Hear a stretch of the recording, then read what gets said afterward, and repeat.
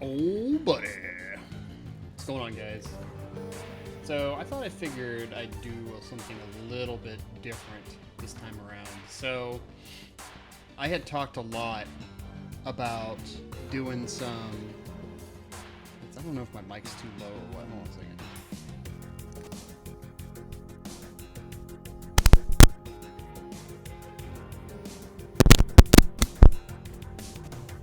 That might be better. Okay. So last night, I was like on a binge trying to figure out all kinds of cheats, tricks, tips, all kinds of little things that surrounded Pool of Radiance, and surprisingly, at least for the Nest cart, there's like nothing. There's nothing out there. And even when it comes to like people playing it, people speedrunning it, the people usually play the PC version because it's much easier to edit the PC version. So I was like, all right, well, I'm gonna fuck around with I'm gonna fuck around with Pool Radiance to see what I can do. So I was looking up some tutorials and stuff on hex editing, and I was exploring around in the actual hex editor for Polar Radiance, and I came, like, after like 4 hours of fucking with it, like I was just like engrossed and just trying to figure stuff out, you know, because I've been going as far as like mapping out what the exact roles are going to be within the game, and trying to figure out, you know, because it doesn't use a random number generator to figure out hits or misses. It essentially uses a set number. It's basically an array that it just uses to figure out whether you hit or miss. And that array is probably stored somewhere in the RAM, and I haven't found it yet. But if I can map at least like maybe a sequence of 5 numbers, I could probably find it if I were to search the RAM.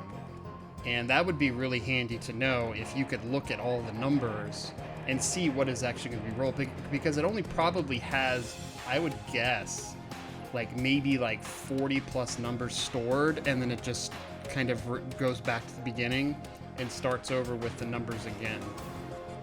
I haven't seen the loop yet though in playing this game, but I mean, I would imagine the loop is very hard to detect, because, you know, we've established that the very first strike in any combat is going to be a miss. It's typically like, I think it's like a 7. It's like a 6 or 7. I'd have to pull up my Google sheet for that. I can do that right now, actually. Let me go ahead and switch to that. But like, if I can pull up, let me get the list out. Because I had it all mapped out. Nope, I don't want Google Play. No, we don't want Google Play. Oh, Google Drive. Yeah. I actually started working on this over at Ghoulies' place when he was at work, and I was just kind of fucking around. Yeah, so I was trying to figure out, and basically I was using different armor classes to kind of determine within ranges of what the hit or miss is. And I started with like -1, and then I moved to AC 0, then 1, then 2, then 3, then 4, blah, blah, blah, blah, blah, blah. And I discovered that once you get to like AC, yeah, it's like AC 10, it's a hit. So I was determining what the numbers were, and it's only so far that I can go before I can't kind of disseminate that information anymore.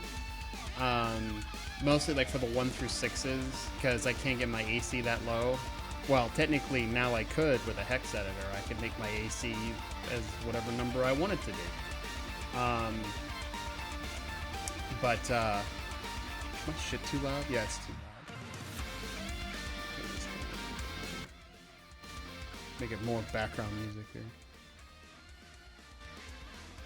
Like that? That's good. That's good. But yeah, this was the original iteration of me trying to figure out, and I got pretty far. I mean, we've got a good 55 kind of general numbers, and there's probably a loop here. So, but there is no 9 to 19 that repeats down here. So we got to 55 numbers, and it doesn't loop anywhere in here. So it goes pretty far before it goes for a loop, and it could potentially be up to, I don't know, 255 numbers. Well, it could be two. I mean, it could be because it probably stores a single number into a bit. So I honestly don't know. But I wanted to kind of get everybody caught up here on like some of the things that I've kind of discovered. Because there was a lot of like, oh my god, like there's so much stuff that I've discovered with this hex editor stuff, and I'm using an emulator. I do own the game, so but I'm using an emulator here so I can use the hex editor. This is the hex editor here. I don't know how well you guys can see it, but Streaming the Hex Editor can get a little weird also because there's certain parts of the cart that are processing, and in that processing stage of the cart, it can cause lag to the system and by all means cause lag for the stream. So, is this actually doing anything? Okay. But I'm going to go over some of the discoveries. I mean, with what I can tell from the cart, I'm now, keep in mind, I'm like no expert with this kind of stuff, but I am very inquisitive. So, but anyway, so a lot of what I've been working with is essentially with character creation. It does have already pre-made characters in the game.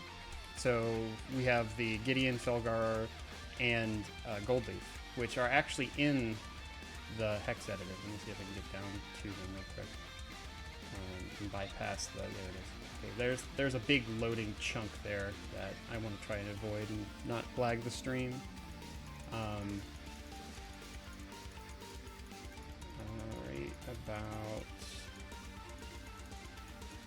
Right about here. Okay, so there's a big loading. There's a big section of memory that's, you know, pulsing.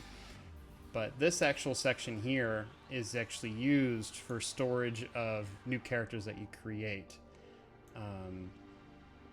And then the 3 base characters that are already created within the game is actually located in these sections here.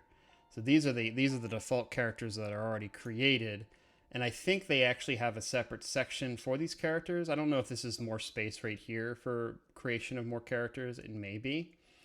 But then the characters are listed again. And I think this is kind of like the hard code memory. So if you were to delete these characters and then restart the game, that these characters would reappear. I don't honestly know.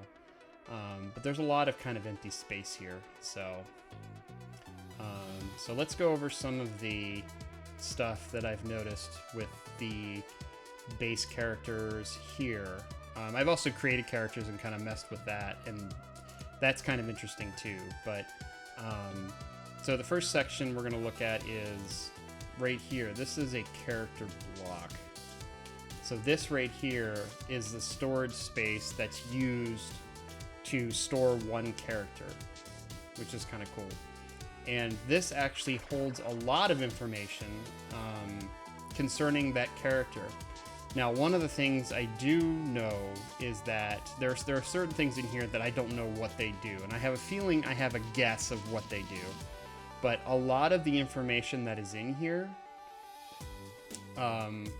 primarily is just numbers, right? So there is no computations that are within the character sheet. So for example, Gideon, I've already changed all of his stats. You know, I gave him an 18/100 strength and 19 to all stats, but you'll notice that he only has a +4 to damage, and this is 2nd edition rules, but an 18/100 strength gives you, I think, +6 or +7. So it doesn't actually take the reference to what the number is, look at it a lookup table, and say, oh, that equals this. No, this is just hard-coded in somehow, and I don't even know how that's arranged. And this should be a THAC0 of 17 with a strength of 18/100 because that's +3. Not to mention he's wearing armor, but with a con bonus of 19, which I think gives you a +5 hit points, and a dex bonus of 19 that gives you still -4 to AC. But banded male, I think he has a shield also. His AC would be far lower. So the computations within the character block are not actually within the sheet. And the amount of hit points that the character has is actually not stored in the block. So I have to find how this gets referenced. There is a separate section I'll show later that kind of shows computations for the 1d8 +4. This is basically weapon damage. And I can actually change this information here, which we'll look at a little bit later. Yeah, the only problem is that if you equip a weapon, then this gets changed back because it's doing some type of reference to a memory location when you have a specific weapon that's equipped. So that can get erased. So if you were to equip a weapon, even though you've changed it, it won't. It doesn't stay. So it's some type of reference. But the bottom line is like no matter what stats you put in here, you know, if I put like I don't know, if I were to go in here and change, can I change you please? You know, if I were to change that to a 14, right? So, and we look back into the character, now he's got a 20 intelligence. This doesn't mean anything to the system. This is just a number. There is no computations that are with this, which was a little upsetting because I thought, you know, I was like, oh hey, you know, I figured out how I can make, you know, the ultimate party of max stats, because that's what they do in speedruns for the gold box. Is in the gold box version, what they do for the speedrun is they roll up characters, get the highest gold amount, and then they change all the stats for the characters to 18 over 100, 18, 18, 18, 18, 18. And then they just adventure with the characters that way, which, I mean, and they give them max hit points. And, I mean, that's one way to kind of even the playing field. So, like, you know, if you were to do a hex edit and create the ultimate party of characters and have essentially an equal benchmark for people to... Oh, buddy. Oh, buddy. What's going on, Sam? Has it been 8 hours already? Jesus, dude. We're looking at doing hex editing right now in old ROM carts. This was something that I was doing last night that was pretty crazy. And I discovered a few things with Pool of Radiance that I can adjust and change. You know, because this is an old Nintendo cart. This isn't the actual cart. This is a ROM. But I'm looking at its RAM offset right now, and I'm actually changing and tweaking it to where I can, you know, adjust the stats and stuff on all the characters, and do some really funky shit. So, but how was your stream, dude? You didn't end up picking Final Fantasy 12, I noticed. I had to go home from work after I had voted, so. You gotta pick up your nephew from school? Wait. Oh, Tales of Berseria 1. You gotta pick up your nephew from school? It's... Jesus, like right now? It's like 1... Oh. That's tomorrow, okay. I was about to say, it's like 1 o'clock in the morning over there or something. You gotta be like exhausted at this point. But yeah, so last night, Sam, I was like doing this shit for like 4 hours of figuring out basically a character block and then tweaking everything within the character block to kind of fuck with the game. And you know what? It's actually a lot of fun. It's fun fucking with the game in a means of it being unintentional, so. Yeah, so I can't be staying up till stupid o'clock. That's how it is, man. I couldn't sleep I had a hard time sleeping last night. I mean, last night for me, I don't know, I think I had a good run of like 2 months, 3 months of good sleep, right? And then this past weekend, I took a nap, and that was a mistake. I shouldn't have tried to take a nap. And anytime I take a nap and then I end up oversleeping on Sunday, like it just ruins the entire week of sleep for me. So now I can't sleep right, and you know, I end up staying up too late, and then it's just all kinds of bad, dude. It's just all kinds of bad for me. But yeah, I was wondering if you were starting like a whole Final Fantasy kick all over again. But yeah, if you were having people vote on what the next game was and it wasn't a Final Fantasy game, then there goes that idea. I was going to suggest actually like Secret of Mana. I don't know if you played Secret of Mana yet, or if you played Legend of Mana. I don't know. Have you ever heard of Legend of Mana? That's actually got a really good soundtrack to it. It's a really, really fantastic soundtrack for that game. Never played any of them, but I've heard of them. Oh my goodness. If you've never played Secret of Mana, man, you need to put that on your list. It's like that's an oldie but a goodie, man. That is an old school kind of RPG that you need to play. One of my favorites. Especially growing up. I mean, when I was a teenager when it came out, back in my day, it was one of the few rare games that was a RPG that was like 3-player. So like you could play with 2 other your friends. And I was just like, oh my god, this game's the best. I'm glad I have friends, kind of thing. So was waiting to buy it on Steam sale, but opted for something else, I think. Oh, okay. Well, they'll do a Steam sale coming up probably in November, December, because of the Christmas season. And, you know, Square Enix will probably jump on that, and you'll probably be able to get it for super cheap. So they're probably going to do a big sale because of the up-and-coming Final Fantasy VII remake coming out. So, but for me, though, like, I'm really embracing kind of the more retro. Like, I do love RPGs, don't get me wrong. RPGs are great. Like, anytime I go to like a retro store that sells games, the very first thing I look at is the Nintendo and SNES and Genesis for their RPGs. Just because, like, those to me are like timeless. Those are the type of games that I really enjoyed playing growing up. You know, kind of like how you play practically, you know, RPGs for the most part, minus the racing games that you play that I don't know why you play them, but you seem to enjoy them, so I just can't get into them. I can do futuristic, like, racing games, but I can't do, like, modern racing games. That doesn't appeal to me. As long as it has guns in it or something. Or if it's like Mario Kart. I can do Mario Kart. Mario Kart's good. That's a fun game. Yeah, I hear what you're saying. But yeah, recently I picked up 2 RPGs at my local shop here. And one of them was Wizardry. I love Wizardry. It was such a fun game. But like, these games I don't even beat. I'm fond of them, but like I don't take the time to actually play them. Like, Pool of Radiance is like one of my favorites. It's like it felt like it was my game because I was the only person that really played it. So like, this is my RPG, and it's Dungeons and Dragons, and it's 2nd edition, and I love this game. And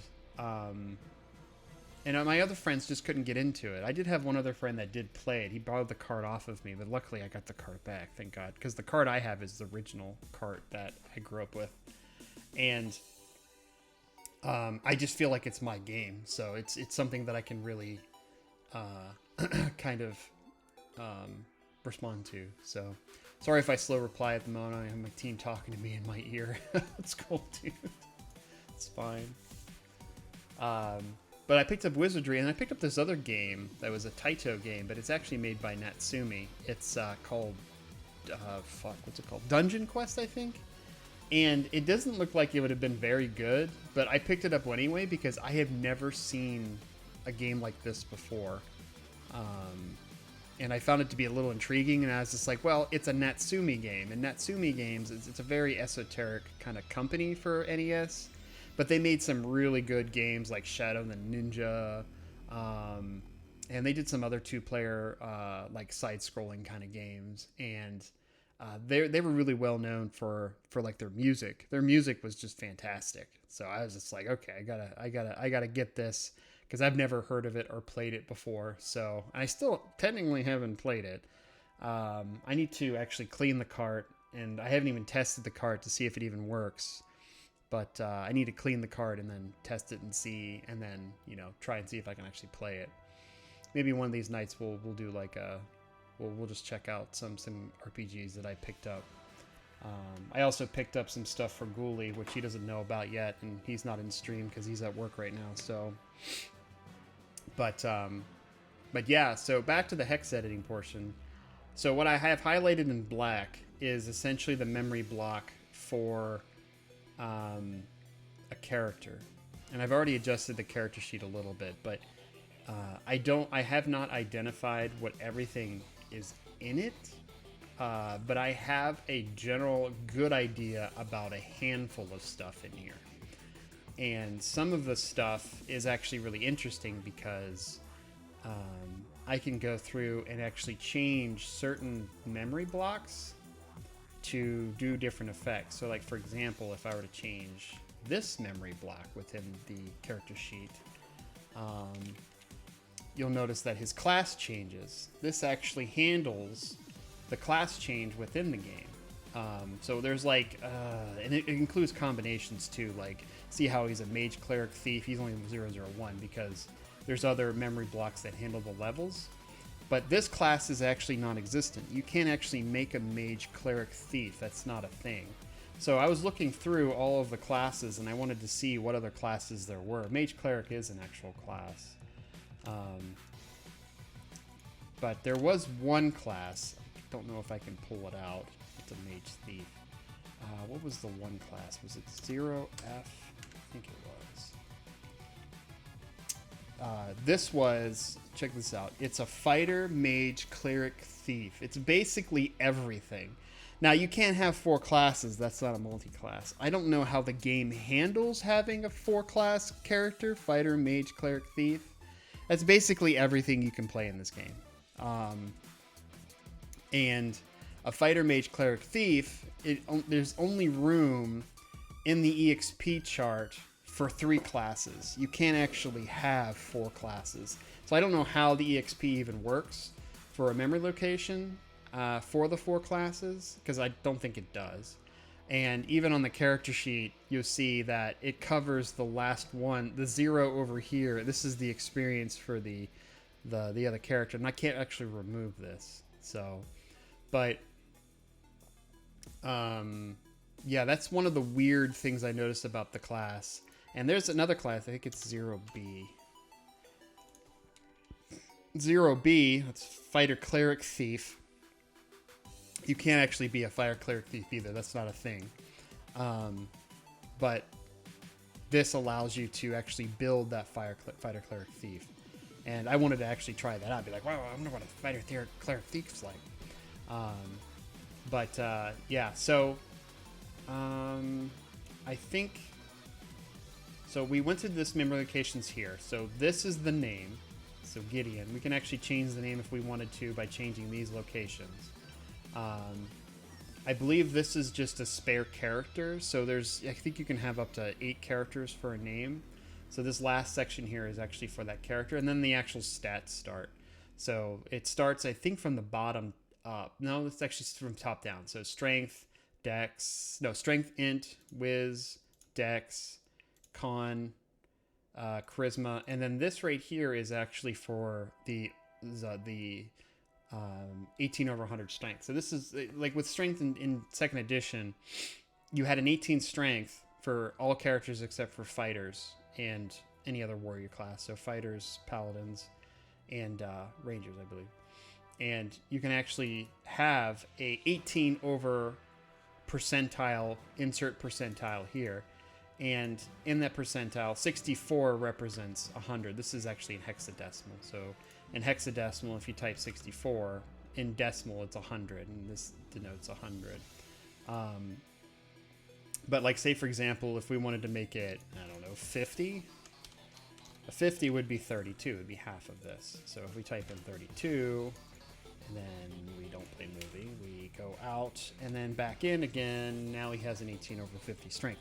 But as we established before, these are just numbers. They don't calculate the actual stats for the character in here. So this doesn't actually mean anything. And then the next section here, I believe the 01, I can't remember what this did. This section here, I don't know if it actually does anything. Doesn't change the alignment. Yeah, I don't know what this number here does. I haven't really tracked down the differences between the sheets. Yeah, because this one is labeled 01 as well. So let me change it back just in case. One of these values that's in here is probably also for the battle icon for the character, not the portrait, but the battle icon. Because every character has its own little battle icon to attack with. And one of these values has to do it. Now, I believe this one, let me see. I think it's either this one or this one. This one here actually does the alignment. So if I were to go out and go back in. Nope, I did not do the alignment. Did it do anything? It might not do anything. So one of these does the alignment though. Trying to see which one is it. Yep, that was it. So this one does the alignment. So if I wanted to change the alignment, I can just change it to a higher or lower value. And now he's lawful good. He's not lawful evil anymore. He's not an asshole anymore. So there's a couple values in here that I don't know what they do. So like this one, for example, I don't know what it does. And this one, for example, I don't know what it does. And then we have an empty value here. And then we have the class that's actually here. And then you have actually the levels. This is the main level of the character, which remember, there's no, these do not equate anything. So like I can make them, you know, level 9 if I wanted to. So now he's level 9, but it doesn't do anything because all it is just a number. It's not actually, it's not computed in any way, but there's a way around it. So like say, for example, these 3 values will represent, this is multi-classing. So once you get to here, that's it. I mean, that's the only, you can only have a 3 multi-class. And then the 4th one is actually experience. So like if I put like, you know, a 1 in here, I'll give him 1 experience point in one of the classes. I think it's 1. Yeah, see, 1 experience point. And if he had 4 classes, I don't know what it would do. It wouldn't actually do anything. But these values here, so here is the first branch of experience, and then the second branch, and then the third branch. There's actually a means also for the game to give you negative experience when you get level drained, and 3 of these are represented with that type of experience. So I think wait, let me just change this. I think it's the way it works is like this one's a positive, this one's a positive, and this one's a negative for the first class. And this is a positive, this is a positive, and this is a negative for the second class. And this is a positive, and this is a positive, and this is a negative for the third class. Because if we put like a 1 in this one, it'll give them -1 experience, I believe. No, it gives them full experience. So it's the other way around then. But yeah, and then you can what I was doing yesterday was I was actually going in, inserting experience for myself and leveling up the characters, and that actually works. That actually computes because I'm manipulating the experience within the game and then telling the system, okay, go ahead and level up my character, and then it does all the computations then. So I found that to be kind of interesting as far as with, hey, I can level up characters really quick if I wanted to do that. And then this section here, I don't remember. I don't think I know what this section does here. I don't know if it corresponds with like 0E. Hold on a second. So what I've been doing is I'll take a screenshot just so I can keep record of what it was. I'll just take it all. So I'll keep a record of what the values were. And I'll just set that aside. And then I'll go ahead and change it. Normally I'll just change it to, what if I did that? You know, what happens? And you sometimes can get really some fucked up shit that happens. Like nothing happened. So that was probably like a character reference. Because I've noticed that there are some character references in this game to where that acts as like a memory location to make a call for the character or something. Like I don't even know what these do. I don't even know if I accidentally inserted these in, or maybe that these represent that the character doesn't have spells. Who knows? This one here, though, all this is blank, by the way, so there's no memory here. For all I know, this entire section from here to here could be even just character inventory, for all we know. The character doesn't really have inventory. He only has a longsword, banded, and a shield. So I do know that characters can only carry so many items on their person, which means there's a limited amount of memory space that's dedicated towards the character's inventory, but it's not something that I've kind of discovered yet. This one's cool, though. This memory location right here. So we're still within the character block. Character block ends here. So now we moved on to here, which is, this is the portrait. So if I go in here, I can actually go and change the portrait of the character and make him a frog. Nope, that's not the wrong one. That's the wrong one. No. That's the portrait, right? That is the portrait. No, is this the portrait? Oh, let me change this guy. Is this the portrait? One of these is the portrait. Hold on. One of these is the portrait. I don't remember which one. But you can manipulate the portrait. So this, I'm not sure what this is then. Let's see.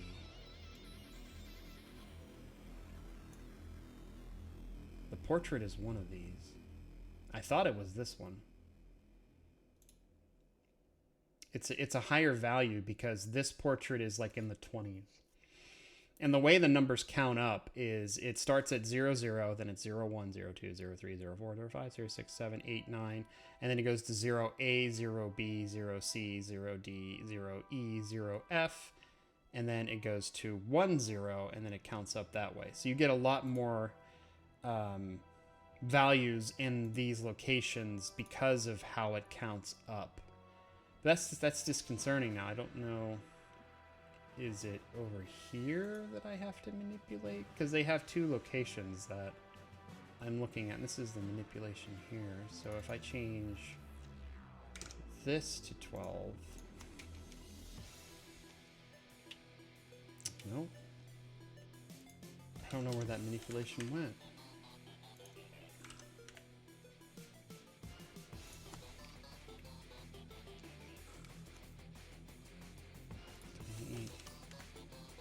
I was messing with the characters' profiles for the longest time because there was actually it doesn't just do it doesn't do just character profiles. It does, you know, monster profiles that you can set up and configure. It also, you can do configuration for. There's a lot of different profiles. Like I could create a list if I were to go through all the profiles and actually figure out. You know which profile is what, and be able to label it. I don't know what happened to, because I thought this was it. 35OC 28. It's one of the high numbers. Because it's not. This is too low. This is too low. This is too low. Is it this one? It might be this one. 2D is pretty low. It's pretty high. Yeah. So there we go. So that manipulates the character portrait.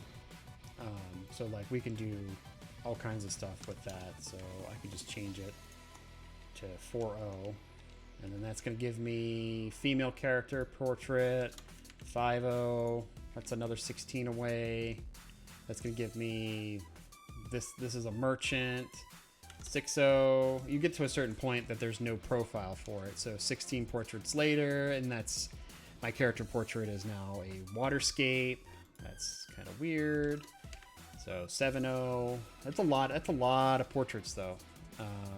That's a swampland. 8.0. Yeah, these look like just landscapes at this point. And then I don't even know what that is. That's just a bunch of artifacts. And then 9.0. This is probably just nothing at this point. Yep. So nothing. So it doesn't go too high. I don't know what 0.0 is probably just empty. Yeah, it's just empty. So, but I think 0.1 is kobold. Yeah, so it's an orc actually. But yeah, you can even put an orc in here and you'd be like, hey, look, my character's an orc now. So a little interesting stuff like that. What was our original number? Let's see, 22D. So, but there's actually character portraits in here that I've never seen before.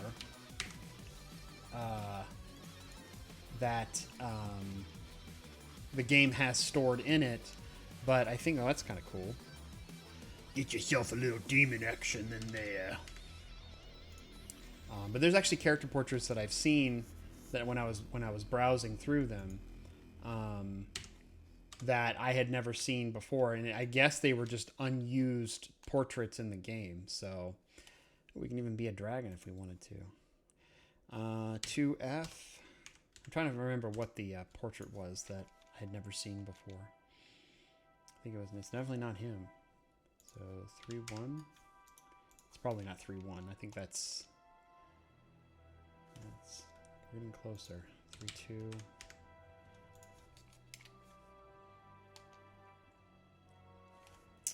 Nope. 3-3. This game also regards... definitely not him. This game also is a little sexist. So I've noticed that when I was trying to make female characters, especially like a female fighter, the female fighter character would never get a 18 strength. It was like impossible. Ooh, I can just make him a dwarf. So female characters actually, for the I tried for like maybe a good, see now this picture, like I've never seen this picture before for any character. This is like a pure elf character. So like let me see, let me check all the elves. Maybe it's just an elf fight. Nope, there is no elf fighter. So elf magic user? Nope, he's got a hood. Right? Nope, it's him. Okay, so he does exist. I've just never made an elf magic user before, I guess. I don't do pure classes really in this game, so I'll make like a pure class maybe dwarf fighter because they get a ton of strength. But yeah, magic user, like a lone magic user, no. If you make a magic user, you usually make a fighter mage because this game isn't scripted properly. So if you make a fighter mage, you can wear full plate armor and still cast spells, and there's no like magic anything about it. So, and there's so much experience in this game that you will end up wanting to multi-class just to take advantage of all the experience. I don't know if a fighter mage thief will get to max level on all three of the classes, but like a multi-class fighter mage will, or even a mage cleric, because the spell levels only go up to like level 3 spells. So it's level 6 or level 7. I think it's a level 6. Yeah, level 6. You can get up to level 6 in mage or cleric because they don't have level 4 spells in this game. So I do not definitely want to make the character. So let's go back to, nope, let's go back to view. So we've changed the portrait of the character, and that was this value here. And then there's a series of values here thereafter that I don't know what these do either. So there's a handful of values that I've identified within the character block. And I'm wondering if any of these are any sort of reference to, like, is it referencing a memory location? Because the memory location's right here. This is the memory location. If it's referencing some sort of memory location, that it goes and looks up something else. So, well, these guys are in here 3 times. Why is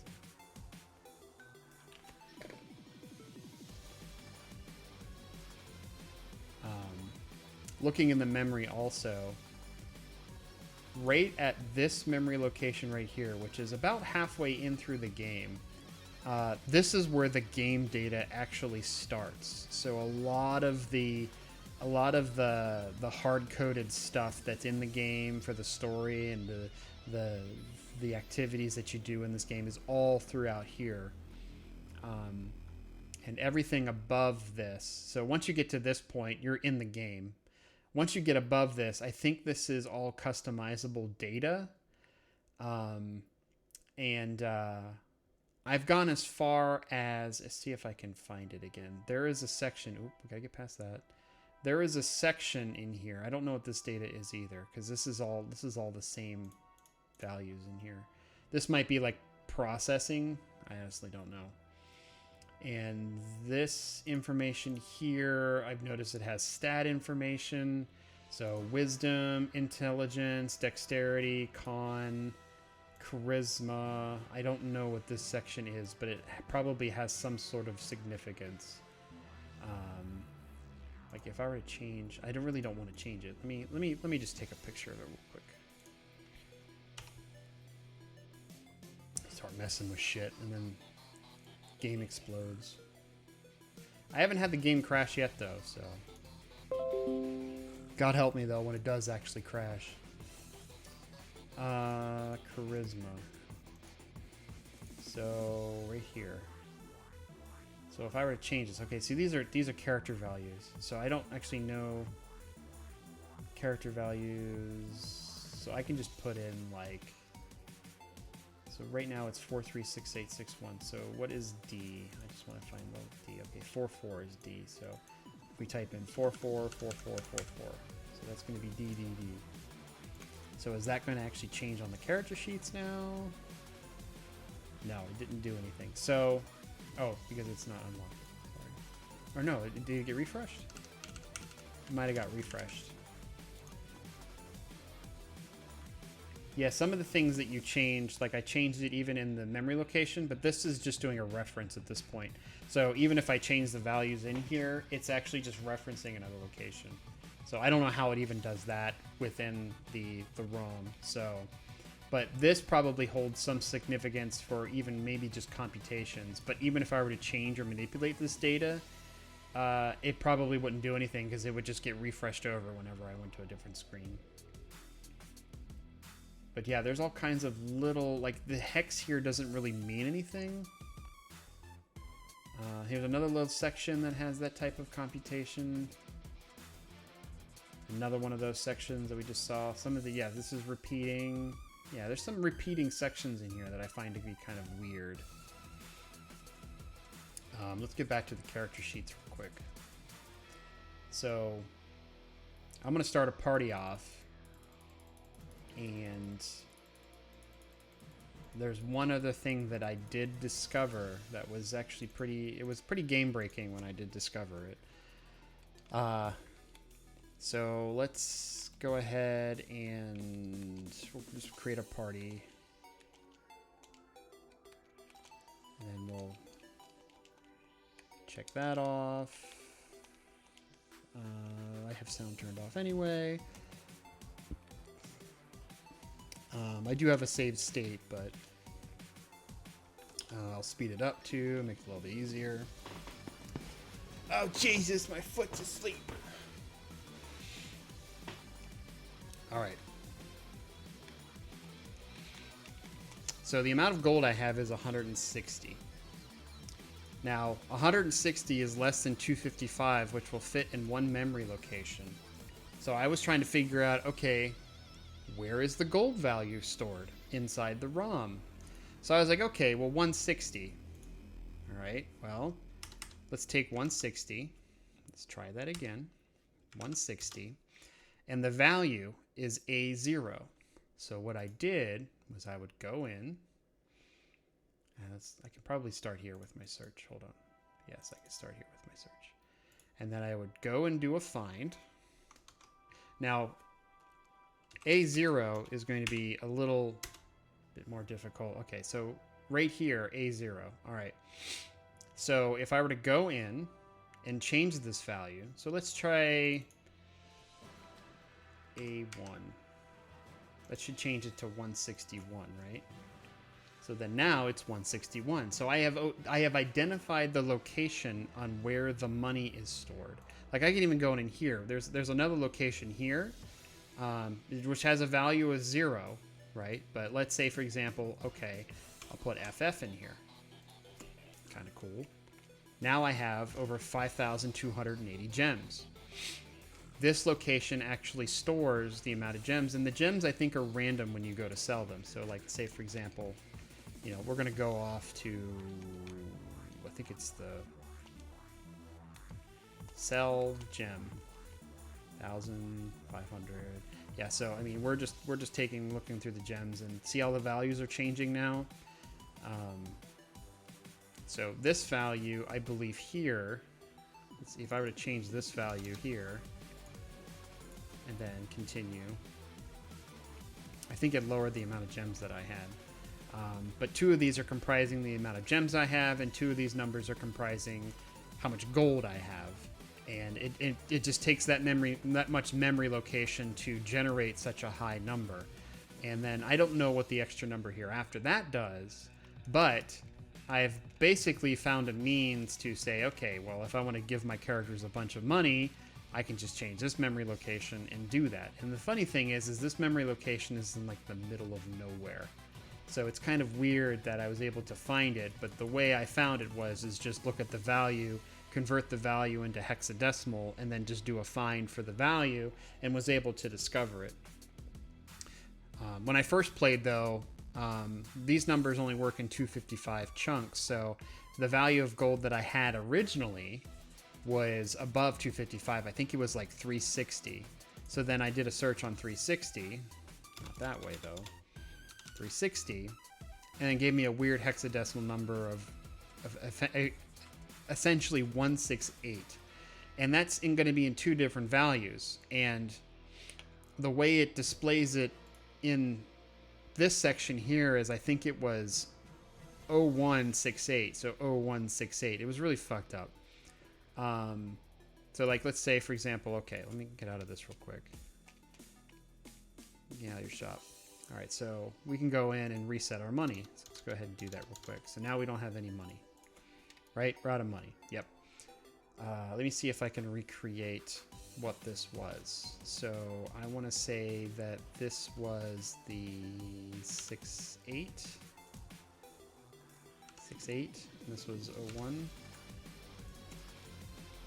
Yep, so 360, right? So that's how it displays it in the hexadecimal, because this is the lower value and this is the greater value. So there's 255 plus 68, or whatever the hexadecimal value for 68 is, which in this case, hexadecimal value is 44 gold pieces. I don't know if that makes sense. Because like 01, yeah, but it's just the way the memory location works. So it's like this is like 4 placements. So kind of interesting how I was able to discover where the gold is. But in here somewhere, let's give ourselves some gems. 0. Okay. How many gems is that? It's a weird number of gems. Like, that's probably the most gems you can have is probably 4-digit, and this is going for a 5-digit number. So let's strike that and reverse it.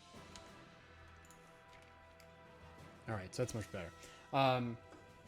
So yeah, the higher value here is going to be a multiple of like, I don't know, 255, and then this is going to be like the ones place almost.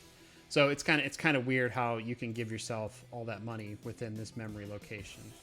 So 1, 2, 3, 4, 5, 6, 7, 8, 9, A, B, C, D, or 0, 1, 2, 3, 4, 5, 6, 7, 8, 9, A, B, C, D, E, F. Okay. I'm just trying to figure out the placement here. So like, for example, if I were to keep a log, let's just do it in a notepad for right now. So if I were to keep a log of memory locations for information, for example, I could say in memory location 007680, 0, 1 equals gems, and then 2, 3 equals gold. So now I can re-reference that location for if I wanted to know how to add more gold to a character, I could just go to this memory location and just look at that. So, but yeah, there's a lot of little things in here, like a lot of different little values. That's going to make it a little bit difficult to kind of figure out the discovery in all of that. So there's another section in here. I want to say it's either this one or it's this one. I can't tell. It's one of these sections here. It's a computation section for this, which is kind of interesting. And we're going to play with this one real quick. So I'm looking for patterns here. So we have a 1, 2, 3. There's an 01 here and an 01 here. Okay. Yeah, this is okay. I know what this is. It's kind of strange that I know what this is because it's just a fucking bunch of hexadecimal, but I think this is Gideon right here. So as I was mentioning before that there was some sort of like character reference, I don't know how to really describe it, but it's almost as if it's using a value like this value here, which I don't know what this equates to. 35 OC. I can't type that in, I don't think. 35 OC. Yeah, in decimal it just means 13,580, which I don't really think that means anything. So this has to mean something though. because this is being referenced, and then this character, I think this is a character. So let's pull up Gideon real quick. So here's Gideon, and all the glory that we fucked with him. And then this right here is going to reference... No, that's not the damage type. So if I were to change this, 04, 02, 04... I'm just doubling it. Let me see. No, see, that didn't do anything. Didn't touch him either. Didn't touch him either. Okay. Okay, so the value changed anyway. So even though I changed the value, so it's not this section here. Is it this section here? Okay. There's a trio section here, because this is basically... There was a section that's basically the amount of dice. I have to re-find it, because when I created a party and I was kind of fucking with it, you can actually manipulate the damage to where the bonus damage you can manipulate, and the D, so how many dice there are, and then how much the actual roll is too. So I was making like astronomical numbers like, oh, 99D10 plus 200. Well, it only does 0, 0. So plus 99. But like once you change a weapon, like so if you equip a longsword, then it will change it back to whatever it was. So, but yeah, I need to figure out a couple things when it comes to manipulating the data with this, and one of them is, okay, how do I get it to where all these are just values, but how do we get to the computation portion of it? Like, this is essentially not doing a lookup. It's not taking 18 over 50 strength and saying, oh, that means he gets plus whatever to his attack roll. It's not doing that. So these are pretty much, I guess, arbitrary. Like, you could have stats of all zeros and it not matter. It's all what these are coming from. So I have to figure out, okay, well, where can I go to manipulate these values? And then really it doesn't matter what stats you kind of put in there, but we would want to establish, if we wanted to do speed runs of this, of, you know, we want a 18 over 100 strength, 18, 18, 18, 18, 18 as the framework for doing a speed run, because that would be, I don't want to say it's balanced, but that would be the equal footing that you would do against the PC version, is to have, you know, super characters. Now, intelligence is really kind of a dump stat. Charisma is a dump stat. Intelligence is a dump stat. And the reason why is because the D&D spells in Pool of Radiance actually really suck. Not all of them, but mage spells, a lot of them are really useful. And by a lot of them, I mean like 5. So spells like Stinking Cloud, spells like Fireball, spells like Sleep, those are overpowered. Those are the spells that you need, and the reason why you roll a magic user is to use those particular spells.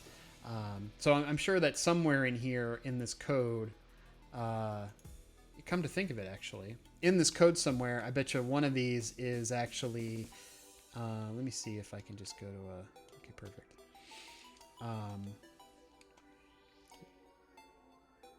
Okay, how many spells he's already got? No, see, right here. Okay, so we're making a little progress here. So Gideon is actually a fighter, cleric, thief, but he can't memorize cleric spells. Gideon, yeah, see, he can't. He has a cleric spell list, but he doesn't have a listing of how many spells he can memorize. But Felgar does. So somewhere in Felgar's code, here, somewhere, it tells how many spells that he can memorize. So I am not sure. Let's take a look at Felgar real quick up at the top. See if it has that information cooked in. It might not, though. I can get rid of this, too. I'm not doing a search anymore. So, Felgar, I see an 03 here. And there's another 03 here. And this is under Felgar's. So, like, what if we were to change this to... Okay, so this is 03 here and 03 here. I'm wondering if this is the amount of spells that he has, and this is the amount of spells that he has memorized. So what if we change this to, I don't know, 09? So then we go out, and then we go back, and it didn't do anything. Okay, so this changed, so this did not... Okay, so that... I don't know if I can unfreeze it. Yeah, because I'm going to go out and go back in. Yeah, it's just going to change it back. Okay, so somewhere in here, it's possible that it's manipulatable. I don't think it's here, though. Spell, memorize, Spellgar. Nope, still didn't change it. 03, 03. But that's the only reference that I can see that would be very similar, because it's 3 and 3, and this is 3 and 3. And that's kind of the logic I've been kind of putting into this hex editing, is like, what are the similarities that you see with the values that are listed within the hex editing versus, you know, what is actually visible, because this is just a decimal of 3, and the hexadecimal for 3 is the same. So it makes it easy to correlate. And having, I mean, the programming calculator to kind of help disseminate that information to where you're like, okay, I can check and see in this that, you know, if I know what the decimal value is into hex, I can do a search and find out, okay, well, that's what this means. So if I were to, let's say, load. Okay, so this is a save state that I have. And yeah, all that stuff is in here. Okay, so this is my save state. These are a bunch of characters that I made just for fun. Ironically, we used... that's kind of interesting. We used Shining Force names. That was like totally unintentional, but I guess that just, you know, old habits die hard, I guess. But some of these characters, like Rein 2, for example, let's take a look at his memory allocation. Nope, not there. His memory allocation is right here. Okay. Now, he was originally made... Okay. He was originally made as a cleric. And I'm seeing a 212 here. 212. Let's try 040204. I don't know if this is going to manipulate anything, though. So, that did not manipulate anything. But let us, just for fun... Because we have a saved. Let's change the environment too. We don't need this. We have a save state, so I can just load a save state really quick. So let's just build a party with just Rein. Begin our adventure. 040204 has stuck.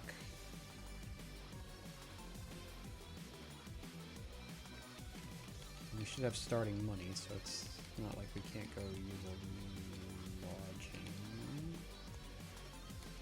Alright, spell memorize. Rein. 0 and 2. Okay.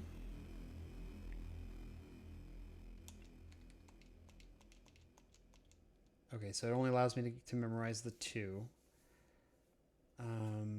Does Gort have... Yeah, see, Gort has these values too. So that doesn't really help us. So we're manipulating values that don't really mean anything. Okay. So we will reload. Yeah, somewhere in here, there has to be a stored value for the amount of spells that the character can cast. And I don't know if it's being referenced somewhere else. And there must be a lot of references to other locations. Speaking of which, though, hold on. Let me build that party real quick, because then I can show you where I was manipulating. So let's go ahead and build... Nope. Let's go ahead and build the party.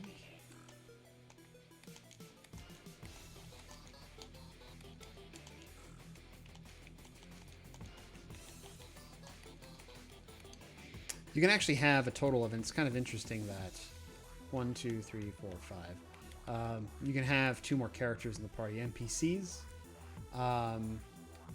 But originally, like Pool of Radiance, on the gold box, your party size is actually 6. But for some reason, they don't allow you to have a party size of 6 in Polar Radiance on the NES, and I don't know why. But I bet you there is a way. I don't know how you would do this. Let me see if you can. We have the money to hire an NPC. You may not hire anyone else. What? Why not? That's interesting. Do I just not have the money? I wonder if I just don't have the money. Unless you can only have 4 people in the party with 1 hired NPC, and then the one spot down here is actually dedicated towards another NPC that you can find in just in your travels. Whatever. All right, so we have the party built. So I know what it. I remember the hex here, what it looked like. So let me see if I can. Here it is. So this right here, I don't know why they come up with the values that they do here, but this right here is correlating to this down here, which is kind of interesting. So let's say, for example, I don't know 100% what all of this does, but I do know that if I were to go in and change this value to a 2,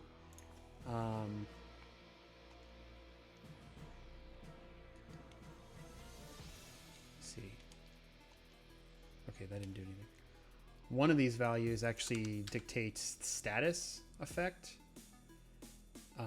I just don't know which one. I think it's this one, and it's per character. So, yeah, gone. So he's dead now. 3. Slain. He's got full hit points and he's slain. It's kind of weird. Can we I want to see if I can still trade items with him. So if I were to go to Gort, oh, you have nothing. So they don't have anything. 04. What are you? This is hurt. Okay. So it just means lower hit points. I don't know what 0, 0 does either. Let's see if it does anything. It doesn't do anything. Okay. So, but there is a value in here that does represent what is the status effect of the actual character. But the interesting one that I discovered was, I think this is this character. So if we were to go into Gort's, I think it's Gort 2, we can actually change these values. So 04, 02, 04. And then we look at him again, and now he's doing 2d4 plus 3 damage. Wow, we can do more than that. So now he's doing 2d4 plus 99 points of damage. So there's, in this memory location here, you can change the manipulations of the actual damage, but it's going to change if you happen to equip a weapon, because I guess it's a type of reference. It just references a specific location. But you can go in and actually change that value and say, okay, well, I want to do, let's see, I don't know what this value did.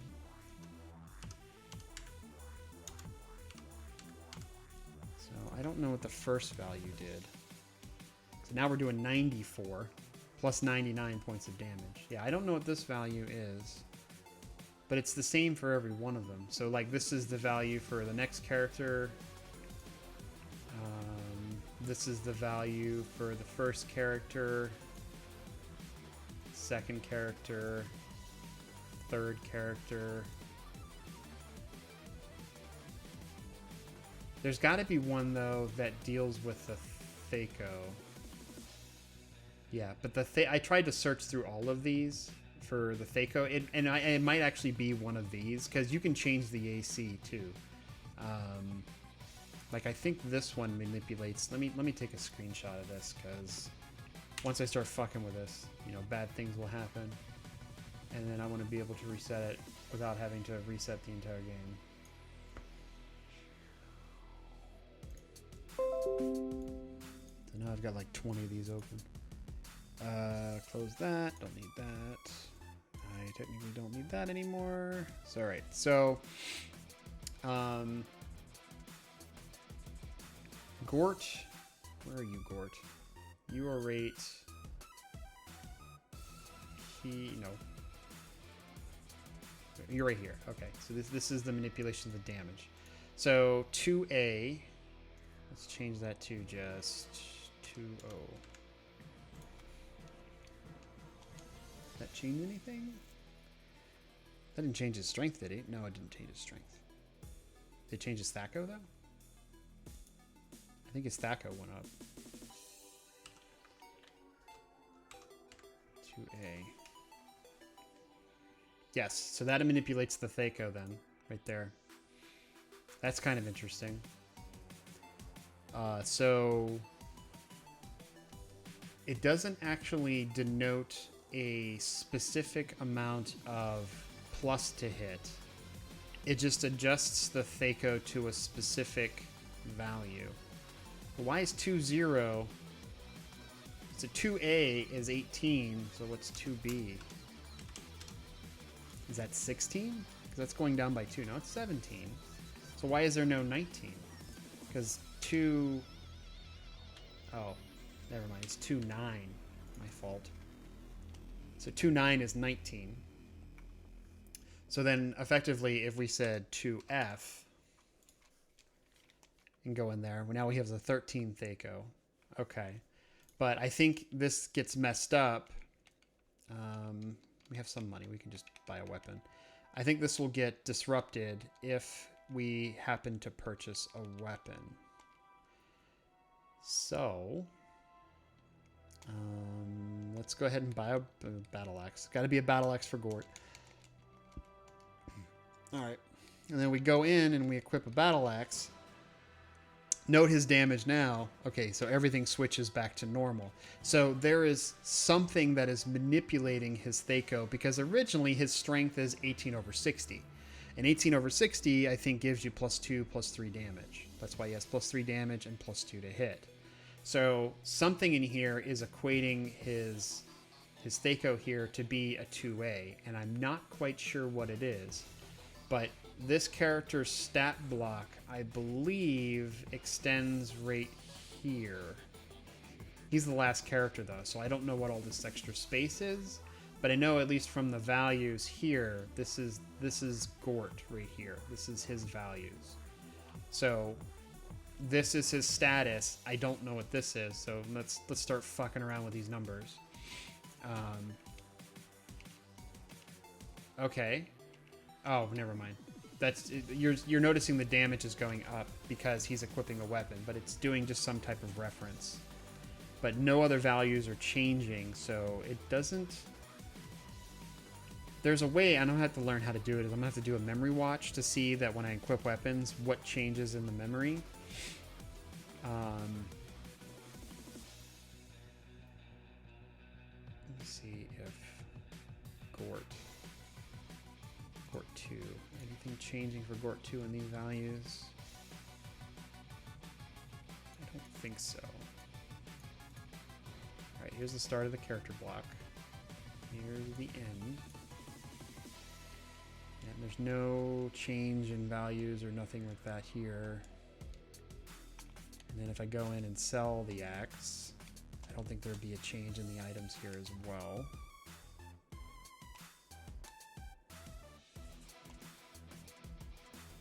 Yeah, no change in the values either.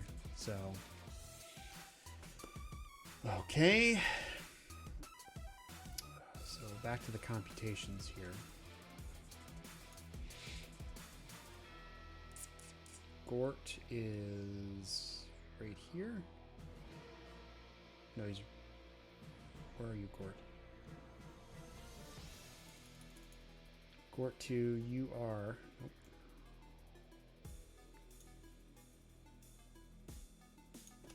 See here, party view, Gort, 1d2 plus 3. So where's the plus 3 at? This is 1, 1, and 6 plus 2. It's right here. Okay, so Gort's right here. That's kind of strange though, because it's in the middle. So then who the fuck is here? Who's 1, 1, and 6? Is that the first Gort? I changed his character profile. I guess that's the first Gort. No, it's +5 though. May +0, Rein +0, Rein +2. I don't know who that is then. It's probably not a manipulation I'm looking for. So where, okay, so Gork 2 is here. So then is the manipulation for that only here? It might be only through here. So then this is something completely different.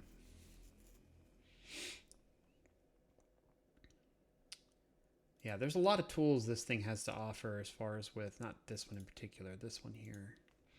You can do a RAM search to kind of watch and see when values change, but the problem is that there's always values in here that are constantly changing, so it makes it almost near impossible to actually monitor it without really, you know, doing anything drastic. But I do want to mark the location of 6cc0 and 006D220. Character weapon blocks. So basically it does a reference to determining the amount of damage that characters do. And then this probably does something maybe with armor.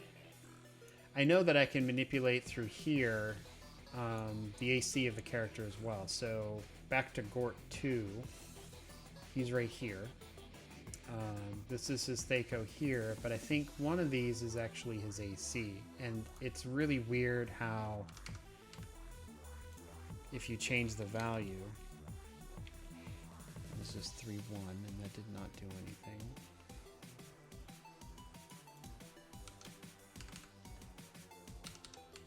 Just changing the value by 1 just to see. Okay, so there it is.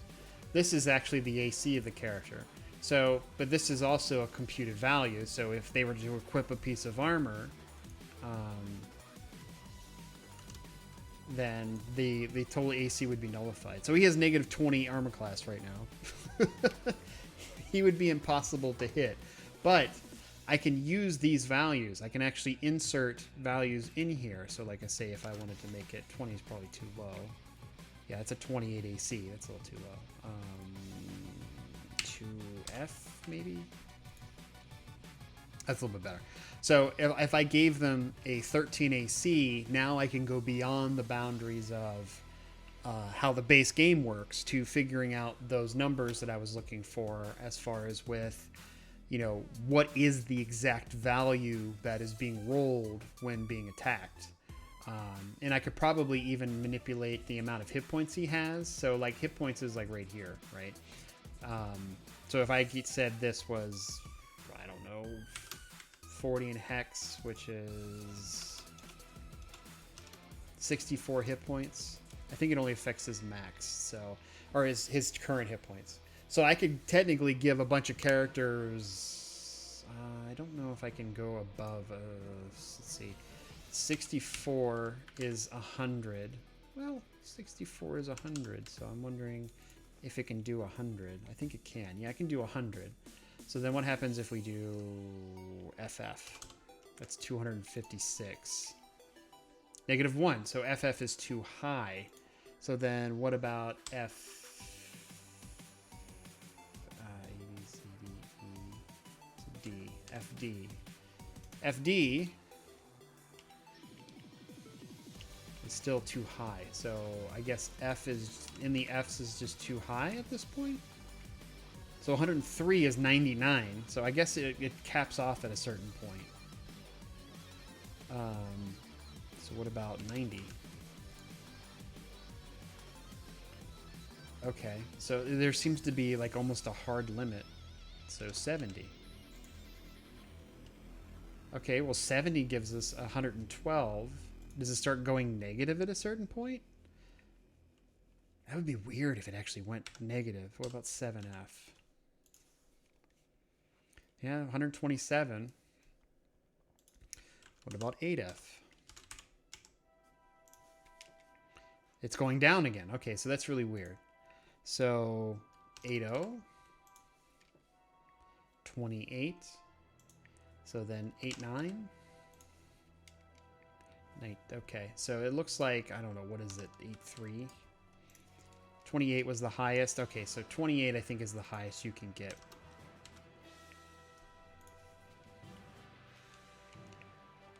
I don't know how to manipulate the maximum amount of hit points, but I know how to manipulate at least the current hit points. So that actually would be handy if when trying to discover... let me see if I can change all their hit points. Which is that? That is... Okay, so 5. So here's 5.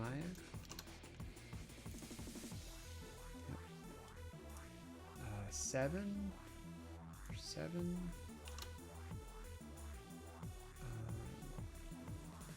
6. 3. 3. Oop, there's 2 3s here. This one now, I think. All right, so now they all have 128 hit points. So then I can actually manipulate the amount of hit points they have to test, and I can manipulate the amount of AC they have to test. So let's go ahead and do that, and then we'll run into combat. I can even change the amount of plus to hit they have, so then I can get a very direct, exact number to test and to figure out what exactly the actual array of numbers are. So that's kind of interesting that I can do that. The only question is, though, is there a sequence of numbers? And I was trying to look for it before, but is there a sequence of numbers from the numbers that I know? I have 4 numbers in succession that I do know. It's 2 20s, a 10, and an 18. But 20 on hexadecimal is actually different. So a 20 in decimal is actually a 14 in hex.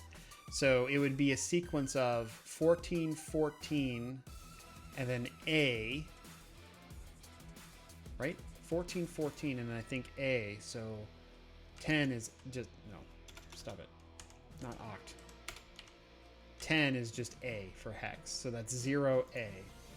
So the sequence that we're looking for is 0A, 14, or no, 18. You got to do 18 first. So 18 is 12. So 12, 0A, 14, 14, and that's it. So this is a sequence that we do know. So I can try and actually plug in this sequence to see if that sequence actually comes up. Because if it does, it might be reversed, but we might need to reverse it. See, that sequence doesn't come up. So if we do it backwards,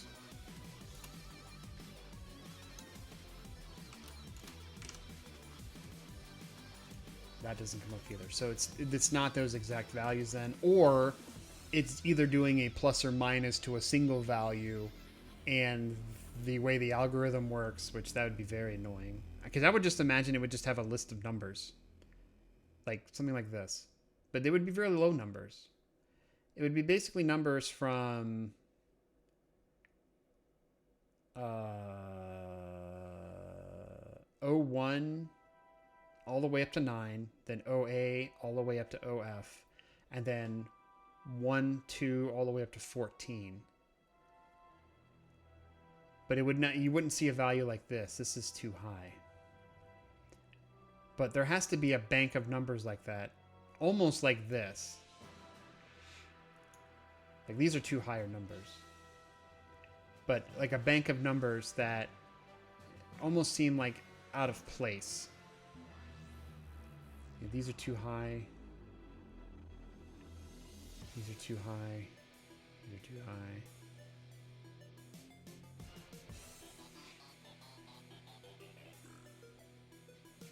Yeah, it's probably that the way that the numbers are figured out. What is this section? Yeah, this is too high. But like it would look like something like this. 01, 07. That's a 0. You couldn't roll a 0, but a 6, a 7, and then this is like what, a 12. But this is too high of a value. So this is getting closer to something like that. But it's got to be just a bank of numbers. A bank of low numbers. gonna parse it real quick just to kind of take a look. See, I honestly don't know what this section is because it's all the same stuff. One big giant block of just gobbledygook, and then a big block of oh yeah, let's get out of here. Block of characters, block of values. Now that I have it located, though, I can just change it. High values. And then you got some weirdness right here. Look at this. Don't get too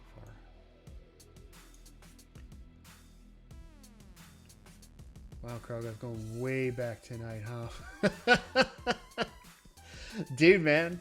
Doing retro and checking out a hex editor and fucking with a game. Like, look at this. I've given all my characters 128 hit points. I've been fucking around with... I was doing this yesterday.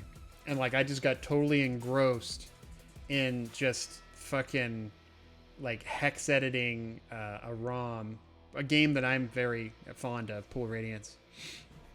Because I want to speedrun it eventually, but, like... I'm actually going into the code and just trying to manipulate it just to kind of figure it out.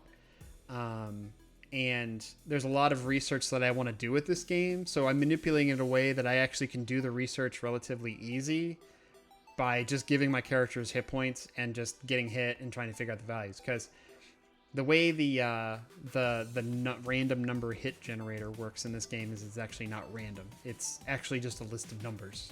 So if you know that list of numbers, then you know whether something is going to hit or miss in this game, and you're basically going to be like a seer. So, but yeah, I mean, for whatever reason, I find this to be fucking fascinating, especially for a game like this that has just been so low played. Like I was doing research on this game for the longest time last night, and nobody has really delved or done any sort of research with this game. Like this game is like a mystery, I guess. I don't know. So I figured I would take a crack at it and just kind of figure it out.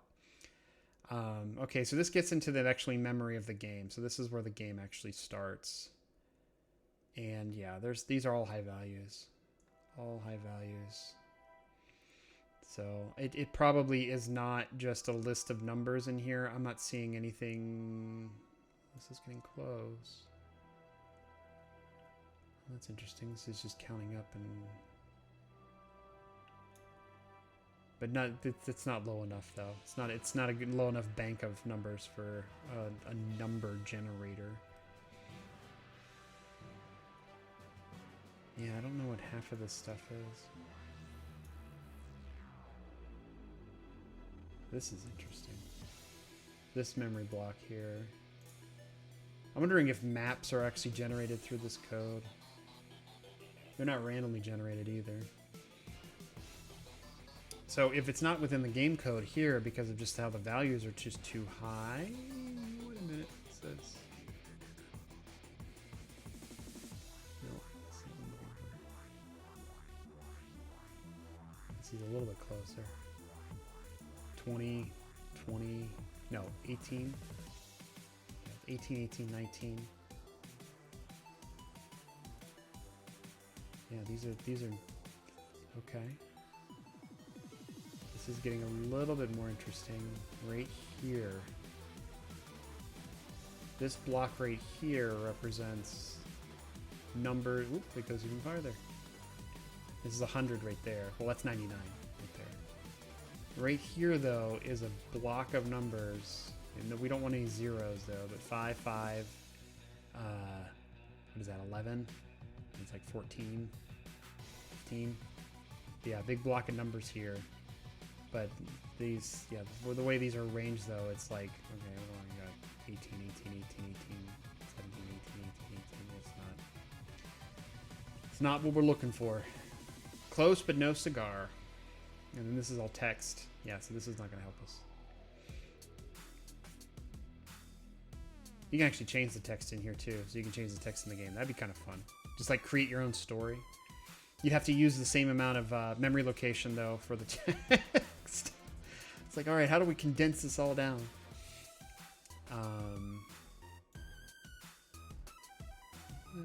Nope, 18's too high. No, the max number is 14. I wonder if there's a location where I could just look for dual 14s. Yeah, I can try that. It could. The thing is, though, is these could not be actual 20s. They could be 14, 14. Okay.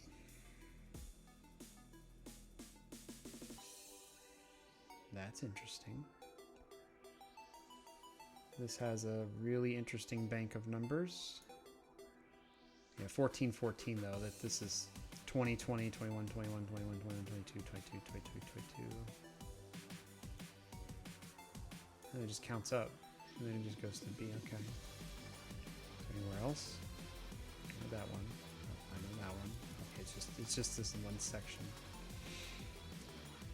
Nope, there's no reoccurring.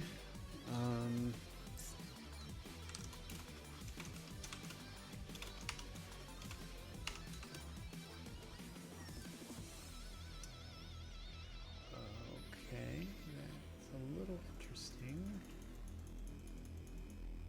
Oh, that's in a character that's in a character slot though, so that's not going to be. Yeah, that's not. Wait a minute. What is? Why do they have the same? Is it the same value? 120A and 12OA, 0F, 0F. It's the same in both characters. That's kind of weird, right? Yeah, I don't know. That's a weird correlation there.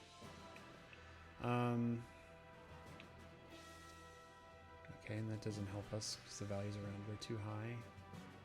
And then back into the character. Yeah, so it's probably, yeah, that's frustrating.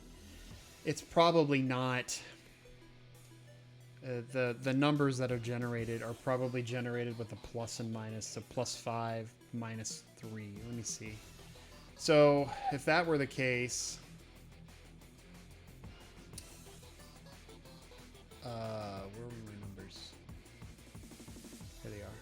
So it'd be -8. Yeah, +10, +0. Yeah, I don't, no fucking idea. So what about +10? So 10 is A.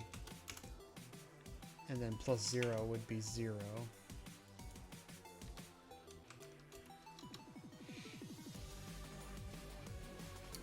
That's within a character sheet, so no.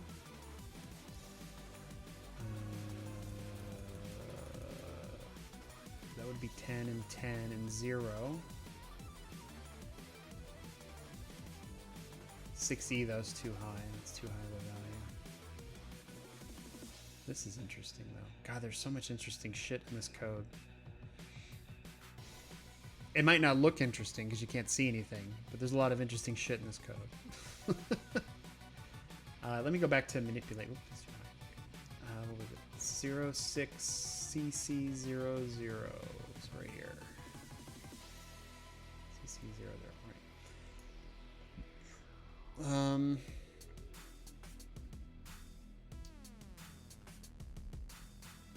see.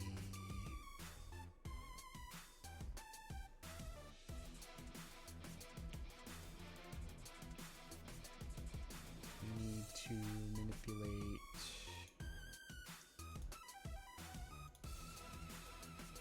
Is it this value?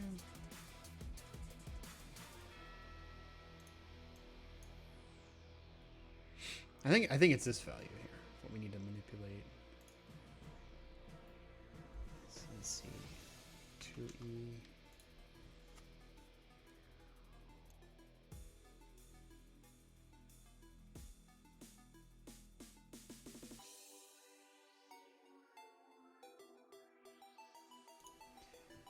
Yeah, 2E. So that's going to increase. So.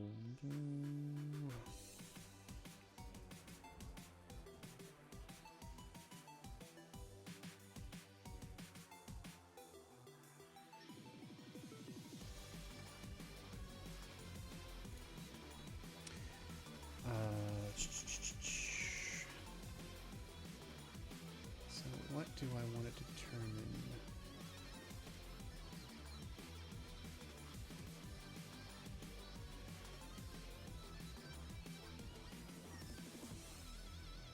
There's a lot of 1 through 6s here that I want to determine. So, geez, there's a lot of, okay, greater than 6s. It would almost have to be that I would just do an AC of 11.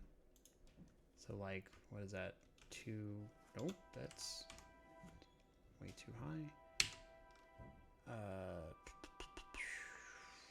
2 A, B, C, D, no, 2 C. Nope, that's going the wrong way.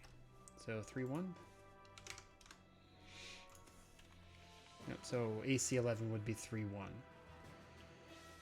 Okay.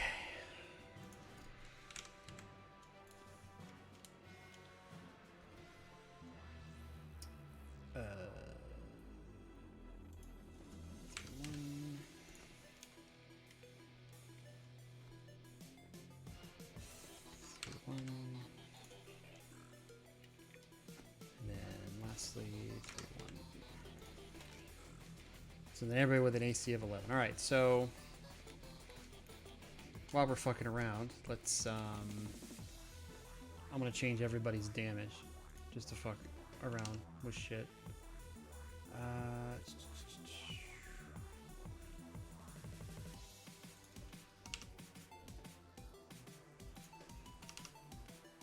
Oh, 9-9's too high.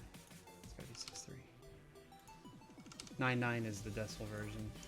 6-3 is the hexadecimal version of what I want for 99 damage.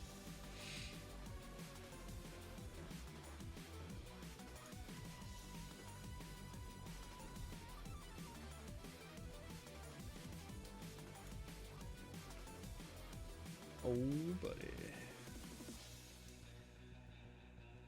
6-3, 6-3, 6-3, 6-3. So that should put everybody at plus 99 damage. Yep. Plus 99 damage. Nope. Where's your damage bonus? Here it is. Because you're at plus 0. That's why I didn't see it. Of course, they got, like, crappy Thacos, too.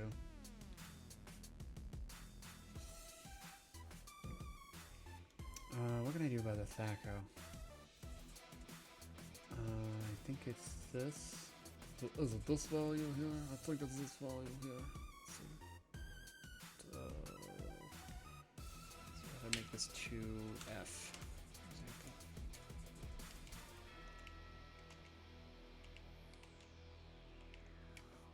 Okay, I didn't do anything.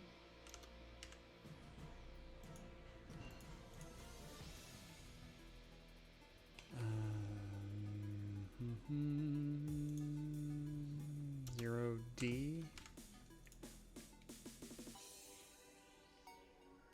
Oh, that affects move. This is move right here. Move is also a calculated value.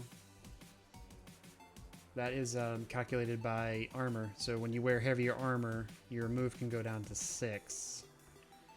So that back to 0E.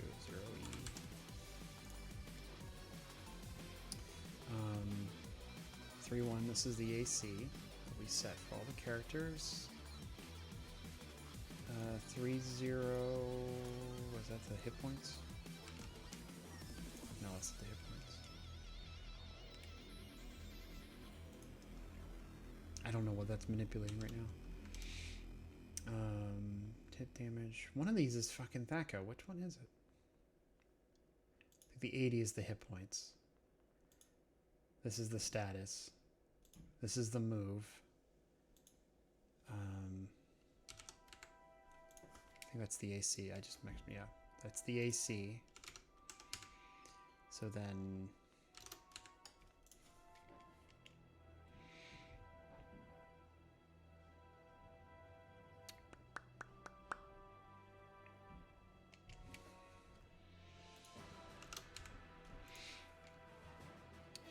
One of these manipulates the fucking Thaco. Come on now.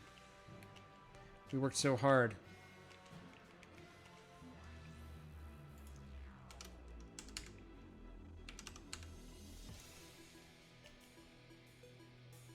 Oh my god, where the fuck is the Thaco?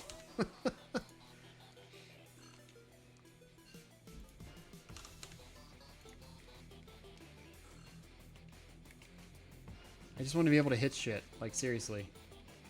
Actually, hold on. So one of these characters has a different value.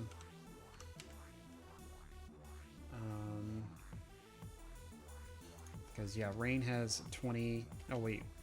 Oh, there we go. We got him down to a 4th Thaco. So is 38 the magic number for that?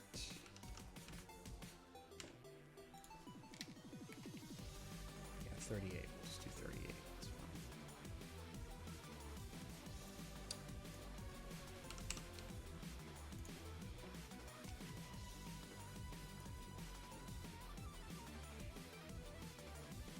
Uh, 38. And then Gort, 38. Alrighty, it's time to fuck around now. Let's see if these computations actually work. So I do have the game sped up, so.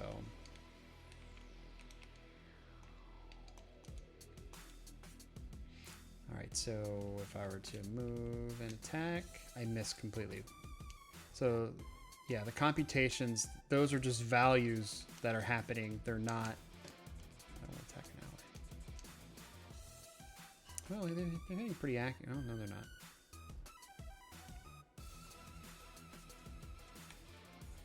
The hit points, though, are accurate.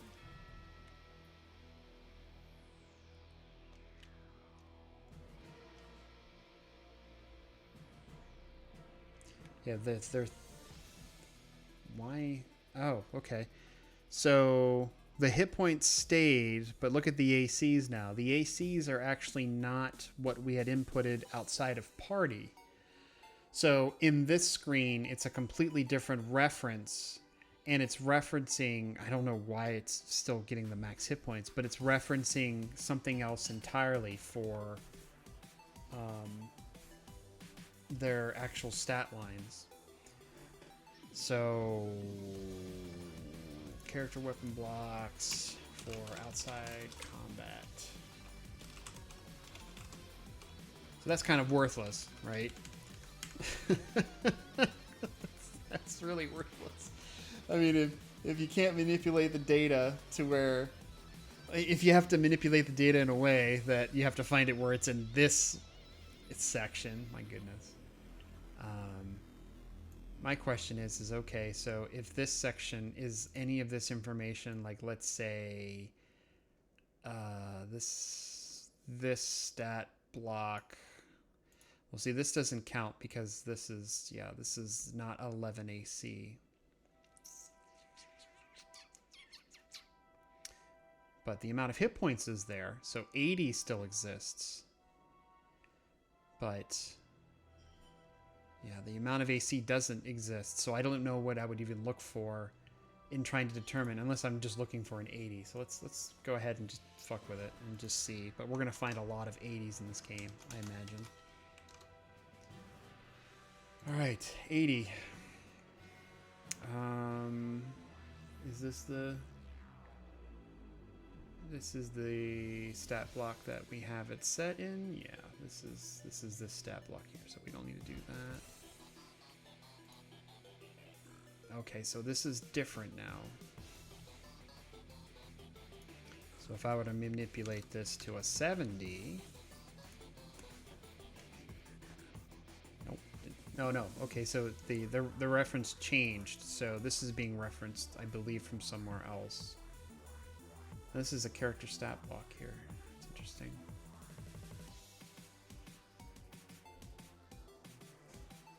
Okay. Okay, so this information is being loaded, and it's May's turn right now, actually. So Let's go ahead and do this. Okay, now it's Rein's turn. All right, so now we found... Okay, that's interesting. So this is the location on who is the currently loaded character that is to act. So we're going to mark that real quick. So 07090 through 007110. That's not even correct. 7110 is combat, acting character, acting current character. All right, so let's slow it down a little bit and let me go ahead and highlight this, because I'm interested to see if it'll display an orc. So Rein, go ahead, Rein. You're slowed down, I know. Okay, that was interesting.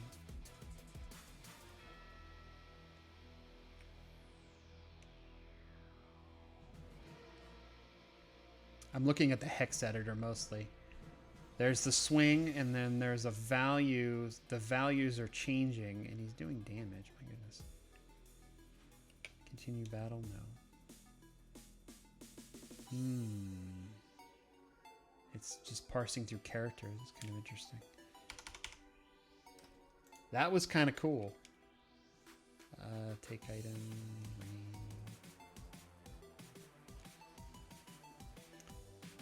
Take item. Use item? Can't use magic though. Use item? Okay, that's interesting. It changes. This is like active memory slot for when you're manipulating with a character. That's kind of cool, actually. I like that. All right, so let's get ourselves in another combat here. So let's speed it up again.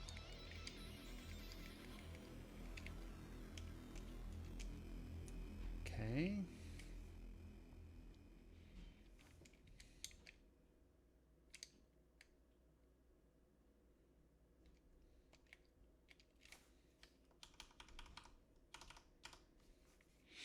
I need one of the goblins to go, damn it.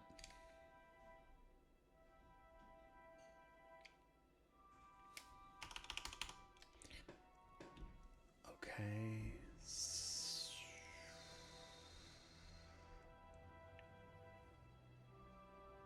Wow, I moved it down way too fast.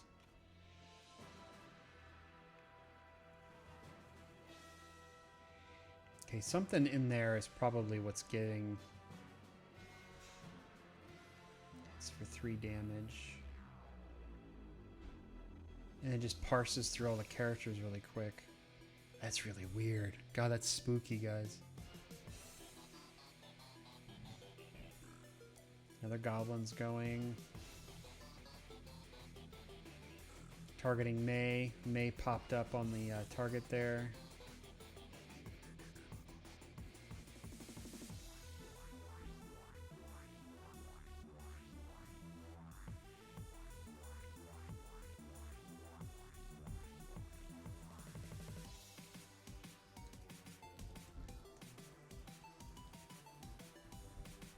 Is it Rein's turns next?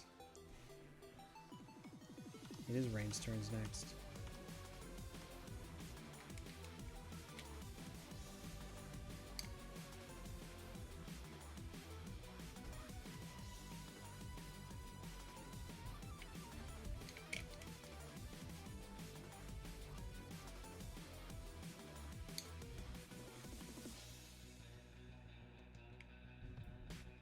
I wonder if there's another section in this, the cart.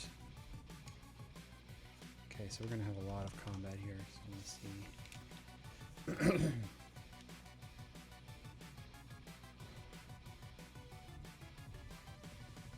Because the, ooh, there's even more stuff going on down here. How far down does this go for the manipulation of values? Because this might be the location where, ooh, it goes pretty far down, actually.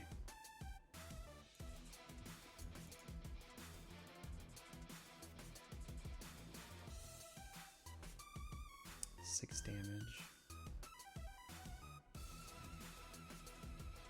It keeps parsing through the characters, though.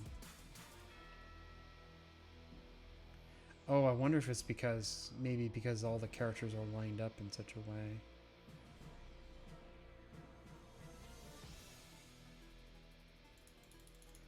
But I think the characters only...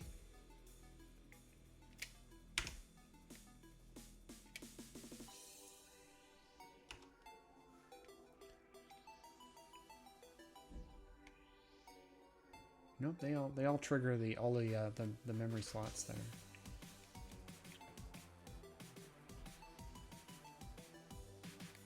I'm gonna get her out of this.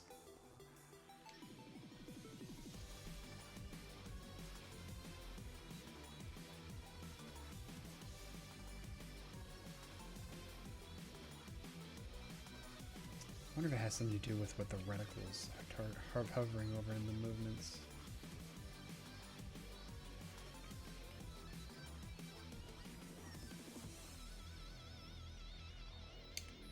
Yeah, this game actually had AOOs before AOOs was a thing in D&D.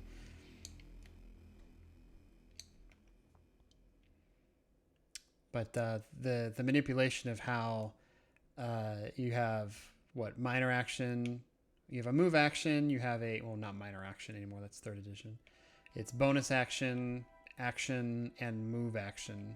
And in this game though is if you attack, you can't move. So you have to move first and then attack. But if you move out of anybody's range of influence, then you get an attack of opportunity, which is something in D&D today, which is kind of interesting. Okay, so then there's a bunch of empty memory blocks here.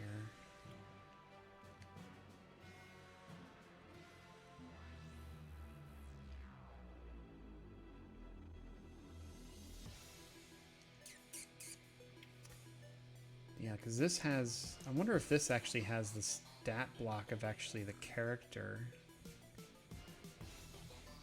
Here's his damage right here. +3. I mean, we can't change it though, I don't think. So if we were to go, I don't know, 63, it's just gonna go unchanged. So if I try to hit him, yeah, it just rechanges the value back. It only did 5 points of damage. That's interesting. I'm wondering why it's not referencing that primary, the character sheet slot that I put in there for the actual damage. It doesn't. It's completely ignoring it. So I find that kind of weird that it ignores it. It didn't ignore the max hit points though. Like all of my characters have over 128 hit points, and that's yeah, that's a whole lot of hit points.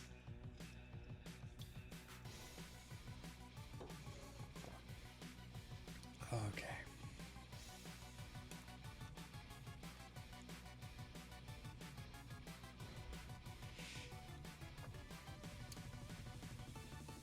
I'm gonna look somewhere else now.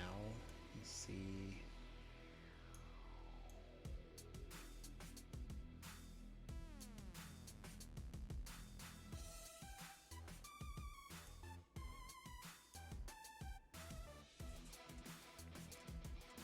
Change here.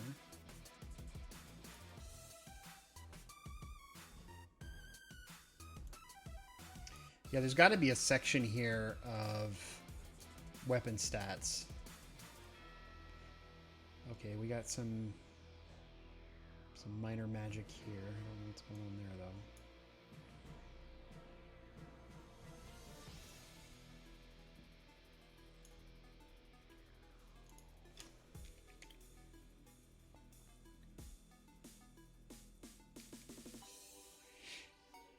Super slow.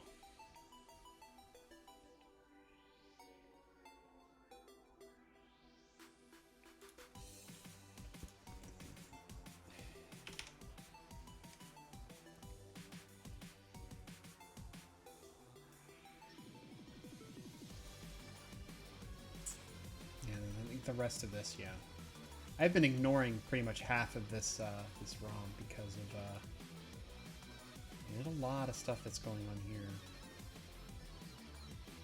This could potentially just be the music, though.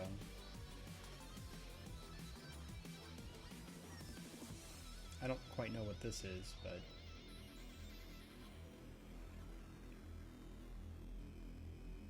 There's like a real...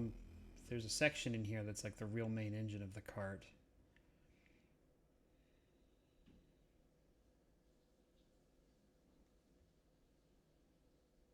Like, what? Look at these values. These are just...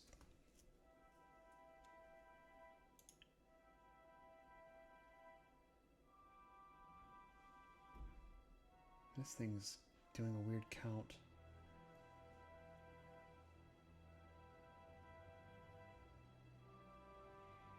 You would think with all the movement of these numbers and shit that it would be using some type of random number generator, but it doesn't.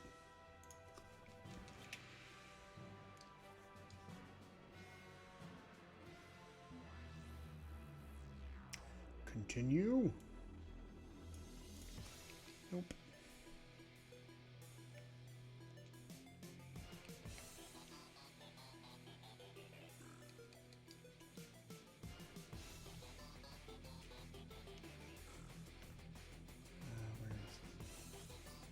Where is it?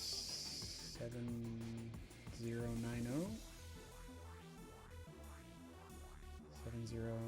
7090. Yeah, I've got May selected.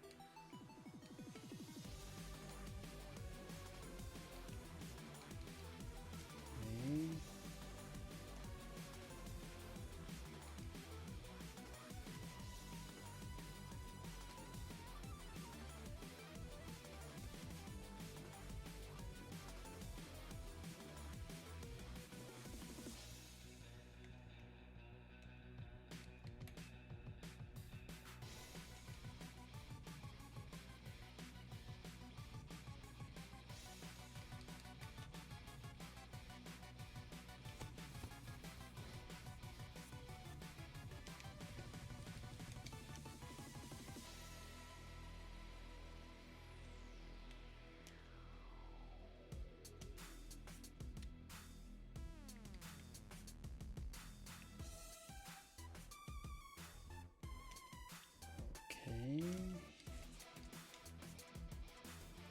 Oh, that's interesting. So I'm looking at this value right here.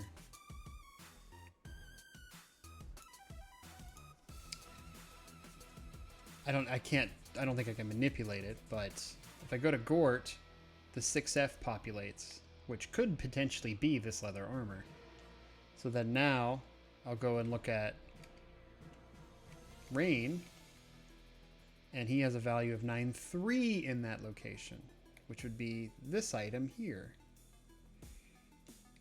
It might be just the item that the cursor is over, though. So let's say, for example, okay, so we'll go to Gort, the leather armor, which is value 6F, and then we'll just give it to Rein. Okay, so now the value disappears.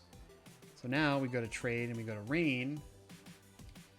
Okay, so the values aren't changing based off of that, but there is a 6F in here now, and there's a 9.3 in here.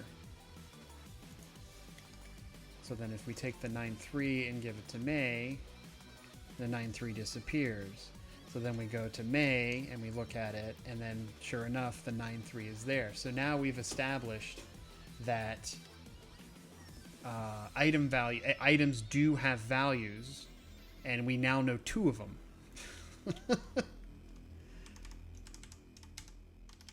So we know what 9.3 is, which is a scroll, and then a 6F, which is leather armor. And I think it's leather armor plus 1. So that's kind of interesting that we can see that. So then we can actually probably do a search. And I bet you that somewhere in here we'll find a 9.3. Well, let's see if we can find a weapon.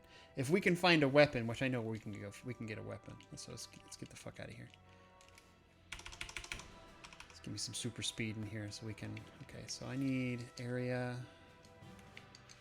Let's see if I can remember. Just wait. Yeah, the weird thing about... I can't remember. The weird thing about the first section of this game is... Nope, never mind. You can typically wait, and they will just run away. Really? 2 damage?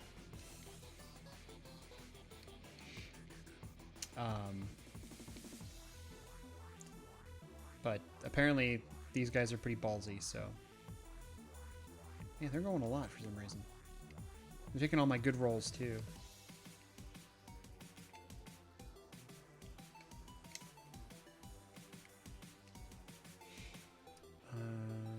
Right here. Okay, so 6F, there's the item.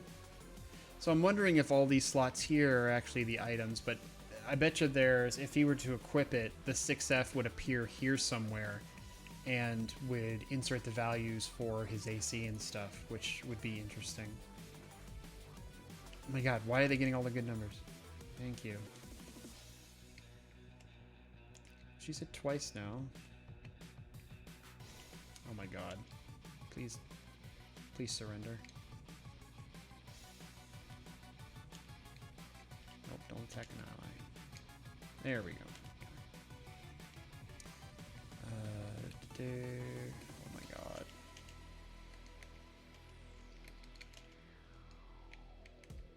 Is there not a door here? Really? A bugbear? Oh, first strike's always a miss, damn it.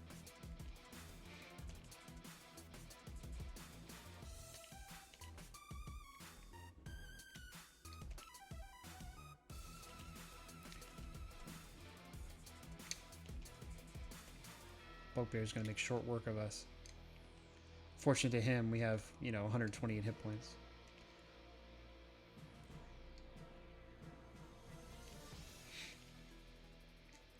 Oh, you did not want to do that.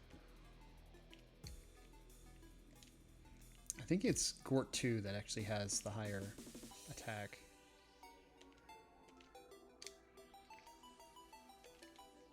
We just got the 220s just went by. Oh my god, stop taking my good rolls.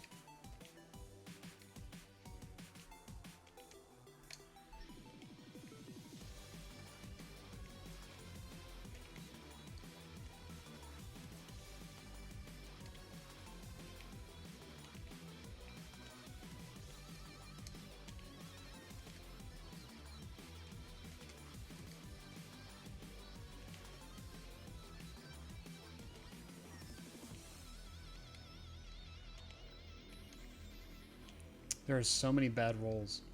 There we go, thank God. And he quit on us, it's fine. Actually, I think, now that I come to think of it, it's through, no, it's not through here. Oh, they're angry, so,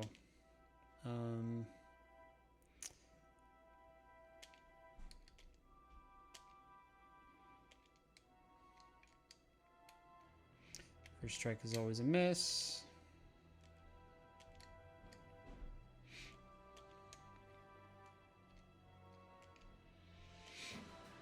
I just want to get the items in the corner. Oh,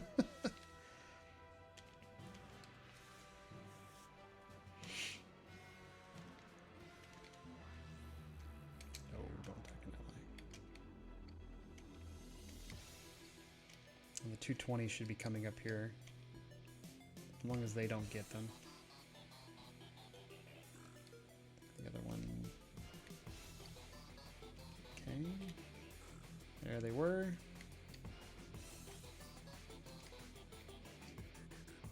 Okay, surrender. Man, I don't know what it's up with these freaking goblins, man. Okay, this is just an empty room. I could probably take this guy on, actually. Yeah, we'll just leave him. Just because I have just so many hit points. If I had the increased damage of plus 99 per hit and a 4th Echo still, that would be interesting. But no, it didn't let us keep that.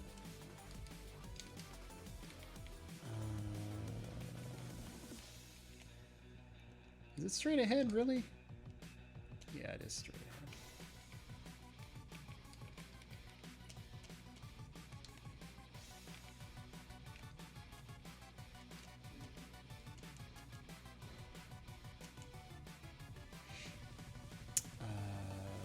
First strike is a miss.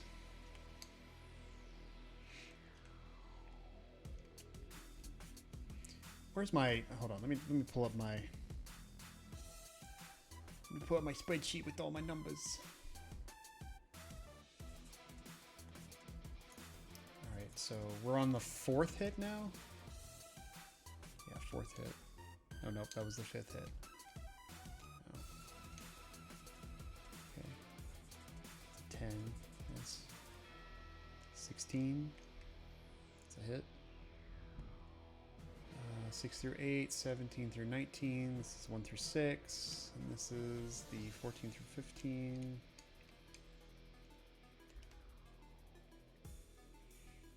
Uh, 1 through 6, 6 through 8. This is a 17, I think.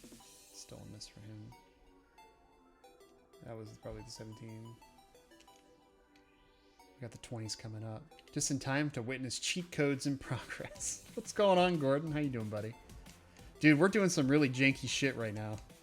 Like, look how many hit points I have. Oh, man. I actually had it configured to where... I configured all their hit points, all their regular hit points to 128. But I actually had their plus the damage at plus 99 and their Thakos down to a 4. But the way the game works, it doesn't carry it over for some reason. It goes through like a calculation. So then all that information that I put in there just went away, I guess. I'll have to double check it. But yeah, we're learning a lot. Here comes the foe. What's going on, Mark? How you doing, buddy? How's your guys' Tuesday? We're on Tuesday, right? Still Tuesday. I'm doing some serious cheats on this game, that's for sure. There are some game GD codes for this game to make super characters, but I had it once crash the game, and then the other time the way it works is it has the same problem. Oh, we killed one guy and they're okay. They're surrendering. Okay, so this has some items here. So we want to take an item. It's just a short bow. That's it. We went to all this trouble for a fucking short bow. So short bow is a 63. Take item, use item, trade. Short bow to Gort. Yep, 63. So 63 is a short bow. Kind of interesting. Good, just popping to say hi, and I missed your face. How are you? Missed your face. I've been playing WoW Classic, as you know, but I don't know if I'm starting to get burned out on it, or like it just sucks being Alliance. I don't know. But there's like I have nobody to play with, so I'm just kind of I don't know. I'm kind of losing my steam, I guess. Yeah, here's the Thakos and stuff here. So I wonder if this stuff can be manipulated somewhere. Can't be manipulated here. I did download Destiny 2. And I did buy the expansion for Destiny 2, so I'm going to be looking at that here shortly. And play that for a little while, I think. So yeah, everything changed down at the bottom. So if I go to party and I view, yeah, all of their stats have changed back. So after our first combat, all the changes that I made all went back and reverted to what they originally were. It's kind of interesting. I don't know, it got old fast for me. Yeah, it's I was just playing it for fun, really, but after a while it just, I don't know, it's just with a paladin especially. I mean, I originally was playing druid, and then I switched to paladin. Remind me tomorrow to cancel my WoW account. I'm going to bed night. All right, Mark. I'll see you later, buddy. I'll send you a text and be like, don't forget to cancel your WoW account. I paid 3 months for mine, so that's that's no fun. So I'm gonna have to deal with having a 3-month subscription for a while. But yeah, yesterday it was kind of funny because I was doing research on Tower of Doom, because not Tower of Doom, Pool of Radiance. God, Tower of Doom. Gordon, because I wanted to speedrun it, right? I was talking about, you know what, it'd be kind of cool if I speedrun Pool of Radiance. And I was watching some speedruns of the Gold Box. And the Gold Box, what they do is, it's PC version, is they jack all the stats up of all the characters to 18, right? Kind of like how I have here on this stat block for this character. The only problem is that these 18s don't actually do anything. It's just a number. It doesn't actually compute what the amount of strength does for Thaco and for damage, what the amount of dex does for your AC, what the amount of con does for your hit points. So all of these numbers are really just fluff. They're literally just numbers that don't do anything. So I thought for a moment there, I was just like, oh yeah, I did it. I got it to where, I can manipulate the game to where I can make a bunch of characters and make them with 18 stats, and then I can take that party and then do speed runs with it. So now I'm on this little adventure of looking through the Hex Editor, running some calculator stuff for hexes, and I'm uncovering all kinds of little things to where, I was under the assumption that every single item had its own code for it, and sure enough, every item does have its own code for it. I found the section to where you can manipulate the amount of money you have in the game.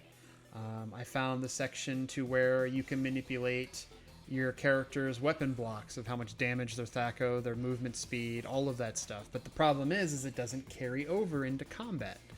But what does carry over is the amount of hit points you give them. So for whatever reason, it carries that value over. So I gave all my characters 128 hit points just so I can kind of mess around and figure something out. But everything else, where I gave them Thacos of 4 and 1d2 plus 99 points of damage every time they struck, that unfortunately didn't stick. So I'm wondering if where I can find the values for manipulating that data. But I find it kind of weird that the game doesn't take a look at the numbers and say, oh, you have a strength of 18, that means you have this, or that means that you get +1 to hit and +2 to damage. It doesn't do that. So I find it weird that I'm trying to manipulate this data, and yet it's working against me in that respect of, oh, well, I put zeros in all these values. Okay, well, it doesn't mean anything anyway. All my stats are 0. I can go in here and hold on. So I can go to where is Rein's character sheet right here. Is this Rein's character sheet? This is Rein's character sheet. Yeah. So I can go in here and I don't know, give them all 3 stats. Right? See if this will carry over. So I'll go in here, and now all the stats are 3. It doesn't matter because it doesn't compute anything. But I can manipulate the amount of experience he has. So you can see that I have max experience on the character, even though if I level up, it removes all my experience. I don't know why. I can also manipulate what level he is, but it doesn't compute the fact that his level goes up, that he gets more abilities, or even spells for that matter. I even changed his class to a non-existent class. I did all kinds of weird stuff. I even changed his portrait. I did all kinds of weird stuff that I discovered in the character. This is basically the character stat block here.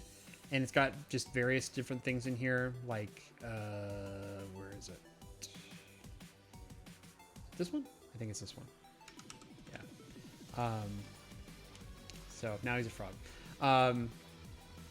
But different things that you can do to manipulate the character. But the game doesn't compute it.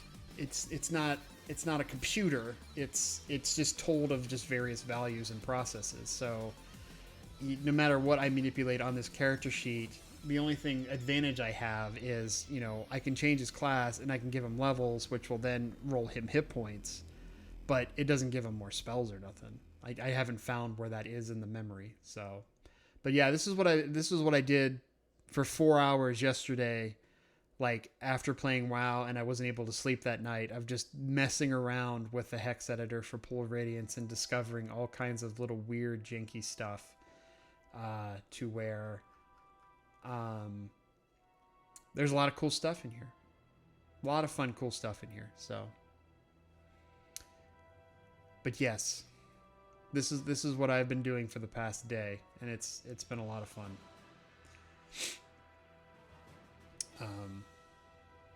But yeah, there's only so much that I've discovered though, and let's see here, and I keep uncovering little things here and there as I'm like playing through the characters, like doing all the stuff that I'm doing. Let me see. Let me turn search on, because there's a couple items in these areas. Okay, something here.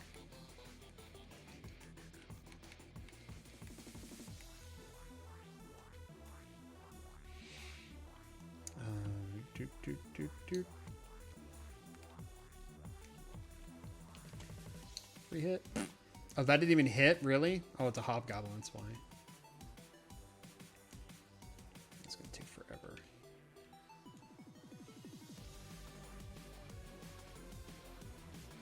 The fuck is it hard too? The fuck?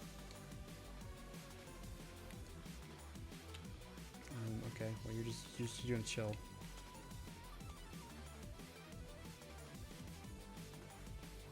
I'm gonna take all my good rolls too. I actually don't have any magic. I don't think. No, I don't have any magic. I don't have anything memorized. Wait a minute. I do have a bow though. Somebody has a bow. I gotta find out who has it. Not you. One of you motherfuckers have a bow. You have nothing.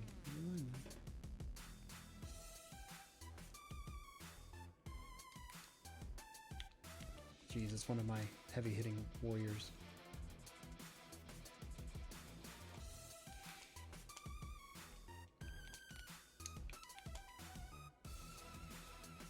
Man, why is bow so powerful in this damn game?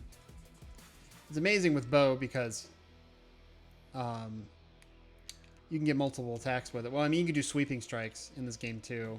So if you're fighting smaller creatures and you're a higher level warrior, you can sweeping strike.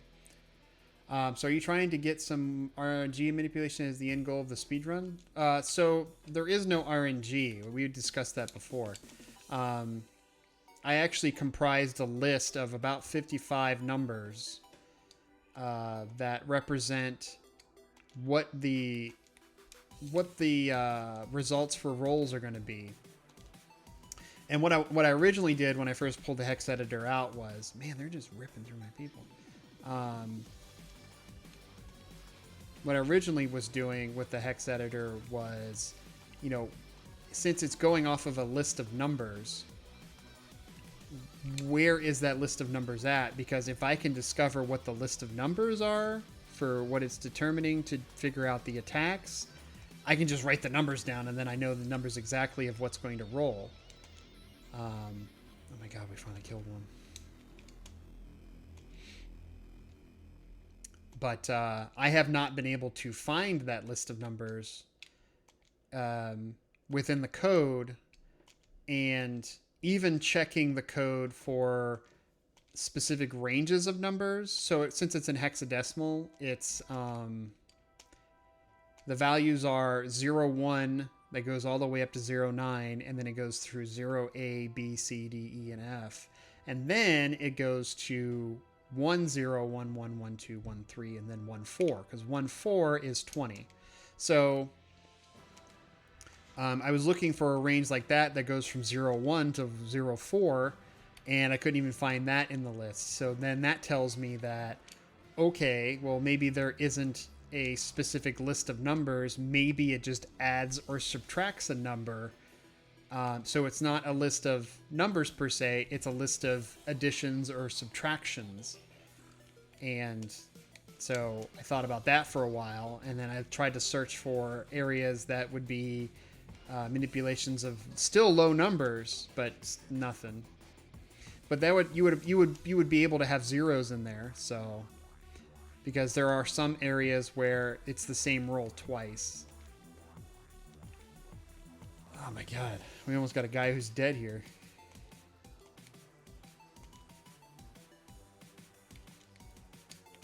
Please kill him. Thank you.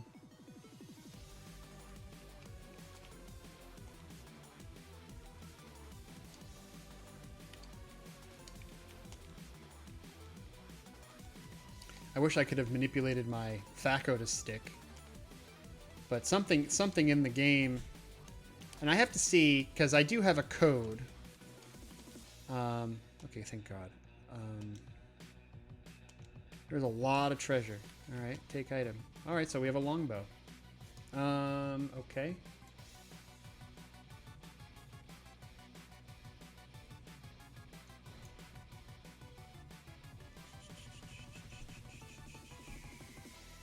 We need... What is this section? 7090? Yeah, 7090 right here.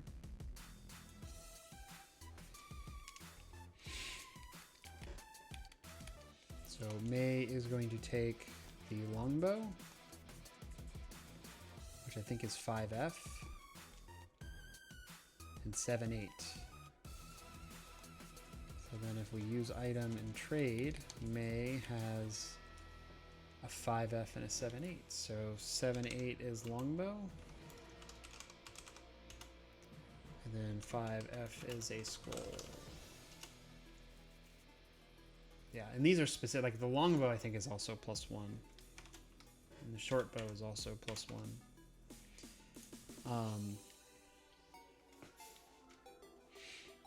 Yeah, all the... Oh shit, what are you doing?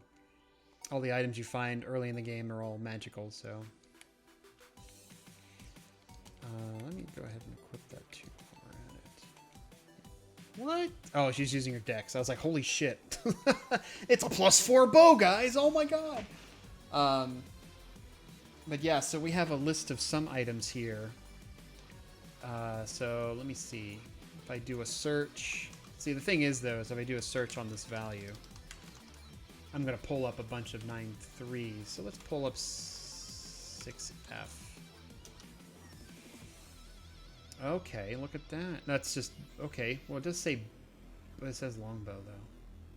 And it's going through the letters of bow. Please don't tell me these are actually the letters represented by the first letter in the thing. I don't think so, because it would be... Yeah, that's not right. Okay. What's the next one?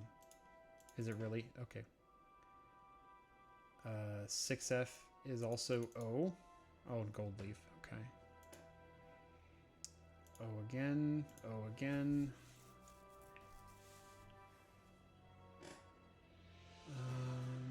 6F. 03. I don't think she's actually wearing the leather armor. That might be that she just has it on her. 6F is the leather armor.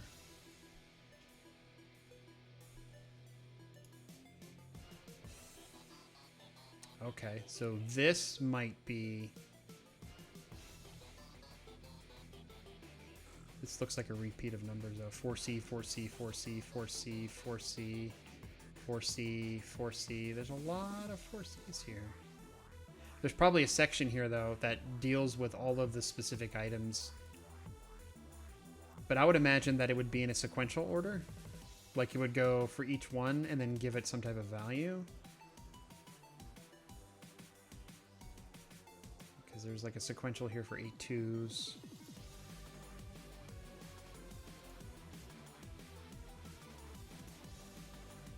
A lot of 6Fs though. So like this really doesn't tell us anything. Because like it is the value for O also. So like once we start getting to switch scroll, it's the text for 6F.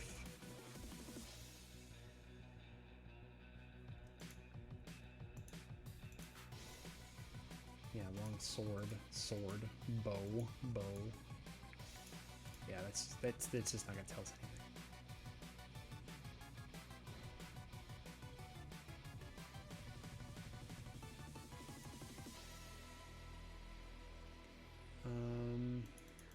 So May's character sheet hasn't really changed.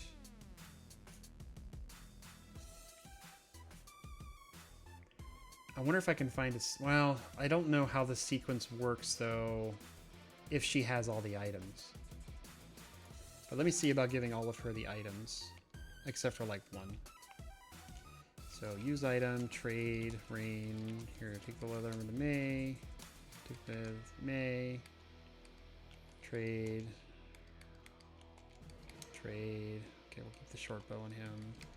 Trade. Okay, so she has everything now.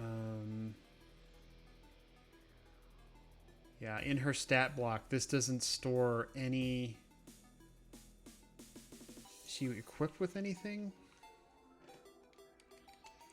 She has the longbow equipped, which means 7-8 would be showing up somewhere in here, but it's not. So in her stat block for the character itself, which starts here and ends right here, there's no reference to 7-8 for the longbow. So this, her character sheet itself, at least in the memory, doesn't store 7-8. So then where does it store it? So this is under May somewhere else. We have her currently loaded. So this is, okay, so this is going to have things like 9-3, which is the scroll. I don't know what 01 is. 6-8, which is nothing. 5F, which is the scroll. 8-5, I don't know what 8-5 is.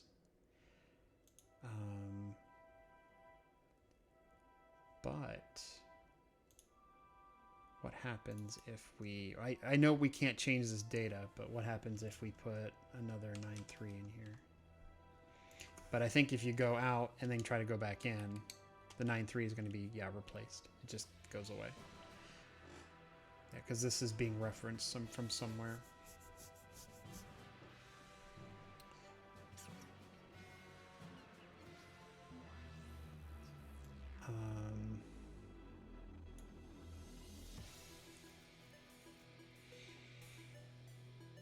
Part of me is convinced that there's some type of code in here that references a character without actually referencing its name. It just references a memory slot and then just does all the computations, but it doesn't seem to be...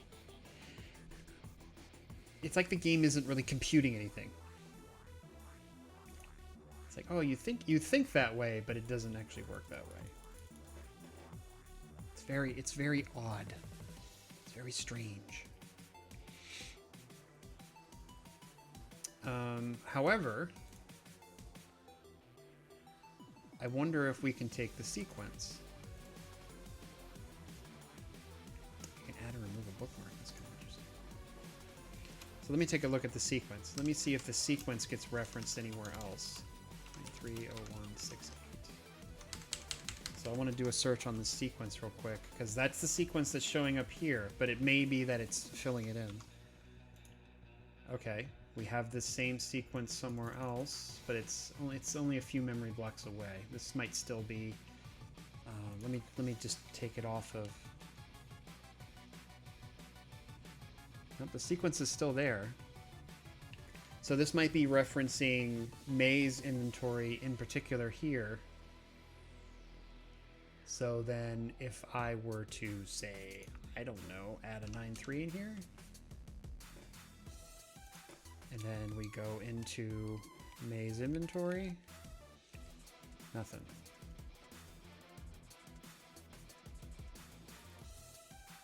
Nope.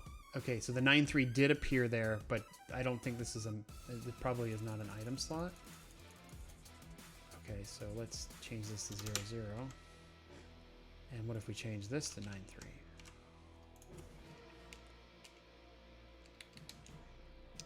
Nothing. What the fuck?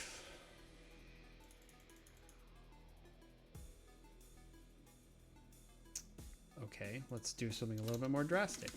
Let's change the 5F or the 8-5. Let me see. I don't know what the 8-5 is.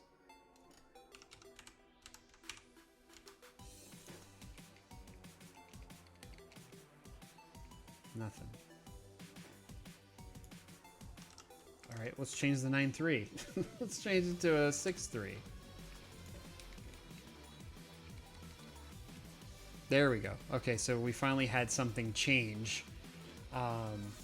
So this is referencing the inventory of the character, and there's no real reference to this is this character. So let me see if there's any patterns between the two here. So May 4D 9C 01786F. 6F is the scroll. No, it's the armor. 7-8 is the longbow, which she has. 03, I don't know what that is. 9C.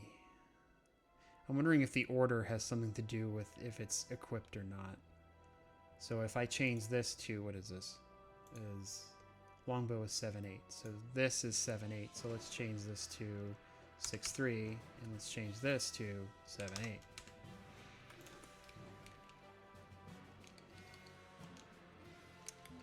Oh, we changed that to scale armor. Whoopsie! That's interesting. Okay.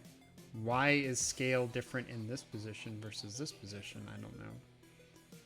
7-8. 6-3. Just for the sake of just doing it. No. Okay, so I'm wondering if, okay. Is there a value that determines how many items there is? Because there's a 3 here. I don't know. But we have determined that there is a location that characters with inventory. Yep. So this section here might be character inventory. Like it probably extends farther down. But that allows us to manipulate character inventory if we wanted to. Not very effective, I guess, but there has to be a reason why this is May's inventory here. So how does it know that this is May's inventory? There has to be some sort of logic behind it knows to look here.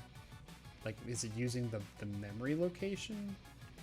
It just it knows where May's information is. And it's probably somewhere in this chunk of information that correlates with this chunk of information.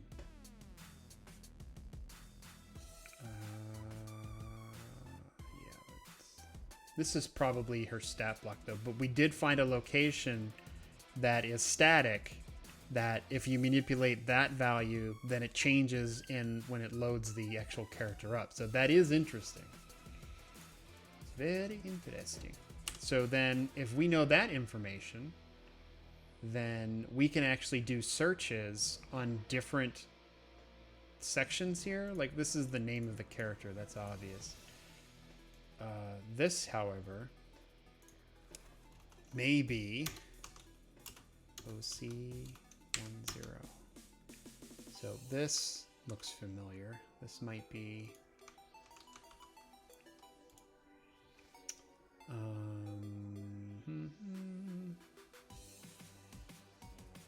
so it's referenced up here and it's referenced down here again. Why is that? Okay. Okay. This is actually in her character sheet. Is this a character sheet? I think this is her character sheet. Yeah, this is her character sheet. Okay, so in her character sheet, this is her name.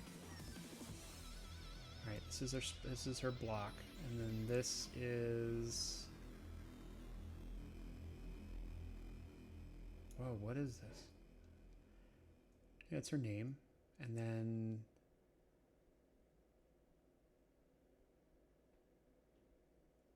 What is this? This isn't her stat block. This isn't where all the stats are at. Because these. No, these values. No, this is 255. Yeah, no, this is her stat block. Yeah, hold on. Yeah, her stats just must suck or something. Yeah, so. Okay, so 14, 12, 16, 19. Yeah, that's right. 14, or no, 13 and 14, and then, yeah, 0, 0, or null strength, so. How fitting. While classic adds while switching devices. They really want you to play. Okay, so the 0E0C10 is actually referencing her stat block. Why is it referencing her stat block, though? Okay. Alright, so where's the loaded memory? This is the loaded memory here. 0C, 0C10, okay, so that's her. Okay. Alright, so I need a side-by-side here. So let me grab a screenshot of her stat block here. Right about, nope, too far. Here. Okay. And then this is the end of her stat block. So then we'll take a look.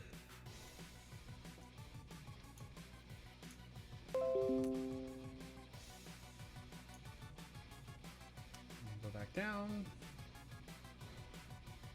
And then here's we are.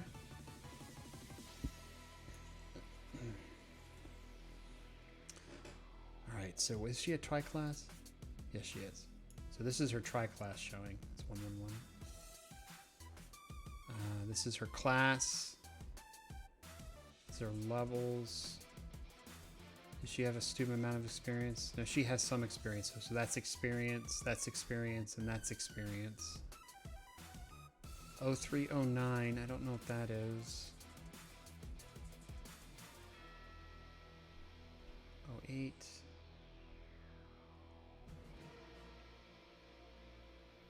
Yeah, somewhere in this code, it's generating the information for something. Let me try a different character that actually has stats, because she doesn't have any stats really. She only has a dex. I think Gort 2 does. Yeah, does he have the bow? I think he does. One of these motherfuckers has the bow. He doesn't have anything. Okay, let's change that. Trade Gort, sword bow. Trade it to Gort 2.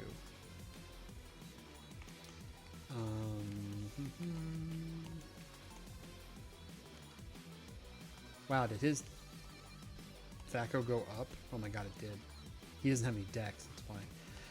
Okay, so then let's go use item on Gort, so that'll load him into memory.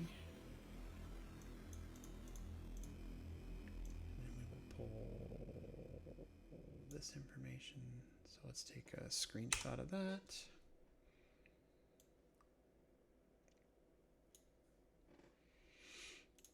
Open an editor, and then we will go down to the loaded memory. So then, all right. So here's his stat block here, to where this determines his damage, which is right here. Wait, is that actually his damage there? Yeah, +3 damage. I don't know if you...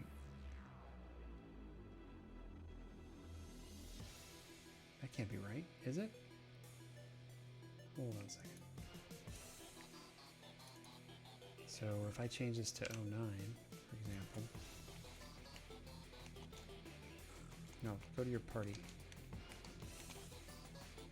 No, see, that didn't do anything.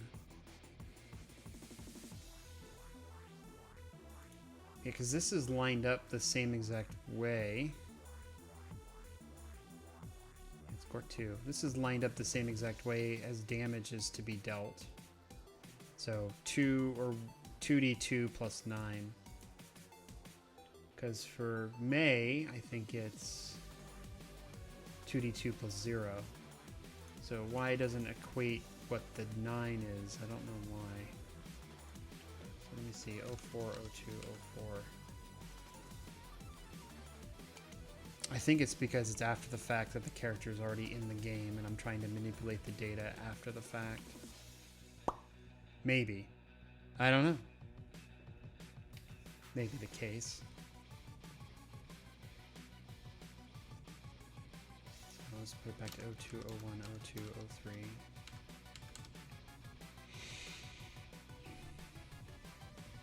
If I try... I can't manipulate it in the actual memory though here. Because if I do it here, it's just going to change it. Where is it at?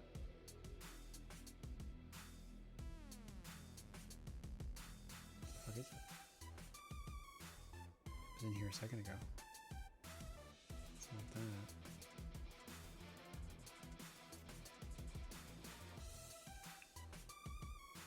Oh wait, no, it pulled it in. 04, 02, 04, 09. That's interesting. So then if I deselect him though, then May, and then Gord again, now it's back to the way it was. So hold on a second, but it doesn't display the values. But does it actually do the amount of damage that it's... Okay, well let's do it this way. So 63, 02, 01, 02 is fine. That's character portrait. I don't know what this is.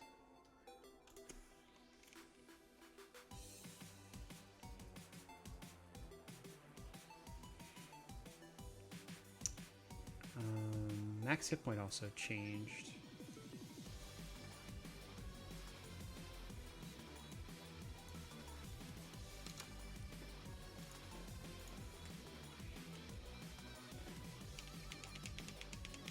Yeah, I don't know what this is doing right now. It's doing a whole lot of nothing is what that's doing. But one of these actually controls Thaco, I think. So let's get in combat real quick and see if that is affecting him in some way. Okay, well, we'll attack you. Oh my god. Why is there so many motherfuckers?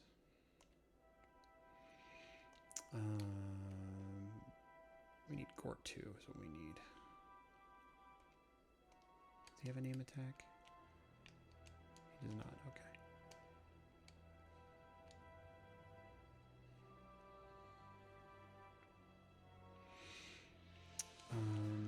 Okay, well I can't really look at his stats.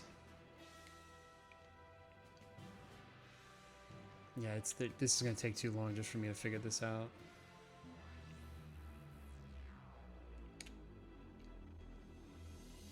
They're also like wrecking my shit where for whatever reason I do so low damage.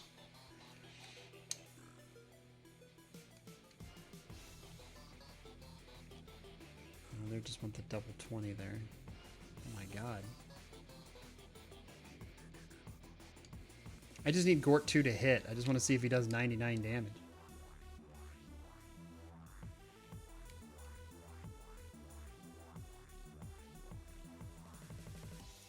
Alright, so let me check loaded memory.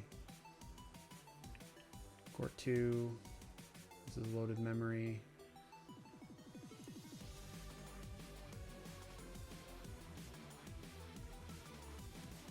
I don't see the 63. No, there it is.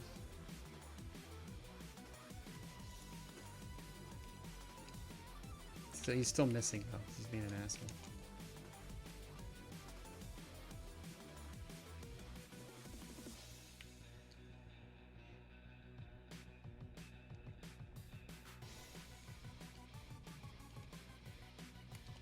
I just want to kill the bugbear.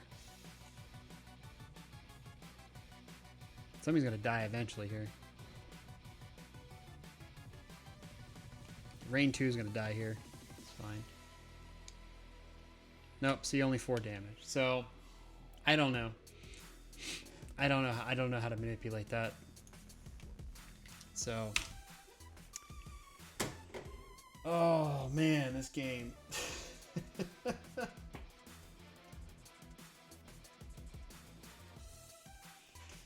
Oh, this game. You know, you'd figure it'd be easy to figure this shit out, but no, it's not. It's super difficult. We got a lot of notes though. Kind of interesting.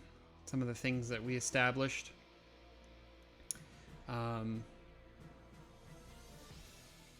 Yeah, I'm curious about just the overall manipulation of the memory to where it just ignores it. You know what I mean? Like you manipulate it to a point that it's just like, nah. And maybe it's just because it's just really high astronomical numbers or something. It's just like, nah, that can't be real. That's not possible. But there is a cheat. I don't have a cheat on me right now, but there is a Game Genie code. Let me see if I still have it in here. I don't. But there is a Game Genie code that manipulates the stats to where when you roll up characters, like the character values are just astronomical. Let me see. Let me look up the code real quick. Game Genie codes for Pull of Radiance. There's only one I was really just interested in, and it was Salon. Some of them are like really dumb, like, ooh, use this code to get banded mail. It's like, ooh. It's like, who cares? It's fucking banded mail. Alright, so Game Genie code. Okay. Possible affected ROM file addresses. So it's directly affecting. Okay, I would love to have this list. Okay, you're not gonna let me take the list? Can I extend this out? No. Okay, add to my cheat list.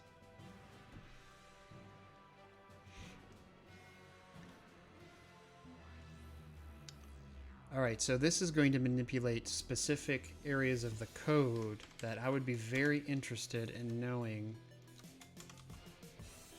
what it's manipulating. Oh, okay. 2 FC3, 4 FC3, 6 FC3, 8 FC3.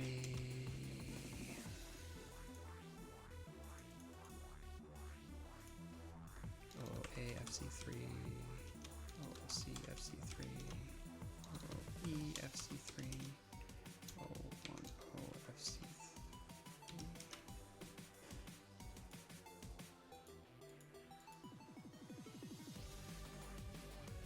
I'm wondering if this is how Game Genie was like able to do the things that they do, is because they essentially looked at the hex for these systems, these games, and were able to manipulate them with the Game Genie in such a way that it changed the game and broke the game in the same fashion.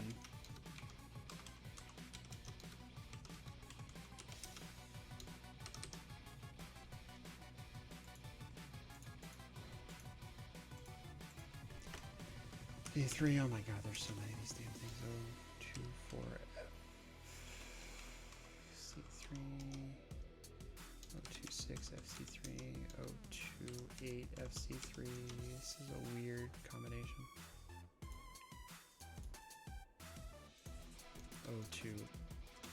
2A, FC3, 2C, FC3, 2, back to 2. 2E FC3, 2, nope, 30FC3. It'd be funny if I wrote all these down and it ended up not being anything that I was interested in. 034FC3, 036FC3, 38FC3. Let me guess, 043A. Yep. 3A, FC3, 03, oh, 3A. C, FC3, 03, E, FC3, 040, FC3, 042, FC3.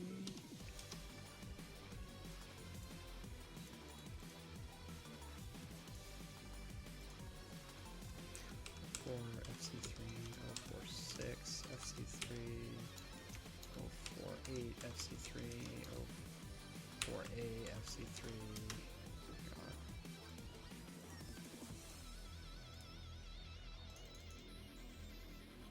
It's the same. It's just the repeat of this. It just keeps counting up. All right, we get it.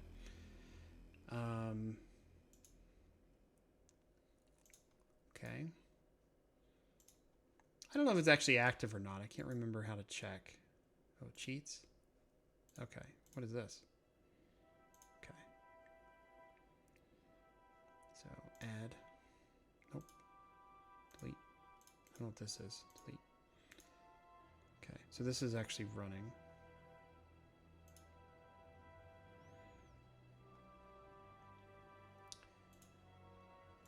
Okay.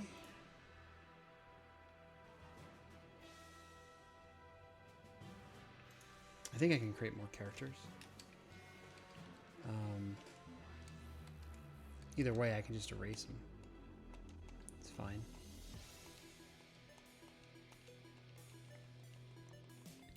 Goodbye, everyone. All right.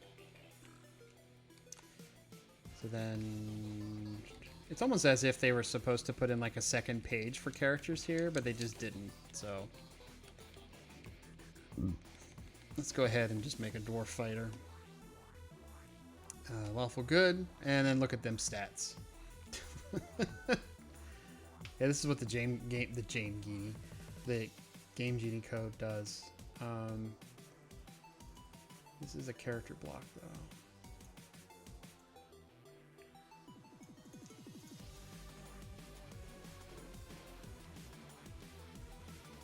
Yeah, he doesn't have a name yet. That's why.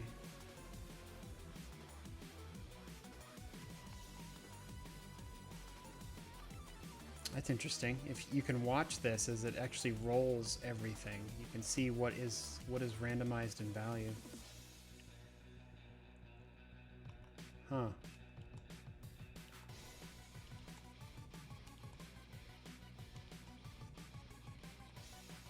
That's interesting.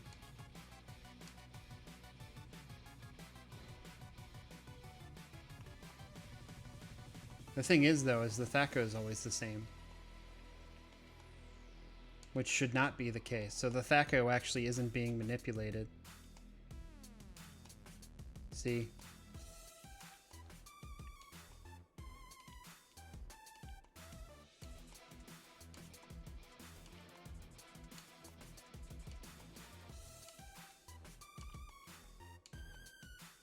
No, I did not. God damn it.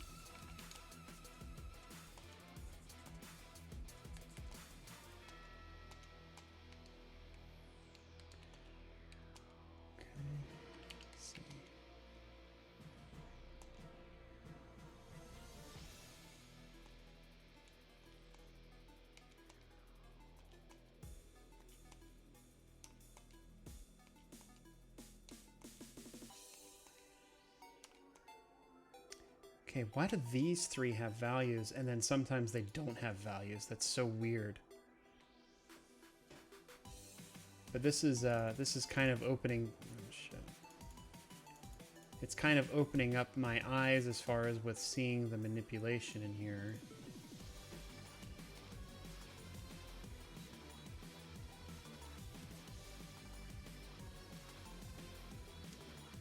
But there's one value that isn't changing at all. God damn it.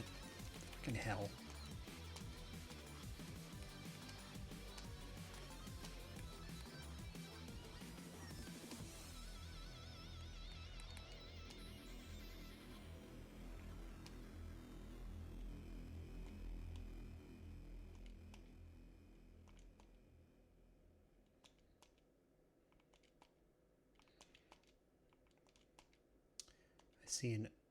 I see two values in here that are not changing. I'm looking at this value here and this value here, and I think this one is actually the Thaco.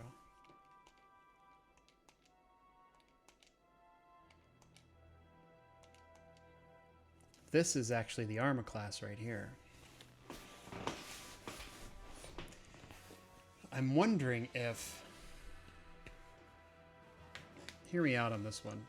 Like, I'm wondering if, for whatever reason, like, instead of there actually being, like, the Thaco, the starting Thaco is really just based off of what the system tells it to be after it's...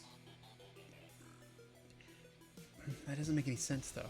Because you would think that it would just reference, unless it only does it at the roll. So then at the roll, it checks the value, and then it says, oh, this value is X. Okay, then this is what the Thaco will be, and it does the processing then.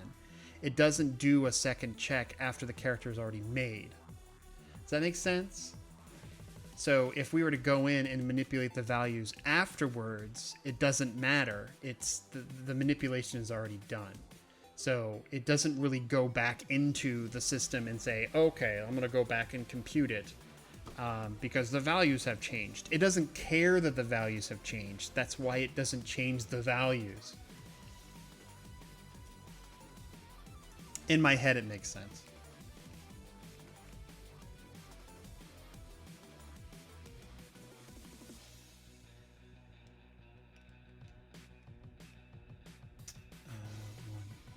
Where's the one? Okay. 16.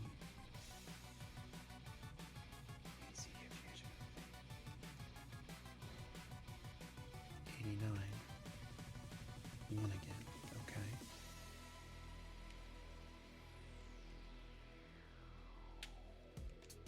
I'm looking at this value right here. This is hit points.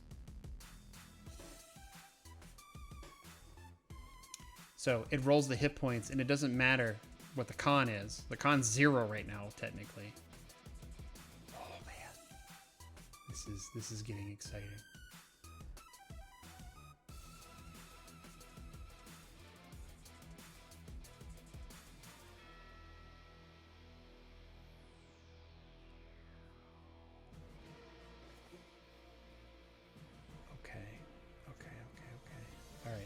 I was not watching the characters. Okay. All right. I think I need to turn the cheat off. Yes, I do. Okay. All right. I think the cheat's off now. All right. Cheat is off. So then now...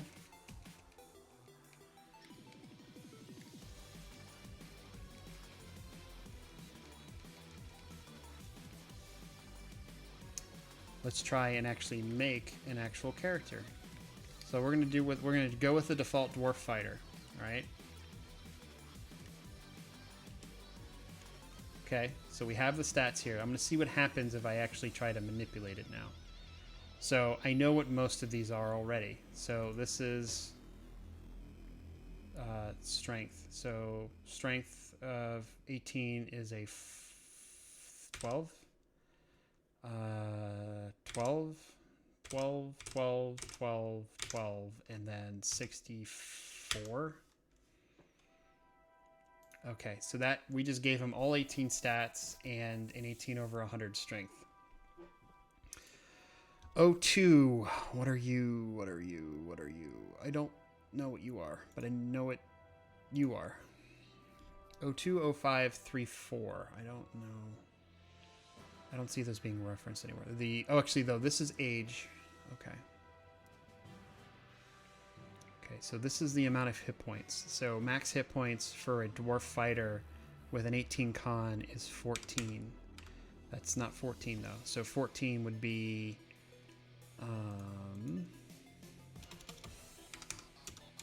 E. So 14 hit points.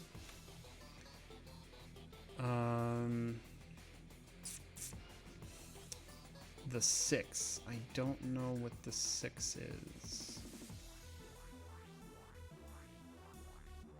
Okay, and the 28. So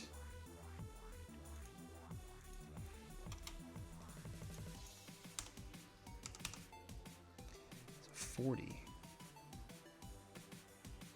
There's no 40 value in here. Okay.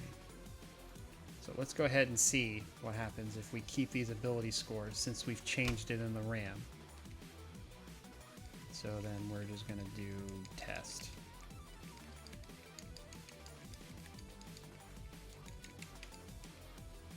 Yes. All right, let's view them. And there's all the stats. So the damage, I did not change the damage, and the hit points didn't stick.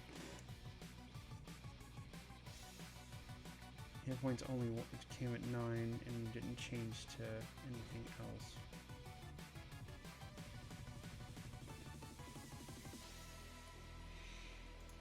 I think this... What is this? I think this is the Thaco.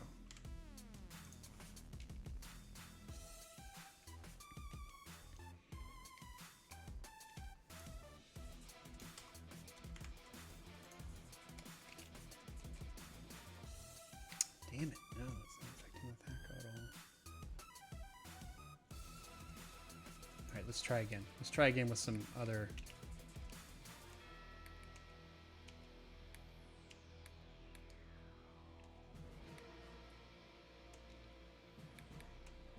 Dwarf Fighter, just like before, lawful good. Okay. 12, 12, 12, 12, 12, 12, 64?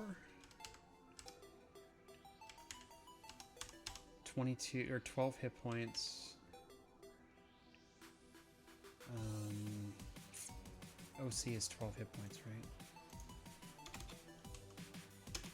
Yep. So then...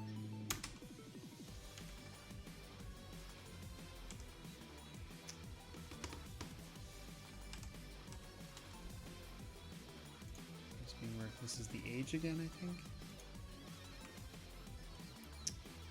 Nope, that's the AC. I wonder if we can manipulate this. So, if that's 10, so what if we just did 06? And then 8C, I think, is the H. So then the damage is what we want is +6. Nope. Damage would be right here, would be 6.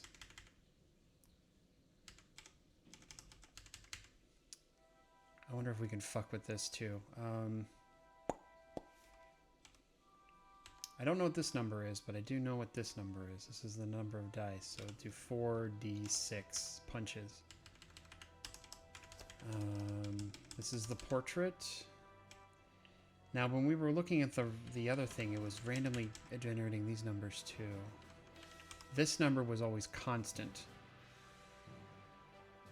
So what happens if we try to make this like 30?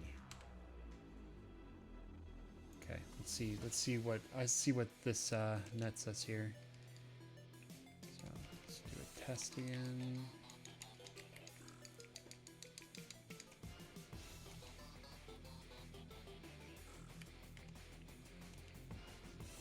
Okay, hit points didn't change, AC didn't change, damage didn't change. Wow, none of that stuff changed.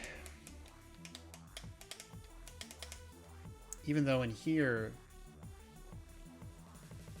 it shows the value. Okay, well let's test another theory then. What happens if we go in?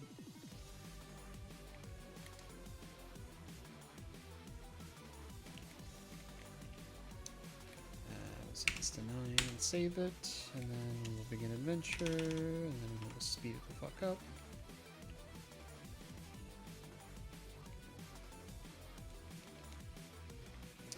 Okay, so first thing to notice is the max hit points changed, but the current hit points did not. So the hit points did indeed change. Okay.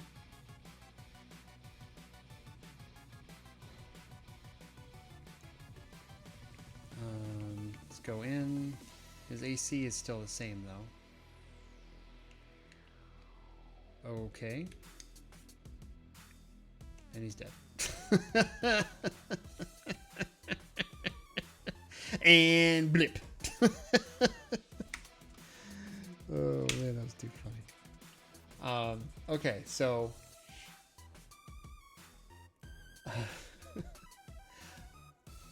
so we did change the maximum amount of hit points, and it was 15.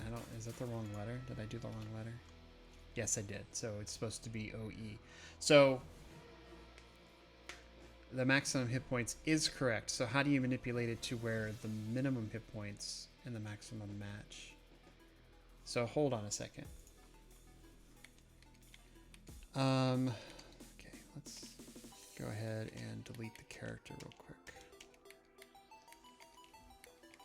We're getting really close. If we can manipulate at the point of character creation, then we may be able to build the super characters for speedrun and then just have them set inside of a ROM that you just run the speedruns with. And then we would actually be able to start a competitive with Pool of Radiance with NES.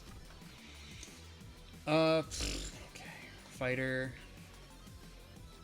So what I'm looking at now is I want to see in this block here the changes. So lawful good.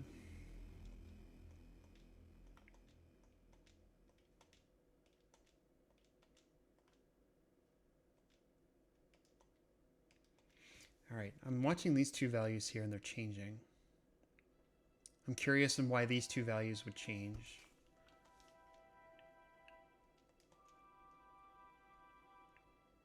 OC, OE.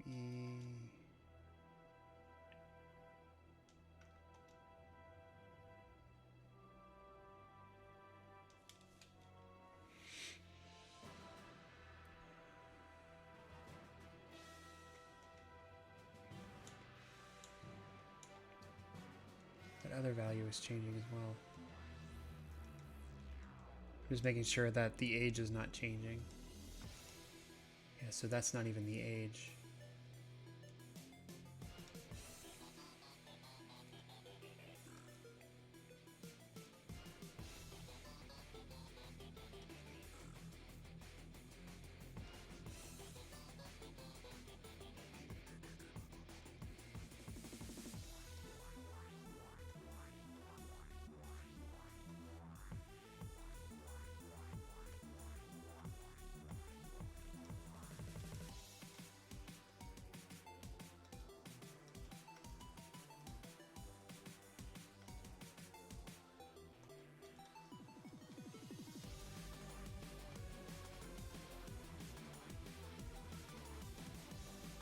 God, give me an 18 strength, buddy.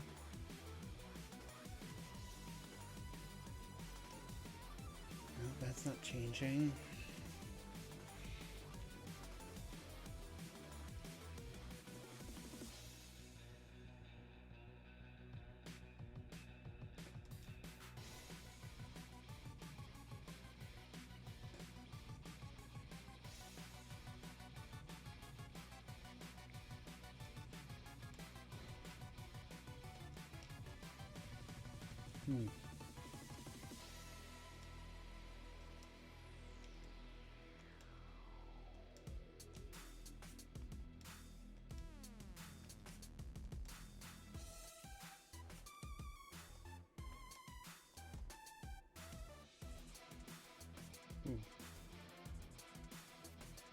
Okay.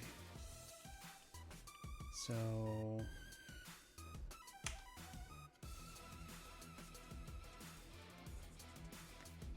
take a look at this really quick.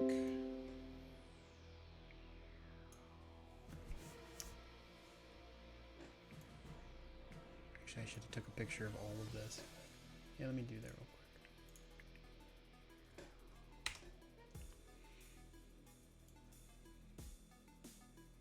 So this will show me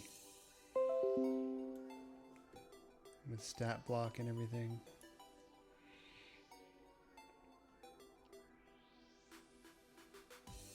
6 hit points.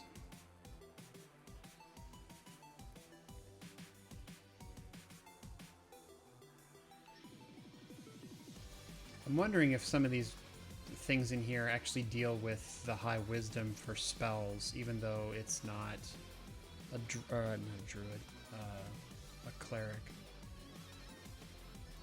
Okay. This would actually be a really good character to have, minus the crappy dex and shitty hit points, but it does have the proper strength damage in there. But why is it that it displays the proper damage? And because I mean it has a 5 in here. I mean the 5 is legitimately right here. But then there's something else that's in this block that not only displays it but actually does the damage of 5. Because I think this is the actual damage, and then there's actually a display of the damage. So let me see, what are the 4? I'm gonna go ahead and skip out on this.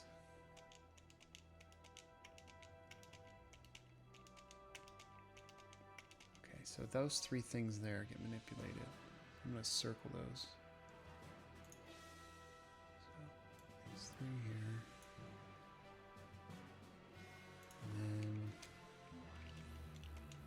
And then those, of course, get manipulated. I'm just circling on another sheet what's actually changing every time I do a character reroll.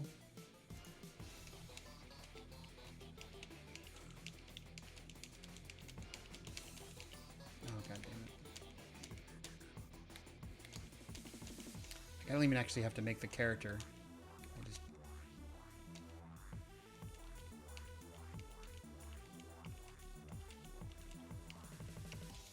Okay, those 2 values change.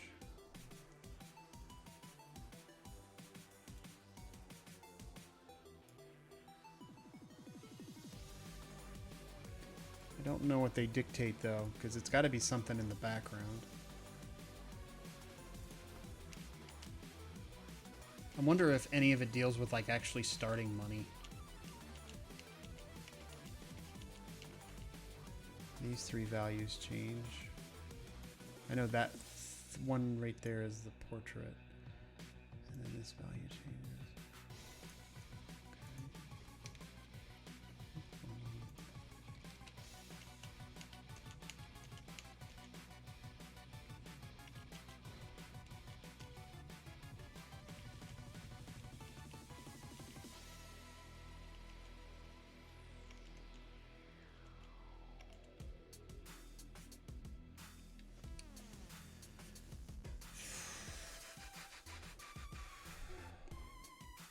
That value's changing as well.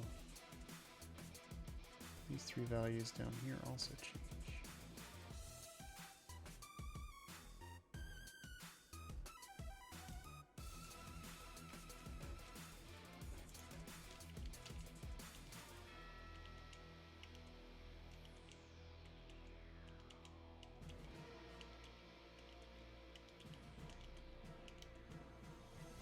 Okay, I have a match now. These all match, actually. Yes, this matches, this matches, this matches, this matches, this matches, this matches, this. Okay, that's the change. All right, so these values here are actually the same as these values here. They're the exact same.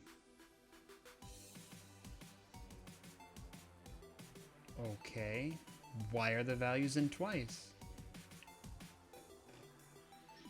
Oh, that's really trippy.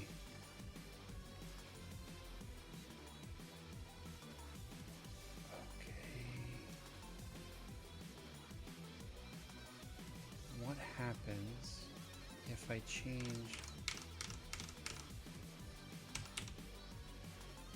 all of those values? Okay, that's just changing the stats. I'm gonna see what it does.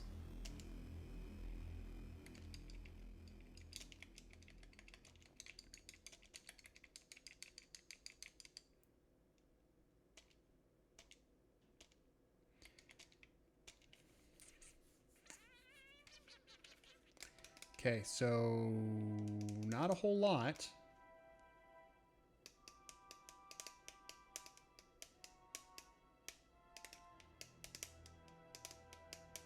but I didn't realize it has the stats in there twice, and I'm not sure why.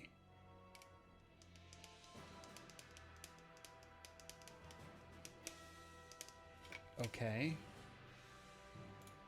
We can go in here and actually manipulate this. But it doesn't change, even though we have it listed in here as +5.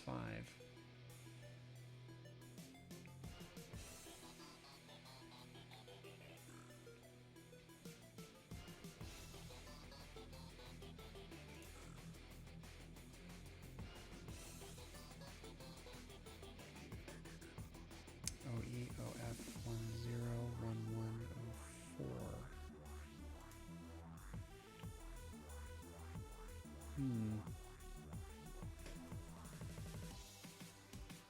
This is the way it was for me yesterday, where I just get totally lost in it. Like, oh my god, there's like so much in here. So what happens if I create another character? For fun. We'll do... Sure. Let me check. This is, yeah.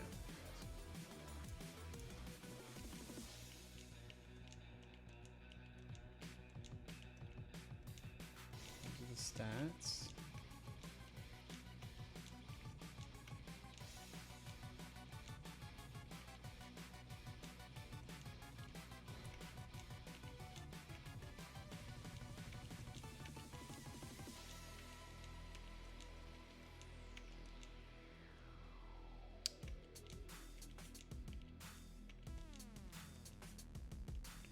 There's a section in here though where 2 of the numbers are changing at the same time for this.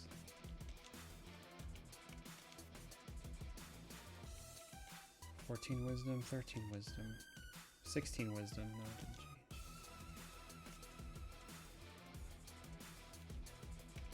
I thought for a moment there, I thought it was like number spells edition.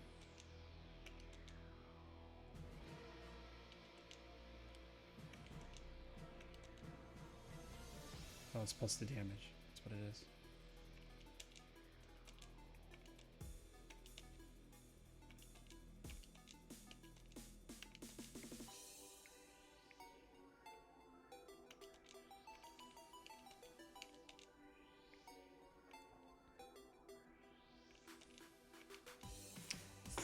What is 30 in Hex? 48.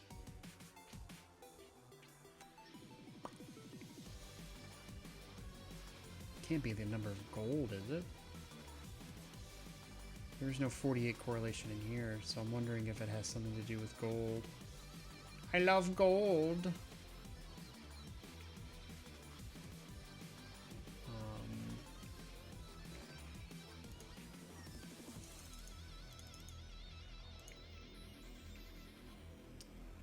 Let me see something here real quick. So if it's not in this position, what if it's in this position? That's a lot more than I bargained for. Because that would be 30. If you did it here, it's way too much money. So it can't be gold, because even if it was here, it's 768 gold, and they don't have that much. It could be 48 gold. God, that is so trippy.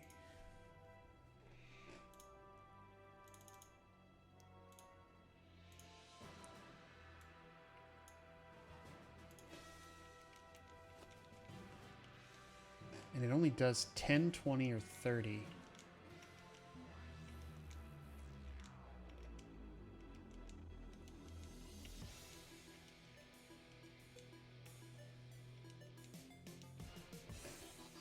Does that correlate the same on...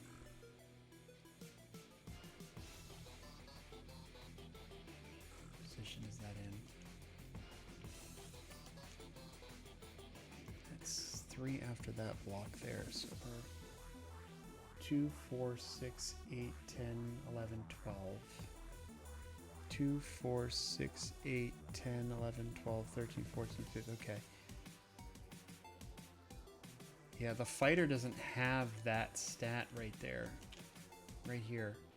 The fighter doesn't have that. So I'm wondering if it has something to do with spells.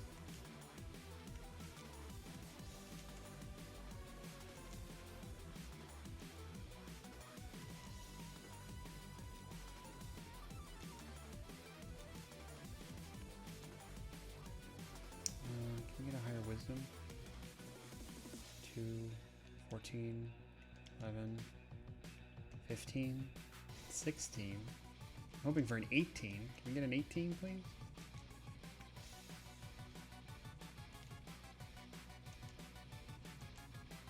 I don't know if 18 wisdom. Oh my god, what is wrong with you? I think this game's being sexist. This game has a problem with being sexist. You can't even get an 18 strength on a female character. Okay. Fine, we'll do it with a dude. Not with a fighter, though. Yeah, we can do it. Okay. She was not rolling 18s. I mean, seriously. She was not getting an 18 wisdom. And I know you can get an 18 wisdom on a cleric.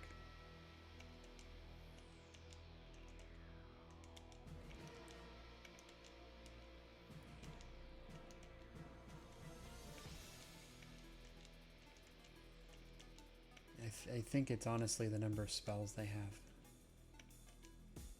I mean, I can test the theory. So let's have some fun here. Okay, this is the stat block here. So 12, 12, 12, 12, 12, 12, 64. Okay. So 3. I'm wondering if it's just the number value. Oh, wait. It's not going to let me. Okay, there we go. So if I did 5-0, I'm wondering if that's 5 spells. Okay.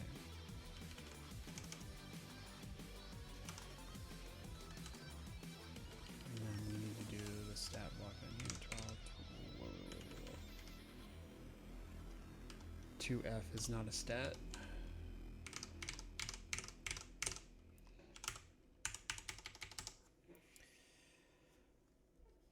Okay, I wonder if I change this to like 34. Actually, no. 2F.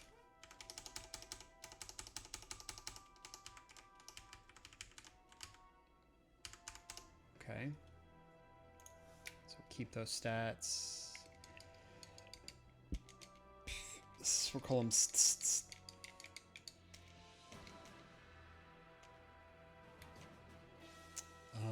yeah, none of that stuff changed. However,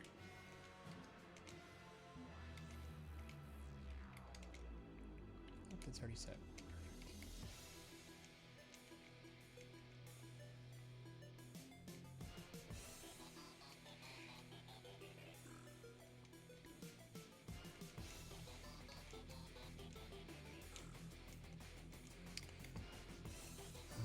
Cast. Isn't anything memorized. 250. He has 250 gold. FA. There is no FA here. I don't see any FA. No.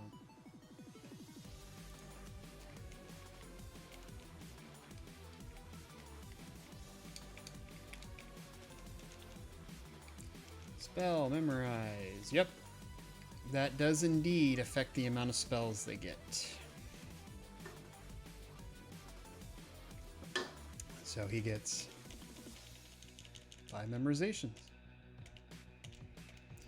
Well, that stuck too. You see that? So that helps us determine... This determines the amount of spell slots they have. Okay.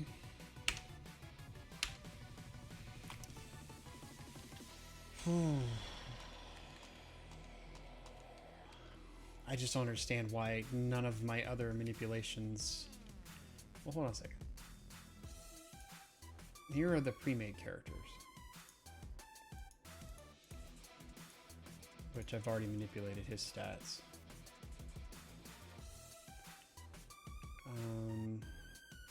I don't think he has a separate stat block here, though, does he? He does. It's right here.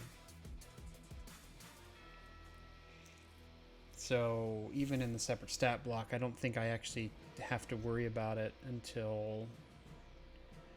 Okay, he has a series of FFs here, too. I don't know why. I'm wondering if this has something to do with, like, the items that he has equipped. Oh, my God.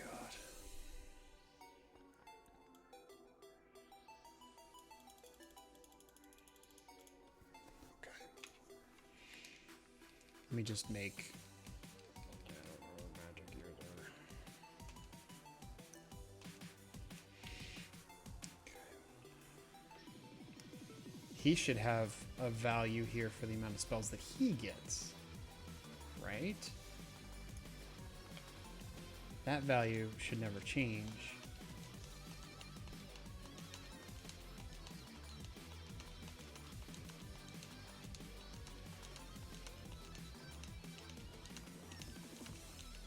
Oh my God.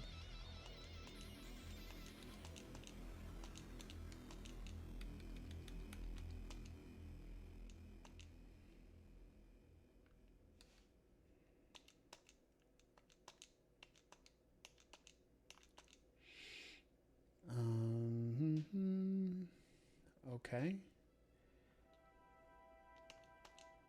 He has different values here. This probably determines his spells.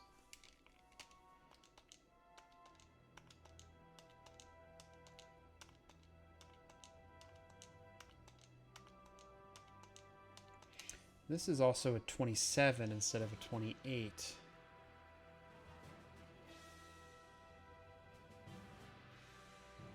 That might be Thaco stage?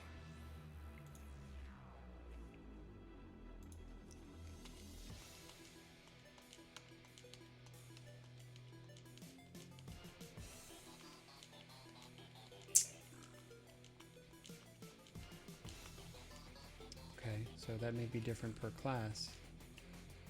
Sure. His is a 28 though. Fighters. His is a 28. They have different Thaco staging though. Thief is a 27. So what is the difference between Mage and Thief versus Cleric and Fighter? That doesn't make any sense.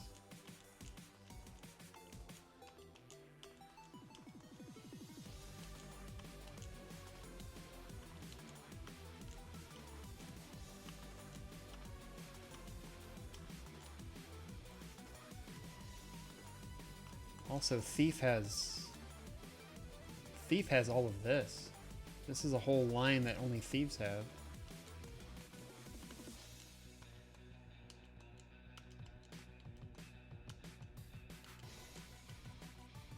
I'm wondering if that's because it doesn't move or change. So I'm wondering if it's okay. What are those values?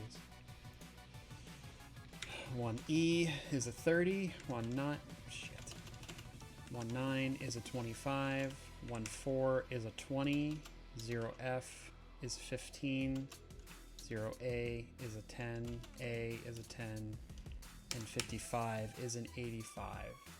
So it's almost as if this is like the pick locks, find traps, hide in shadows, move silently, climb walls, detect every... Yeah, that seems to be what that's correlating with, because they're really high values. But I don't even think you use those skills in the game, so it's kind of worthless. It doesn't seem to be based off of his dex either, because you would normally get higher statistics for that at a higher dex, so...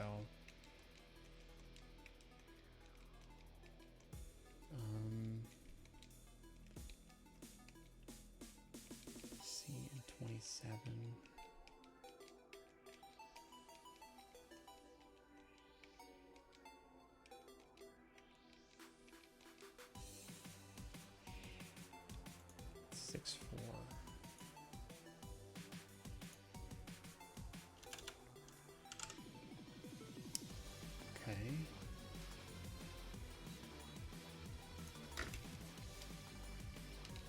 I wonder if there's just like unused stats in here or something.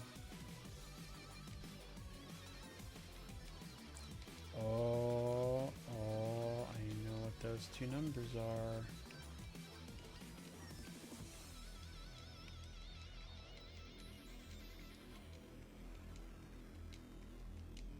Okay, that's the hit points.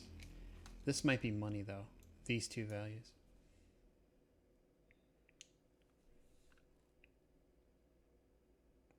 So, well, 346 is going to be way too much. Oh, 346. That's way too much money, though.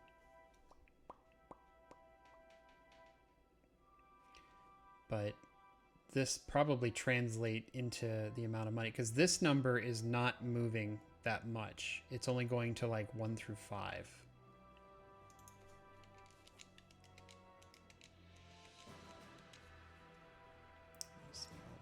No.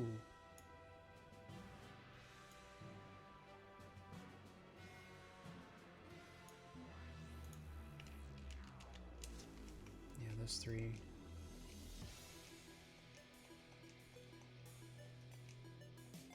This value changed. 33. Why did it go up to 33? Because of a higher con? No. 32 again.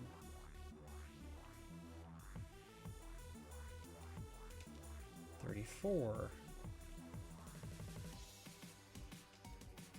36. What the fuck? 32.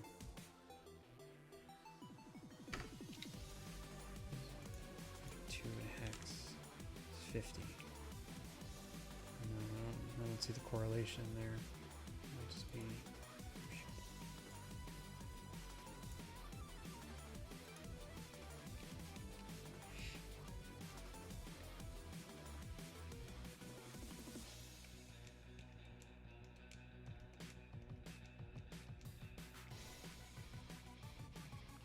I don't know if that number changed at all for... Oh, no, it did change. It's not movement.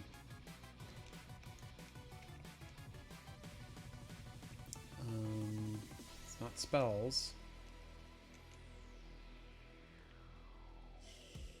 Dex. Oh, there we go. It's the AC. Yep, this is AC right here. It's your base AC.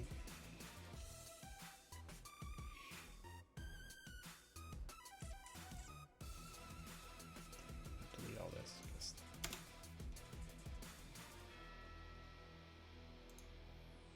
Okay. So let's look at the stat block. Well, let's... Yeah, because once you save this, this is going to get a character name.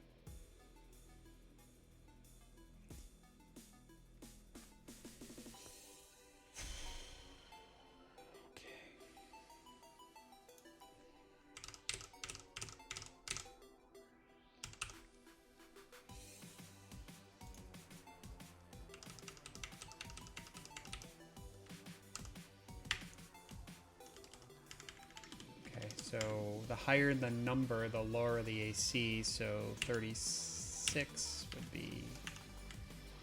And then this is the amount of hit points. I wonder if these two numbers correlate. They do not. Fuck. So max amount of hit points for Rogue is 8.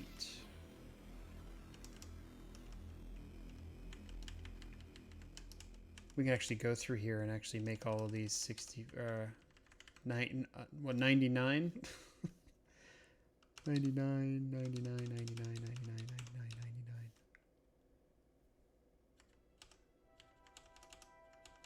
99. That's done.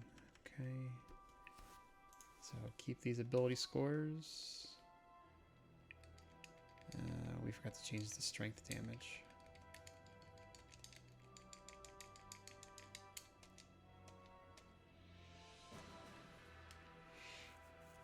Yeah, you can't see there anything else though. His AC didn't change either. The AC is supposed to be 30 or 6. It's so strange in the calculation. It just doesn't. Even the values that I'm putting in for the amount of what the AC is supposed to be.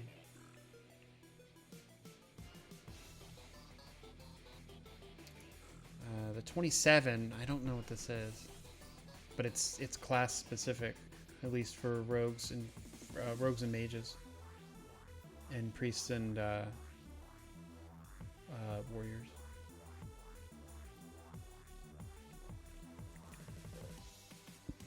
Scusi.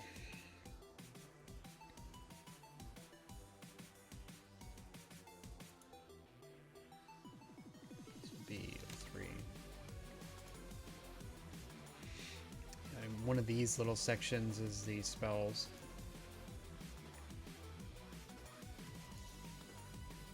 What happens if we change this to 8? I think it changes this class though. No?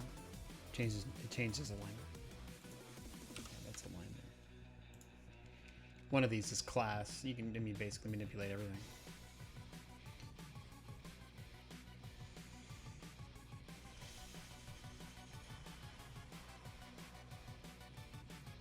I'm wondering if this number and this number correlate or something.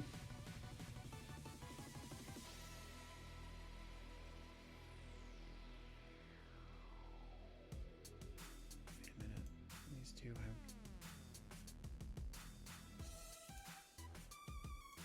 This actually does movement. No. So let's do 1-0.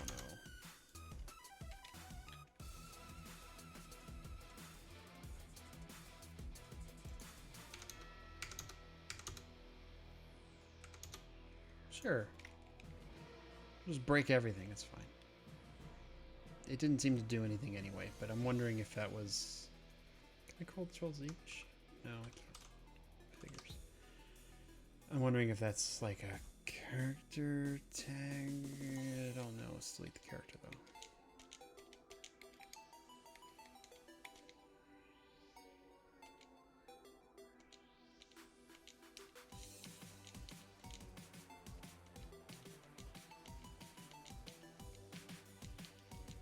You know what? I wonder if they have a different for male and female. Oh.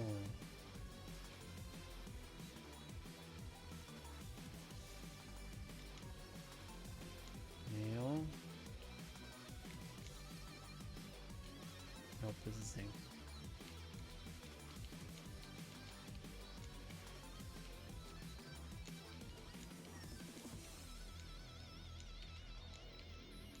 That's not the same though.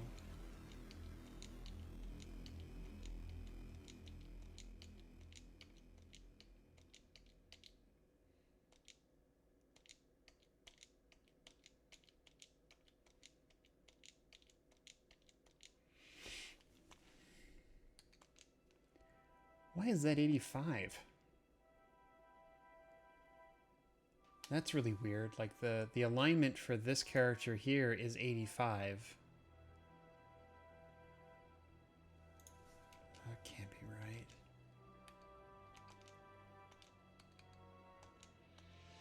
Are all female characters like that? They are all like that. That is very strange. What if I choose a different alignment? Yeah, the alignment on female characters is higher than the male characters. I don't see a reason why. All it is just a value.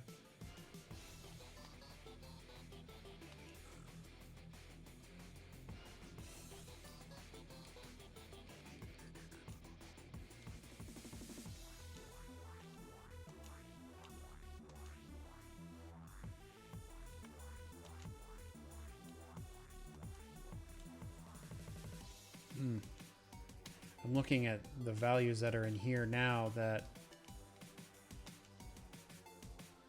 I wonder if they represent something.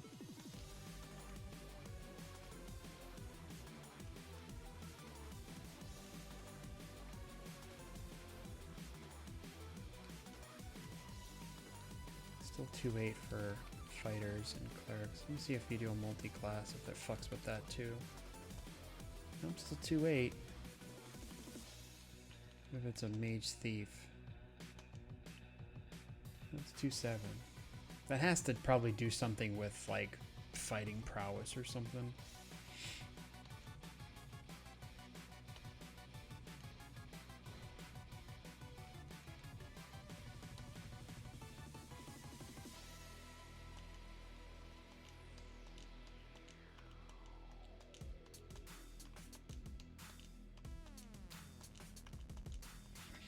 I still don't understand why there's 2 stat blocks.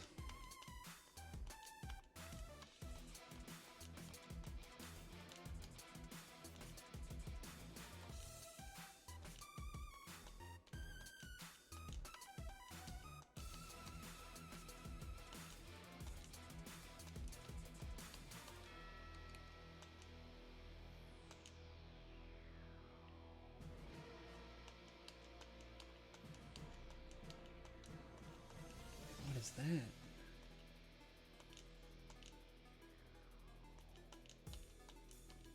That's weird. The dwarf fighter has a different value that populates here versus the humans that don't. See? It's some sort of variable something. Correlation or anything. 4, 1. FD. It almost seems like random.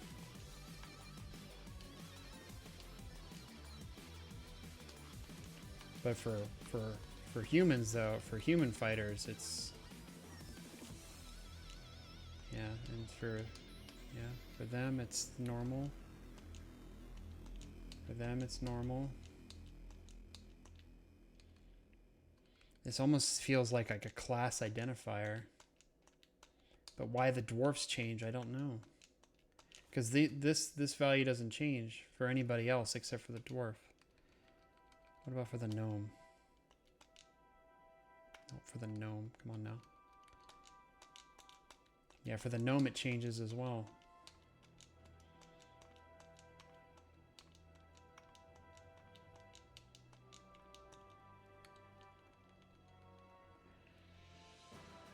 I wonder if there's any sort of variable ability that gnomes and dwarves had in common. What about halflings?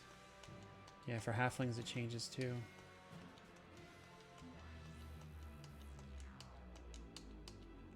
That's interesting. What about for elves? Nope.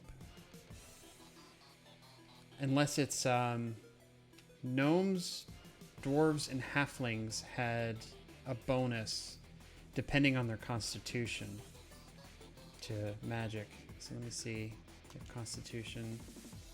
So con of 15, con of 17, con of 18. No, there's no correlation. Maybe it's like a magic resistance or something. Half-elves, do they have it? Nope, half-elves. No, half-elves don't do it either. So it's something specific for all of the short races, for halflings, gnomes, and dwarves that get it. And it's probably something that is not even like really coded in the game. But I'm thinking it's some type of like resistance or something. It's something that gnomes, halflings, and dwarves have. So it's the only thing I can think of that they all have. That is very strange.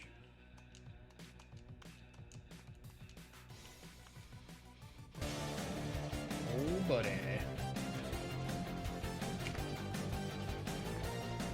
Oh my god. What's going on, Ghoulie? How you doing, buddy? It's getting super late. It's 11:20. I should probably call it a night. Have my tea and take a rest. Dude, I'm like learning all kinds of stuff about this game. I'm gonna go pee real quick and then I want to tell you all about it. So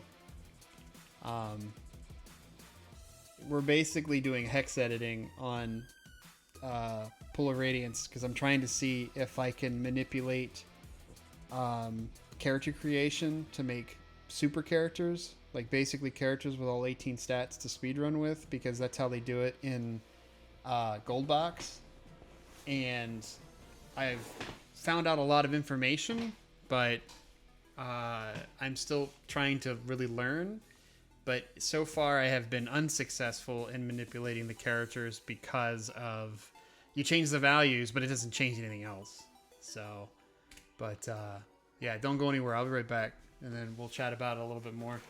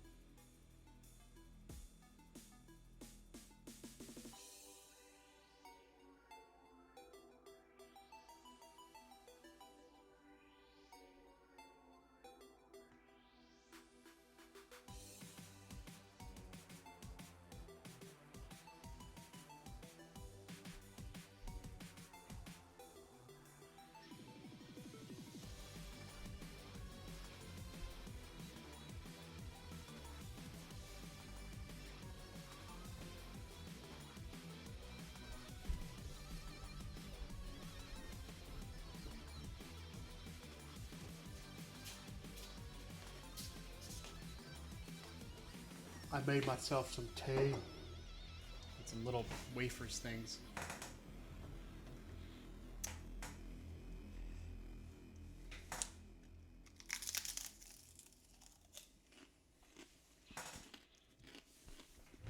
Anyway. So yeah, I've noticed some very interesting things with... Because originally, my original intention with hex editing started off with trying to find the values that it uses to determine roles, right? Well, no such luck. I wasn't able to find any such list. So it either processes the values with adding and minusing numbers, or I don't know how the fuck it does it. But some of the things I did find, though, was, you know, the character stat block, you know, where it builds the character and what holds the values and how to change those values. But the problem with that is that there's more to just the values. It actually computes the values at that time as well. And even though if I put in the answer for that value, it doesn't display it or even recognizes it. So it's almost as if there's another location that it's storing this information for the character sheet that I'm not seeing, that I'm just not getting. So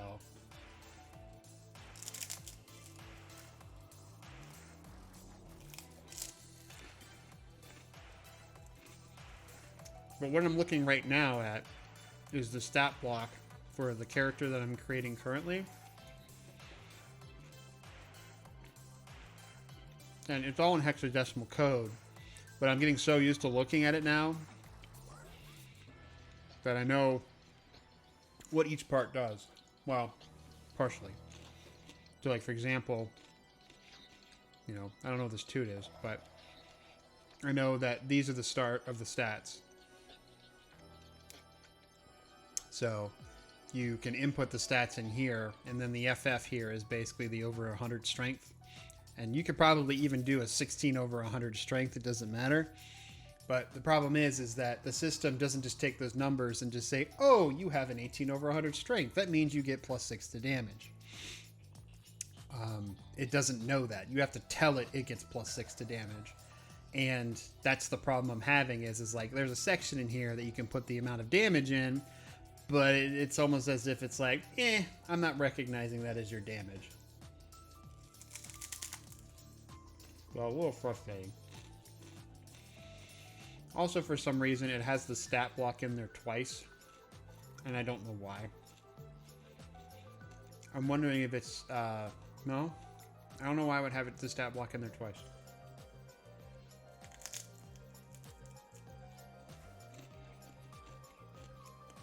Also, dwarves, gnomes, and halflings have a separate stat for something. Also, I discovered that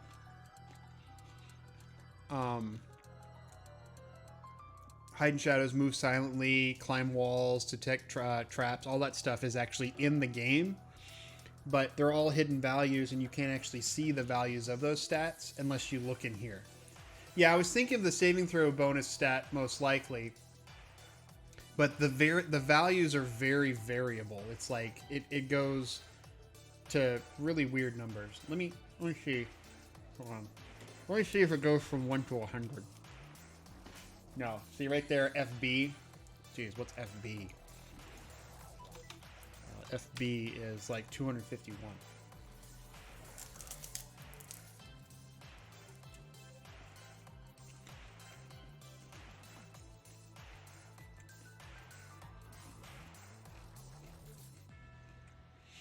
Yeah, battle and non-battle is a thing. Because I manipulated the stats in out of battle, and then in battle, it doesn't recognize them. So I found that to be weird. I was, however, able to manipulate max hit points. Or current hit points, not max hit points. Max hit points, I don't even know where they keep that information. So, but current hit points, this affects current hit points here. But yeah, this is the one roll that it's doing that I have no idea what it's manipulating.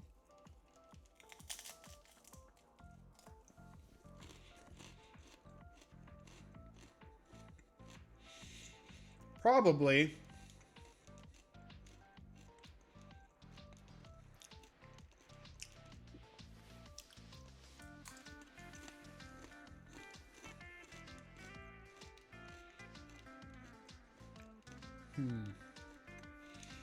Now the values for these don't fluctuate very far. These values right here.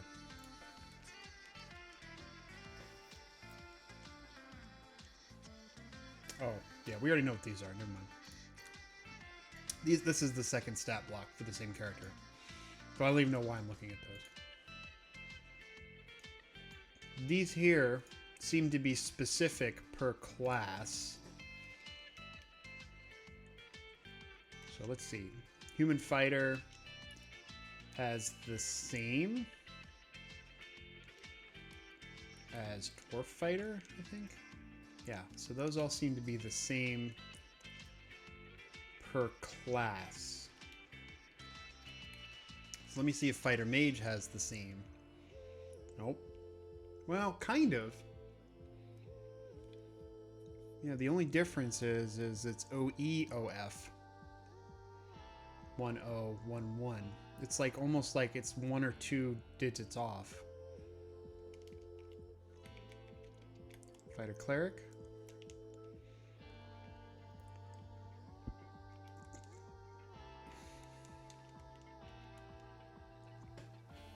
Do you have to go up to a trainer to level up in this game? Is there triple class characters in this game? Yeah. Yeah, you have to go to a trainer to train. It's like 1,000 gold per level. I found a way to manipulate the experience and just give myself infinite experience. The extra set may be because of multi-class. Possibly.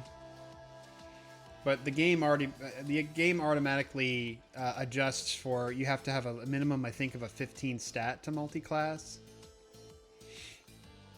But yeah, I can manipulate experience to where I can give myself infinite experience and level up really quick. I can give myself infinite money. I've figured out where the money resides in this game, and I'm able to give myself infinite money to do that too. But that's not really what I'm aiming for. Yeah, this right here is kind of a mystery. It's different per class.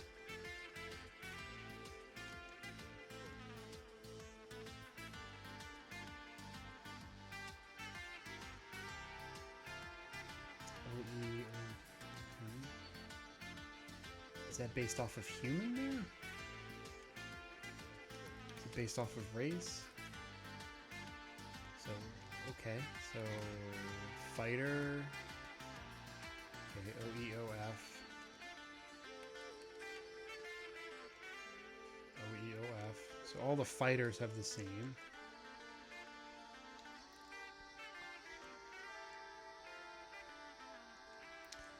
Racial min-maxes, yes. Racial also, they can only level so high. This game's also sexist, so female characters can't have a strength above a 17.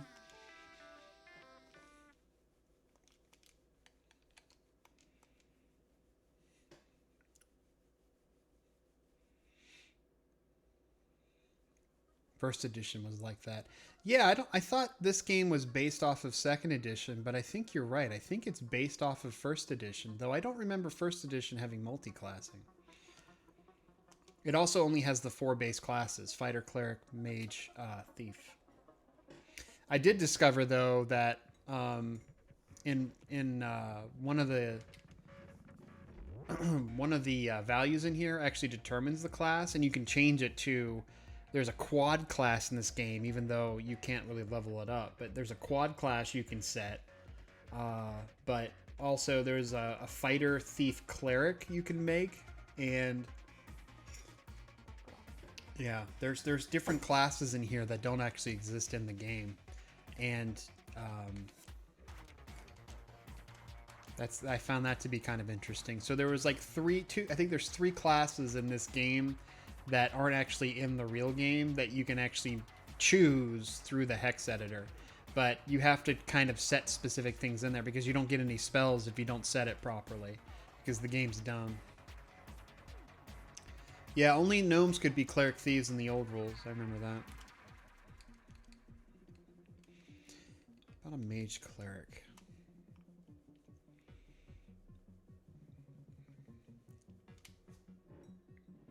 Oh, that's the values. Okay. So they put the spells together. I see how it is. So this represents...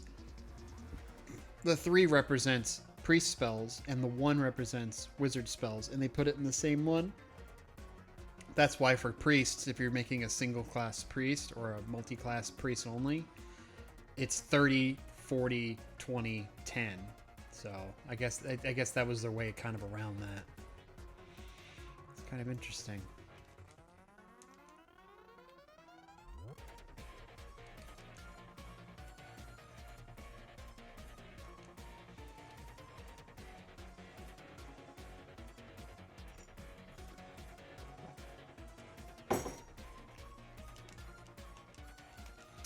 What is 0F?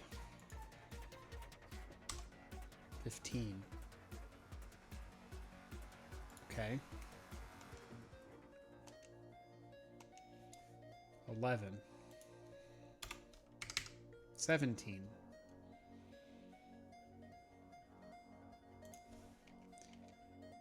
I wonder if this is like... Oh, wait a minute. I know what these are now. I know what these are. I figured these out. You know what these are, Ghoulie? Take a guess of what 5 values are in D&D. I'll give you a hint. I think it's on page 103 in the player's handbook.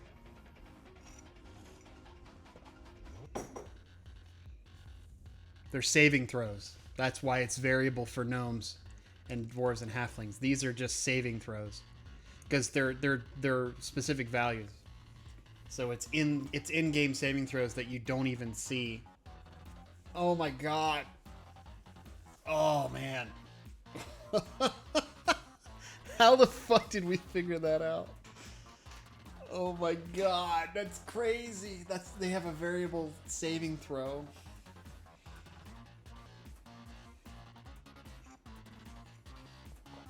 Oh my Jesus. All right. So then, okay. Okay. So then now I have to figure out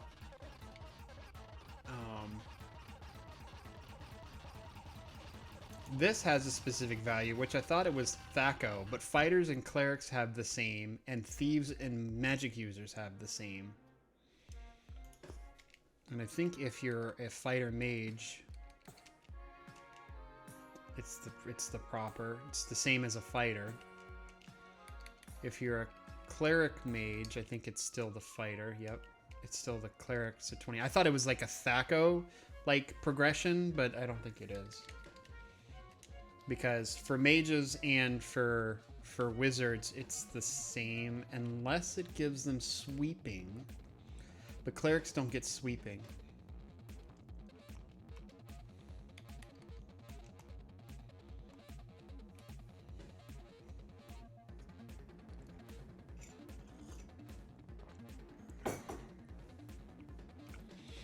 Keep checking the game manual when the first player's in for the hints to spot the numbers.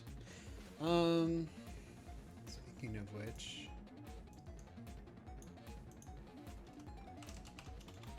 well, let me look at that later. Okay, well, pretty much in this block, I've pretty much identified a bunch of shit then.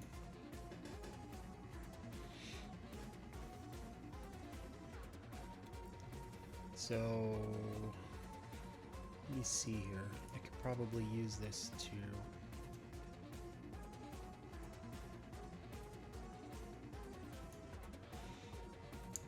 let me see. I just want to see changing values real quick.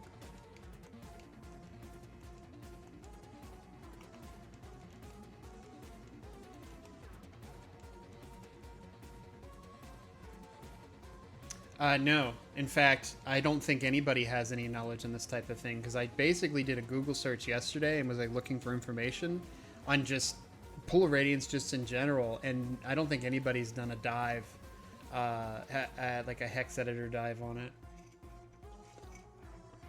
So I'm being a pioneer in this shit.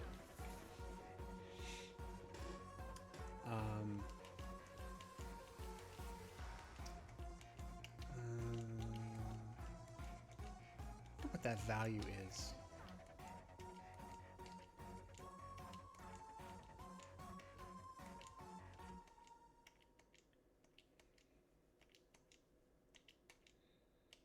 Why are those values going?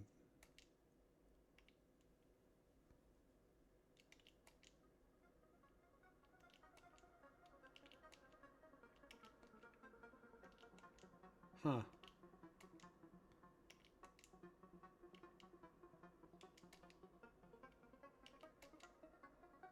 8832.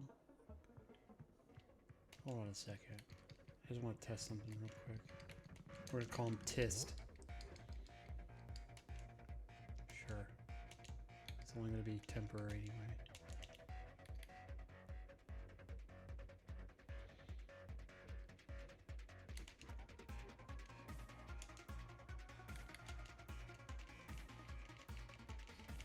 Nope, see, he has 3 hit points.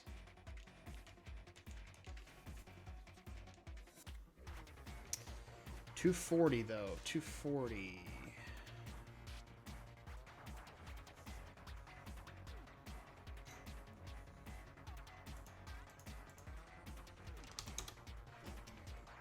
There's no F0 in here.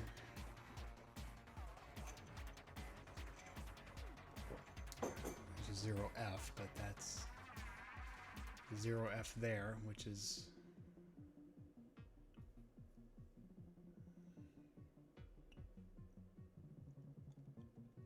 there's a couple values in here I don't know what they do. Like this value right here is always the same. Hold on a second.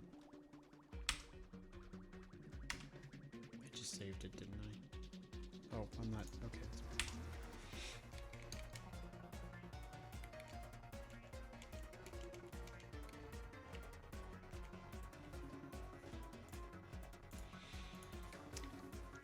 Okay. Character, make.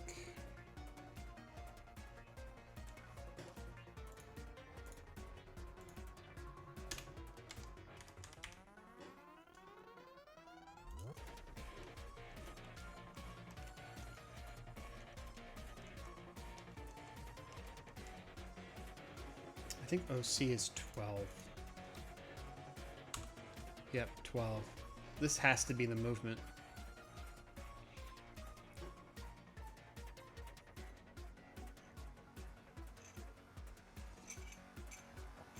The O2 here, I don't know what this correlates to.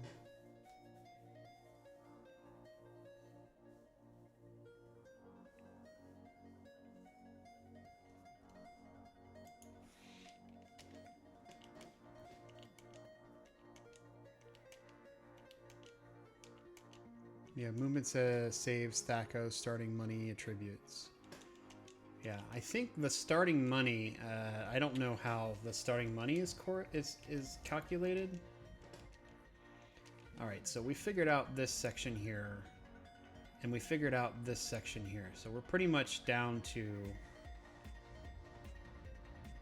I mean, I know what most of this does, but we're pretty much down to these kind of 2 blocks here. We figured out this is movement, and this is the starting AC.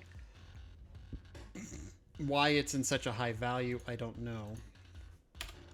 Because its hex is 32, which the decimal for that is 50.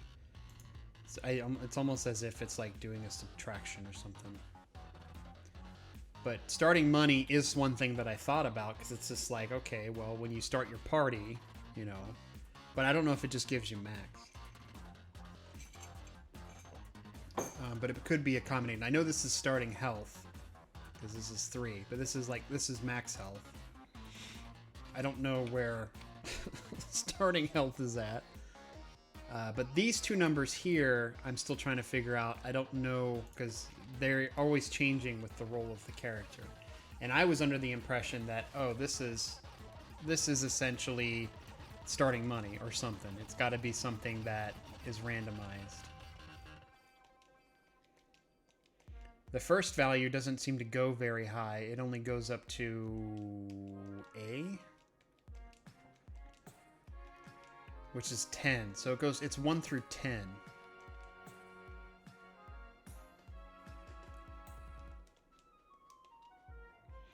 At 64 is 100.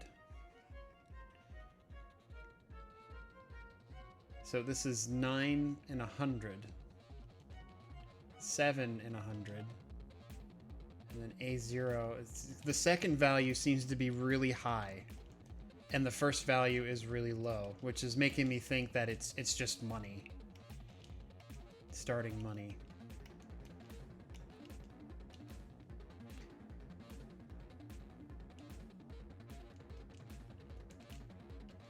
But I can't confirm it. AC is just a derived value, right? Well, here's the thing though, is this game auto-inserts the values. So we have dex here. This is your dexterity score. This is in hexadecimal, and it's representing some type of code.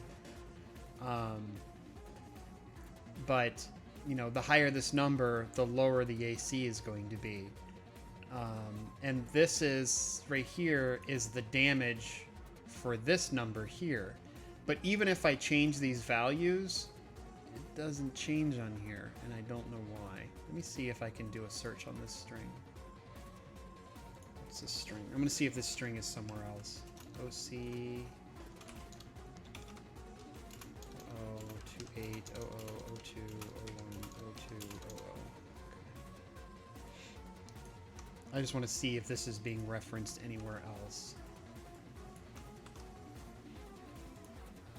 Nope. Did I type it in wrong? 28 00 02 01 02 00. Okay, what about just this? It's being referenced down. I think this is permanent storage for the character, in case. No. I don't know who the fuck this is, because this isn't. Yeah. 2010. Gideon has more damage than that. I don't know. Okay, I must have changed it or something. Felgar, don't care about you. Cold Leaf, don't care about you. I think it's just going through the characters at this point.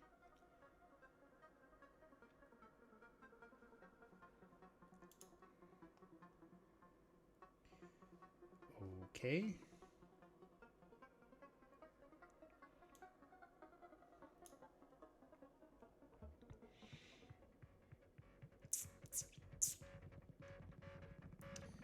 You find out all kinds of weird things when you search for a string. Let me see if I can get a better string, though. Because, that one's too common, because there's 3 characters that all do the same. So let me see if I can build a dwarf that actually does more damage. Hold on. It's got to be a dwarf. Of course it's got to be a dwarf. Oh, shit. That's +3. We can do better than that. Nope, we can do better than that. There we go. Perfect. Alright, we'll call him Gort. G-O-R-T. Alright, so we have a string like this. We're now going to search for that string. Gort's the man. Yep, there's Gort. Yep, gonna kick some ass. Okay, so we do have something here.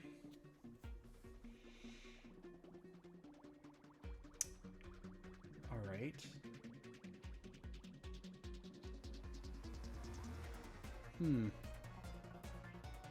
These are statistics. Okay.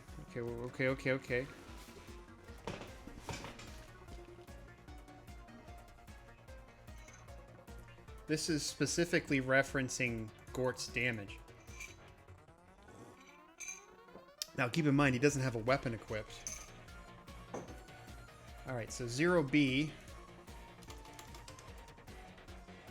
You finally started playing Shining Force again. How far are you from beating that game? That's his hit points. This is probably his status. This is his movement. This is his AC. This is... I don't know what this is. One of these is his Thaco.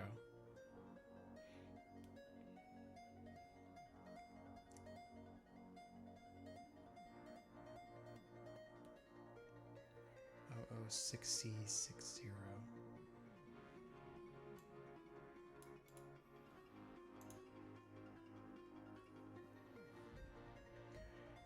There's no reference to it. It's like the game just knows where he's at.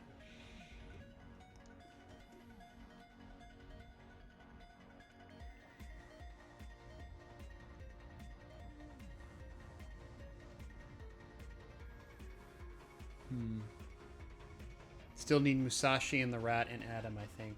Oh man.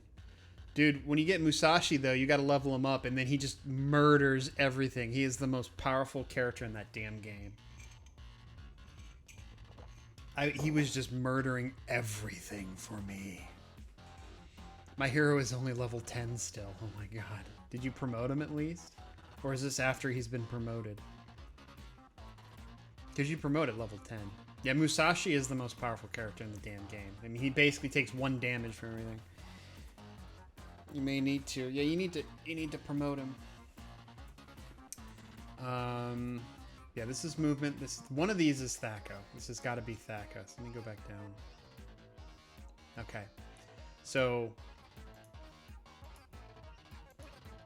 let's see if there's any more of this string. Okay. That's back at Gort with his character sheet. Okay. This is somewhere else. And ooh, it's back at the character sheet at the top. Yeah, this is back at the character sheet at this top. So that's one reference. This is a second reference, which is at 006CD0. Can't use any of the new swords, just the light sword. Oh my god. The light sword's the best sword, though, I think. Because then you get the Chaos Blade, it's just like, eh. Okay, 2A. What is 2A? 42, which I think is just, it's a Thaco rating. So that has to be Thaco. So if I make it, let's say 2B, and then I change his damage to +6, and then I change his AC to 36, and let's make him move faster.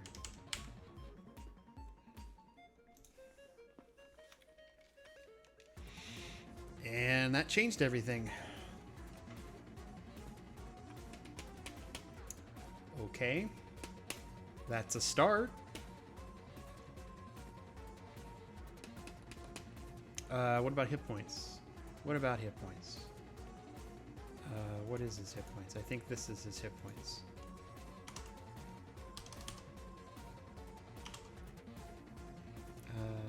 Zero F is 15. That's his movement. So we just changed his movement.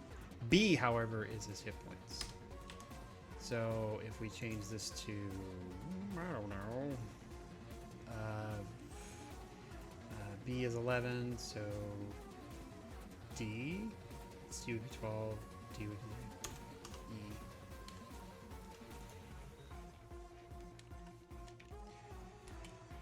That puts him at 14 and a 6 AC. So that calculation is correct. I'd be worried though if he equipped a weapon that would go up. All right, so then find next. So this is not changed, and this is the original character sheet. So I think you have to change it in both locations. 36.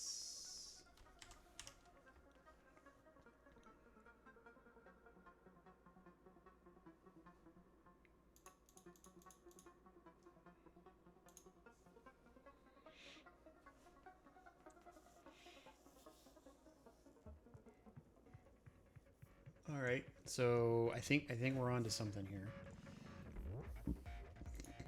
Okay. So the original location is 6000, and then let's say this is character 1. And then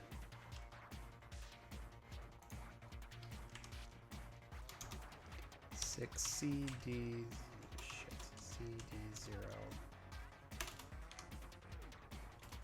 is character 1 combat. And there's another location, I believe.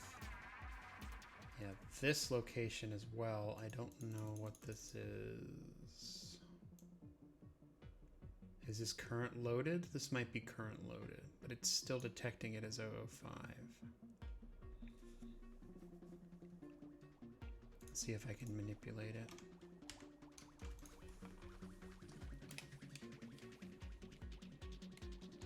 Yep, that's just the memory, so that doesn't matter. So now it's loading up as 006. Okay. So let's try some cool shit. So go ahead and raise Gort. Okay. And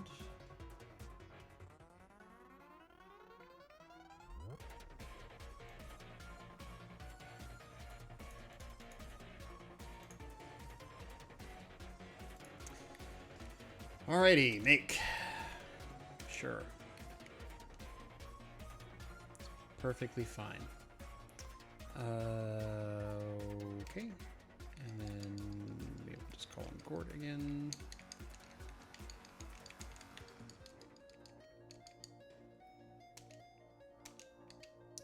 And then we will manipulate his stats. So I think it's 12. Right? Yeah. 64.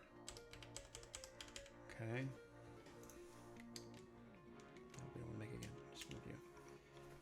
7 hit points. That becomes 14, which is OE.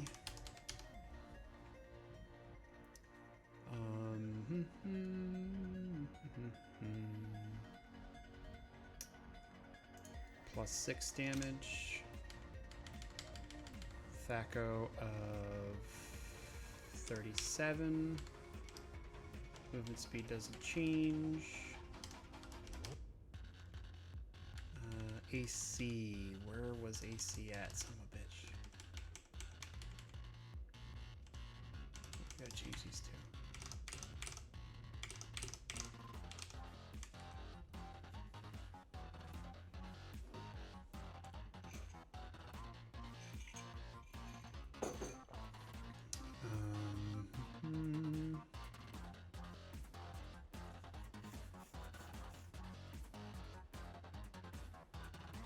I can't remember where the AC is at.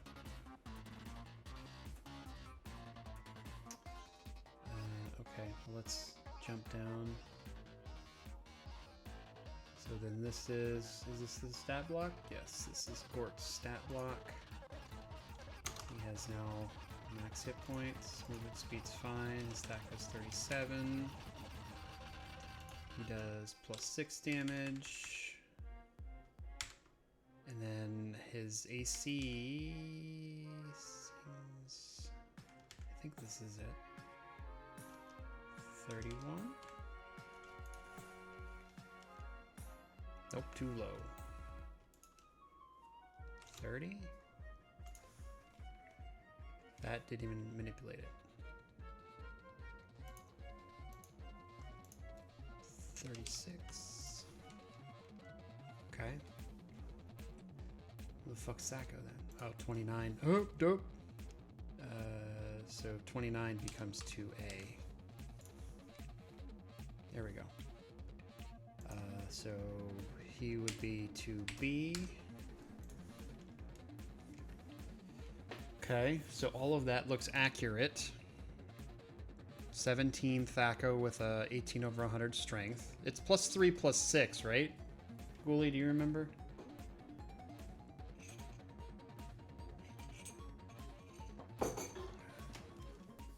Yeah, +3 +6. So that's all done. So Gort would be done then, technically. So let's try and make another character. Let's make a fighter cleric.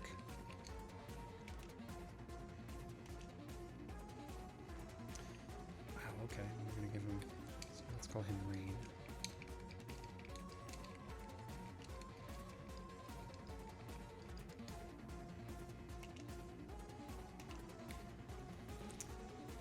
Okay, Rein is created.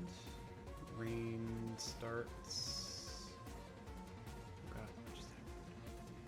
Rein starts right here. All right.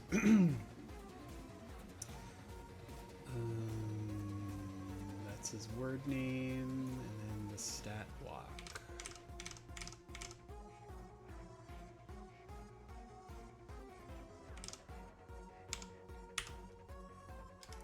Okay, let me check and make sure.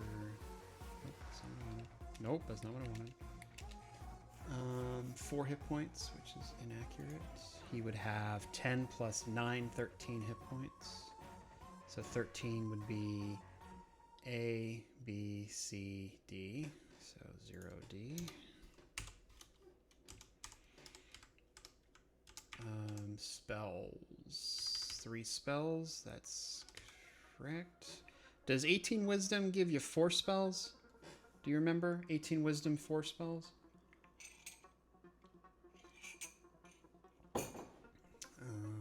Stat block right here.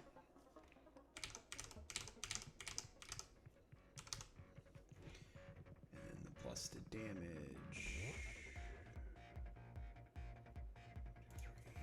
306.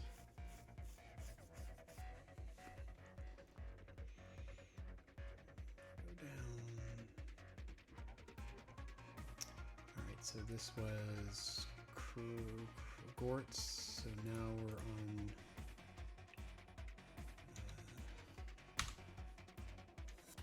it's OD, I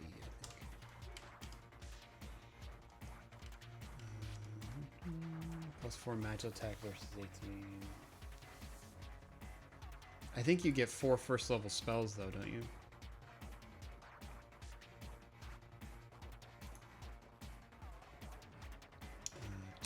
B 020106. OC for the movement. OD for the hit points. That's right. Oh, I don't know what this is.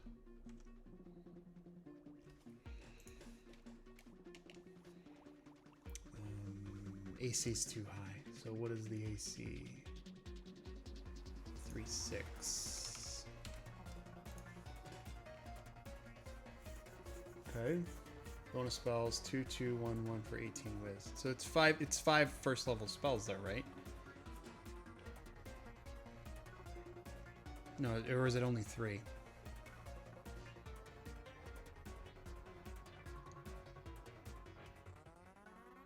It's only 3. Yeah, it looks like it's only 3.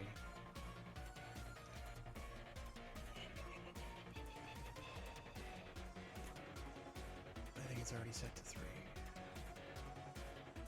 First is different. Oh, I don't know if it's first edition though.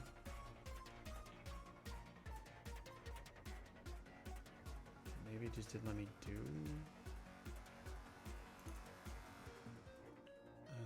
37.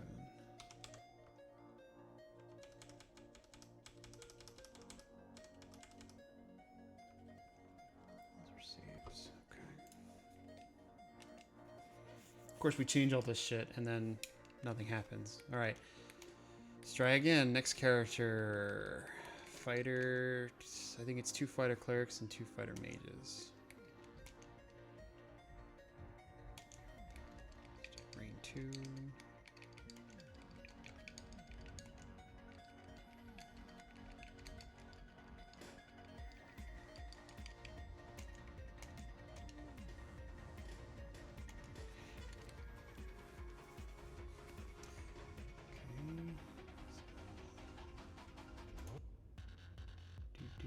Okay.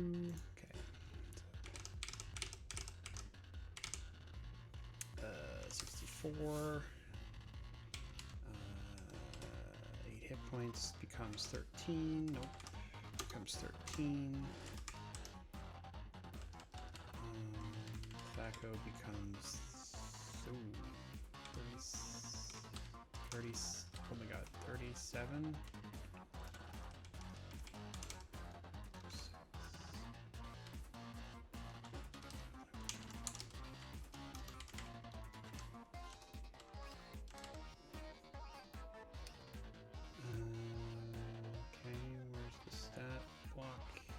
Here, yep. 60 plus, 60 plus. Okay, this is doing something weird here.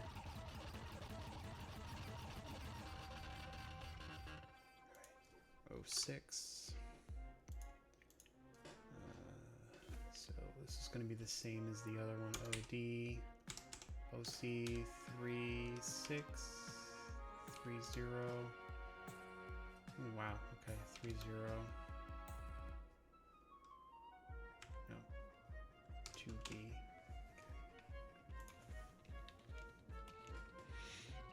AC is correct. Everything's correct.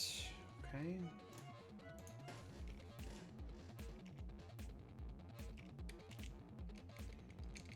And then we need fighter mages.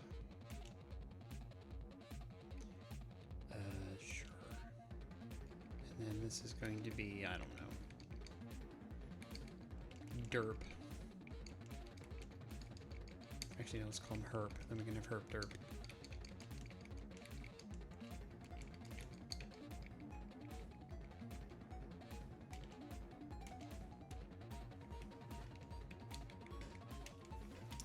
Okay, Herp. Herp starts here.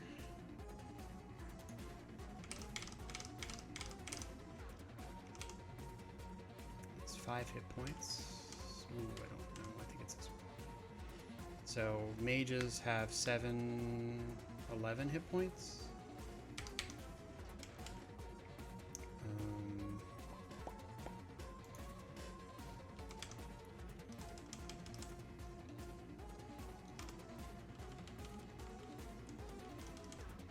This denotes his spell, so we need to change that. I think these are his first level spells too.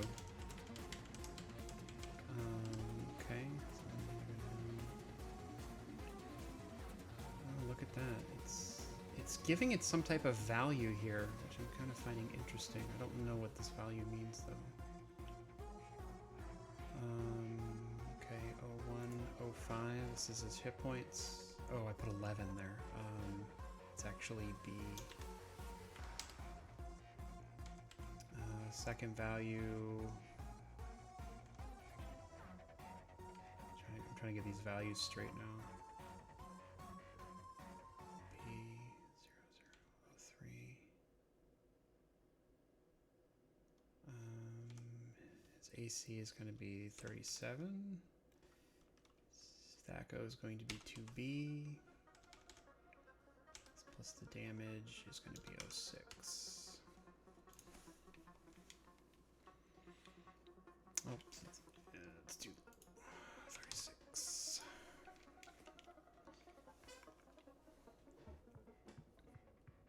Thaco's not correct, though.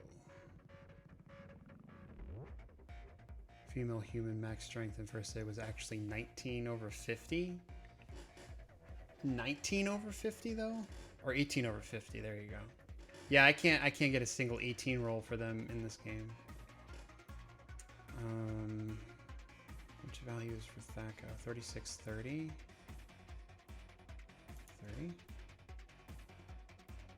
36, no, 2B, no.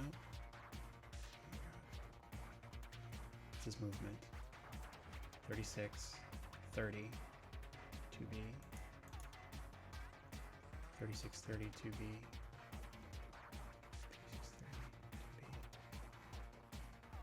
36, 30.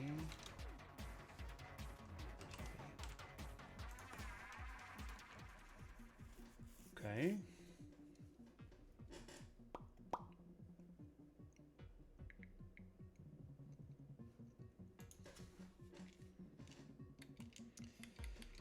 And then the last will be a fighter mage. We'll just make it a female, just for fun.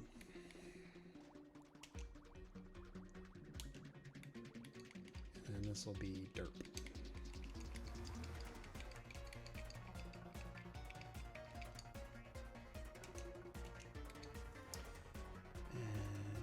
And derp, derp, derp, derp, derp. So, nope, don't need to make any. Oh, don't need to erase anymore. 7. So this becomes 11, which is B.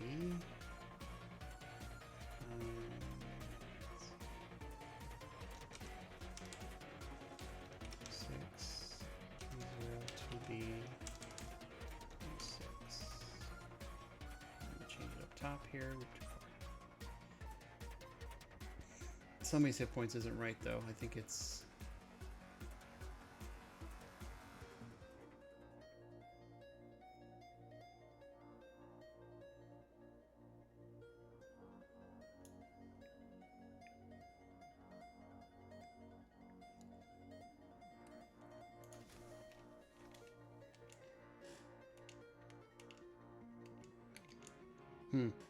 that's interesting.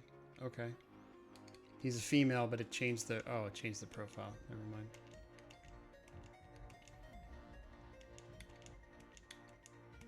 All the hit points are accurate.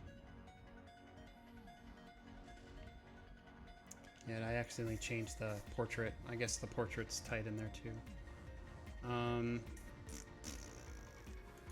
Derp. It's herp derp, right? Yeah, derp. Stats are here.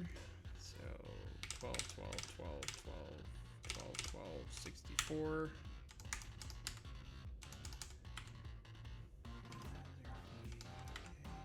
That's all 6. Alright, well, let's 3, 4, 5. Let's go ahead and assign it. Save state.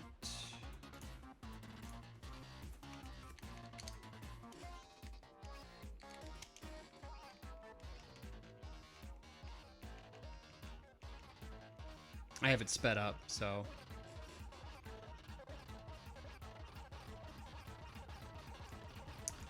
Derp's hit points are not correct. In fact, there's a handful of people's hit points are not correct.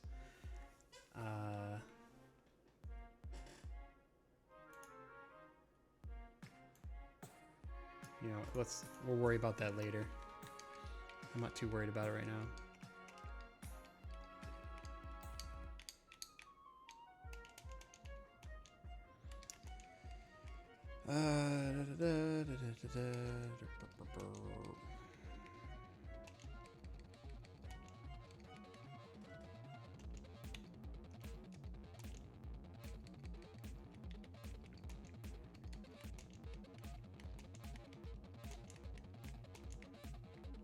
Yeah, 11 current max 7 seems kind of fishy. Oh, just a little bit.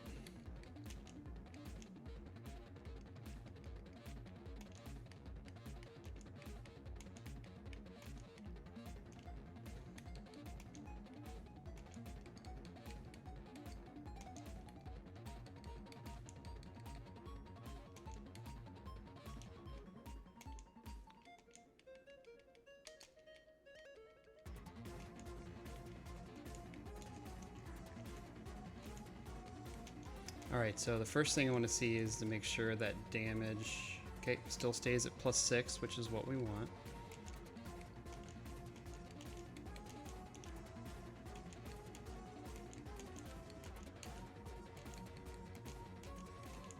Oops.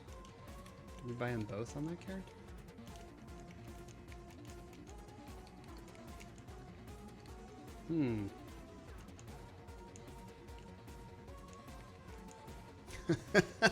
That's interesting. So in the code of how I have this arranged, for some reason, Herp and Derp are sharing inventory. Why? Well, let's go with it. See what happens.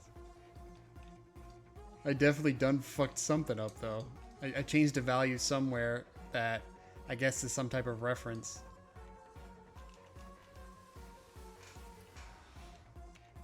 They share the same backpack. They have the same weapons equipped too, which is kind of weird.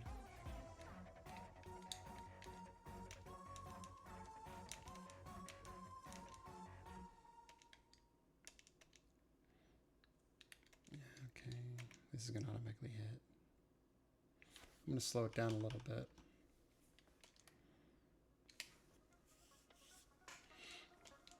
$14 damage. Okay, damage on that is accurate.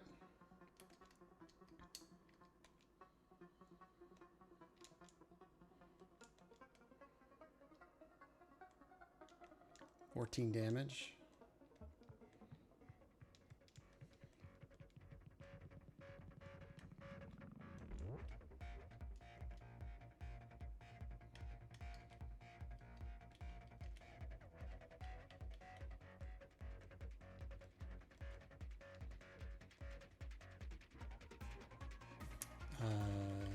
I forgot to memorize spells. It's gonna miss any. Oh, that's a hit. They don't have composite bows yet, though, so.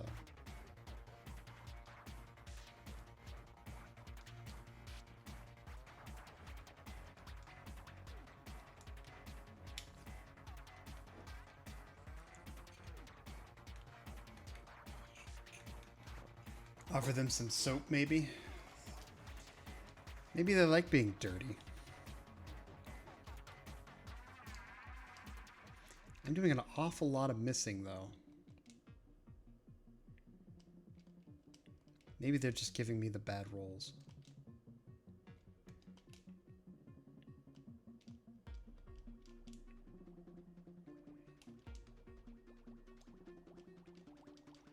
Yeah, for having such a low Thaco, you can't see Thaco here either, so it's possible that, like, that character is doing fine on damage.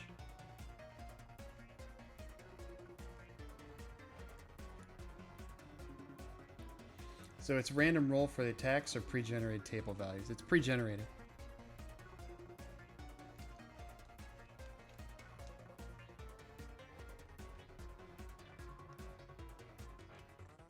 Also, if you kill something with a bow, you get a second attack, basically. It's kind of weird.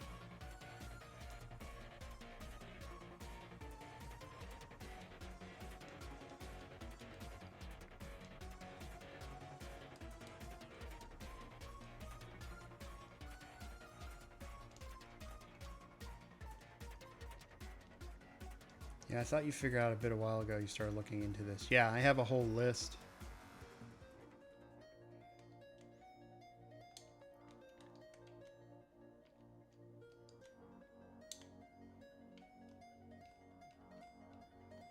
A secret treasure room. Take some items.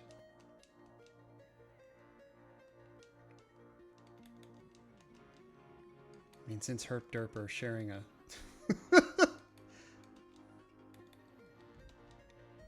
There you go. Yeah, the bonus damage they have for bows, since they don't have strength or composite bows, is just... it's +0.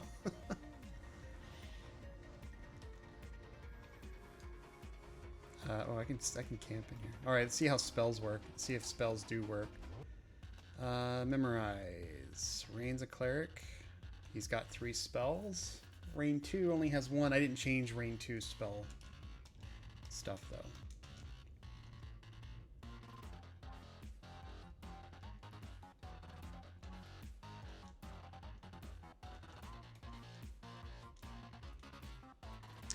I bet you there's other values in there that determine second level spells, I think. That would make sense. And herp.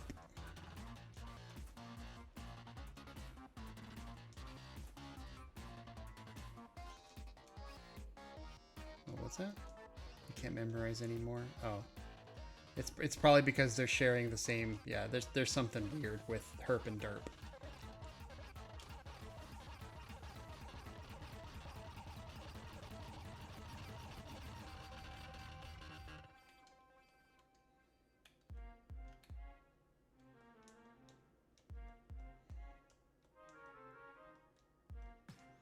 Thieves.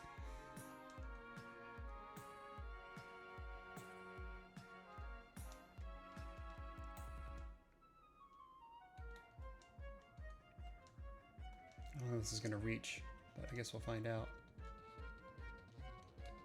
Definitely not going to reach. And the spell's gone. I forgot. Oh, God damn it.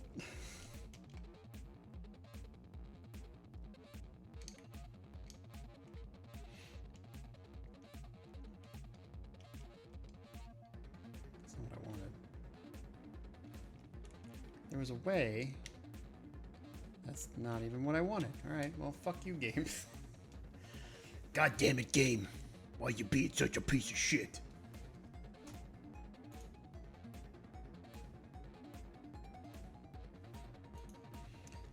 There was a way.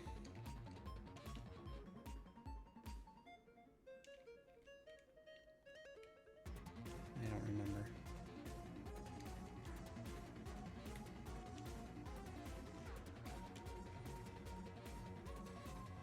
I always wonder if these battle maps correlate to the explore non-combat map. So the interesting thing about your placement in the map is that it remembers where on the map you were. So we were in a room with a door and a bunch of goblins in it. And like you can see in the framework of how this is, it's a room with a door with a bunch of goblins in it. Like it's pretty clever in how they do that. You know, so no matter where you are on the map, oh, I don't need to get that close with this guy. No matter where you are on the map, it pretty much replicates that in the combat. So it's really neat. I never noticed it until I started playing the game again. I was like, oh my god, I didn't realize it did that. I don't think my bonus to hit for bows, and that's why I'm missing with bows so much, is because I don't have the proper bonus to hit with the bows. We'll check in a second.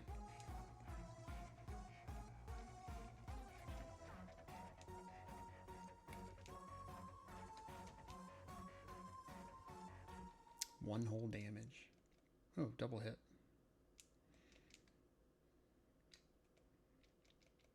Because they have an 18 dex, and the 18 dex should be giving them like +4 to hit, so they should be like hitting constantly.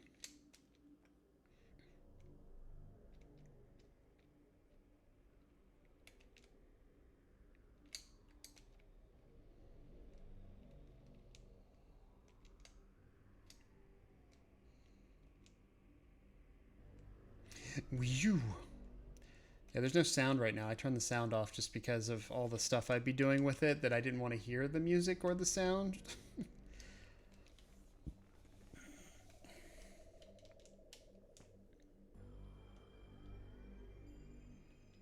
You find a lot of treasure. Sure we do. And then we find, oh, flail and banded mail this time. Sure, I'll take that. Yeah, I'm about to say, I don't hear any whew.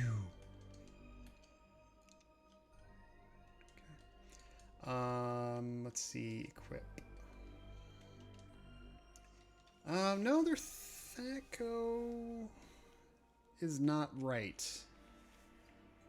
So something is wrong there. I should be able to unequip a weapon. Okay.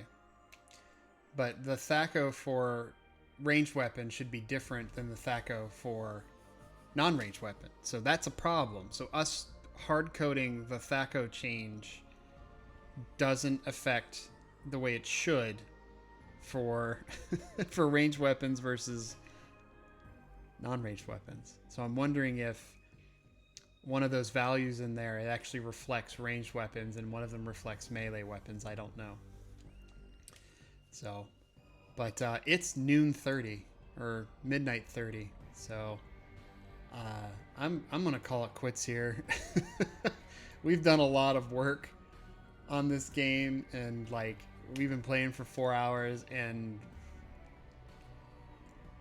there's a lot of things that we've learned, and like if we do this again, like I'll be able to manipulate it again to where maybe we'll be able to fix some things. I'm gonna save this. Oh, I don't want to save it so you can see what I'm saving though.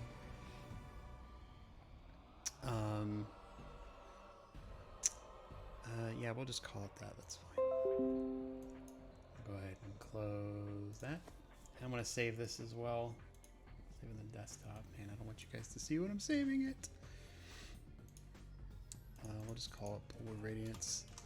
Pool of Radiance, Hex Edit. Yeah, I'm gonna document the things that I've discovered, and maybe somebody out there will want to hear what I have to say. So, but anyway, I'm gonna go to bed, guys. I'll see you guys later. Take care. Have fun.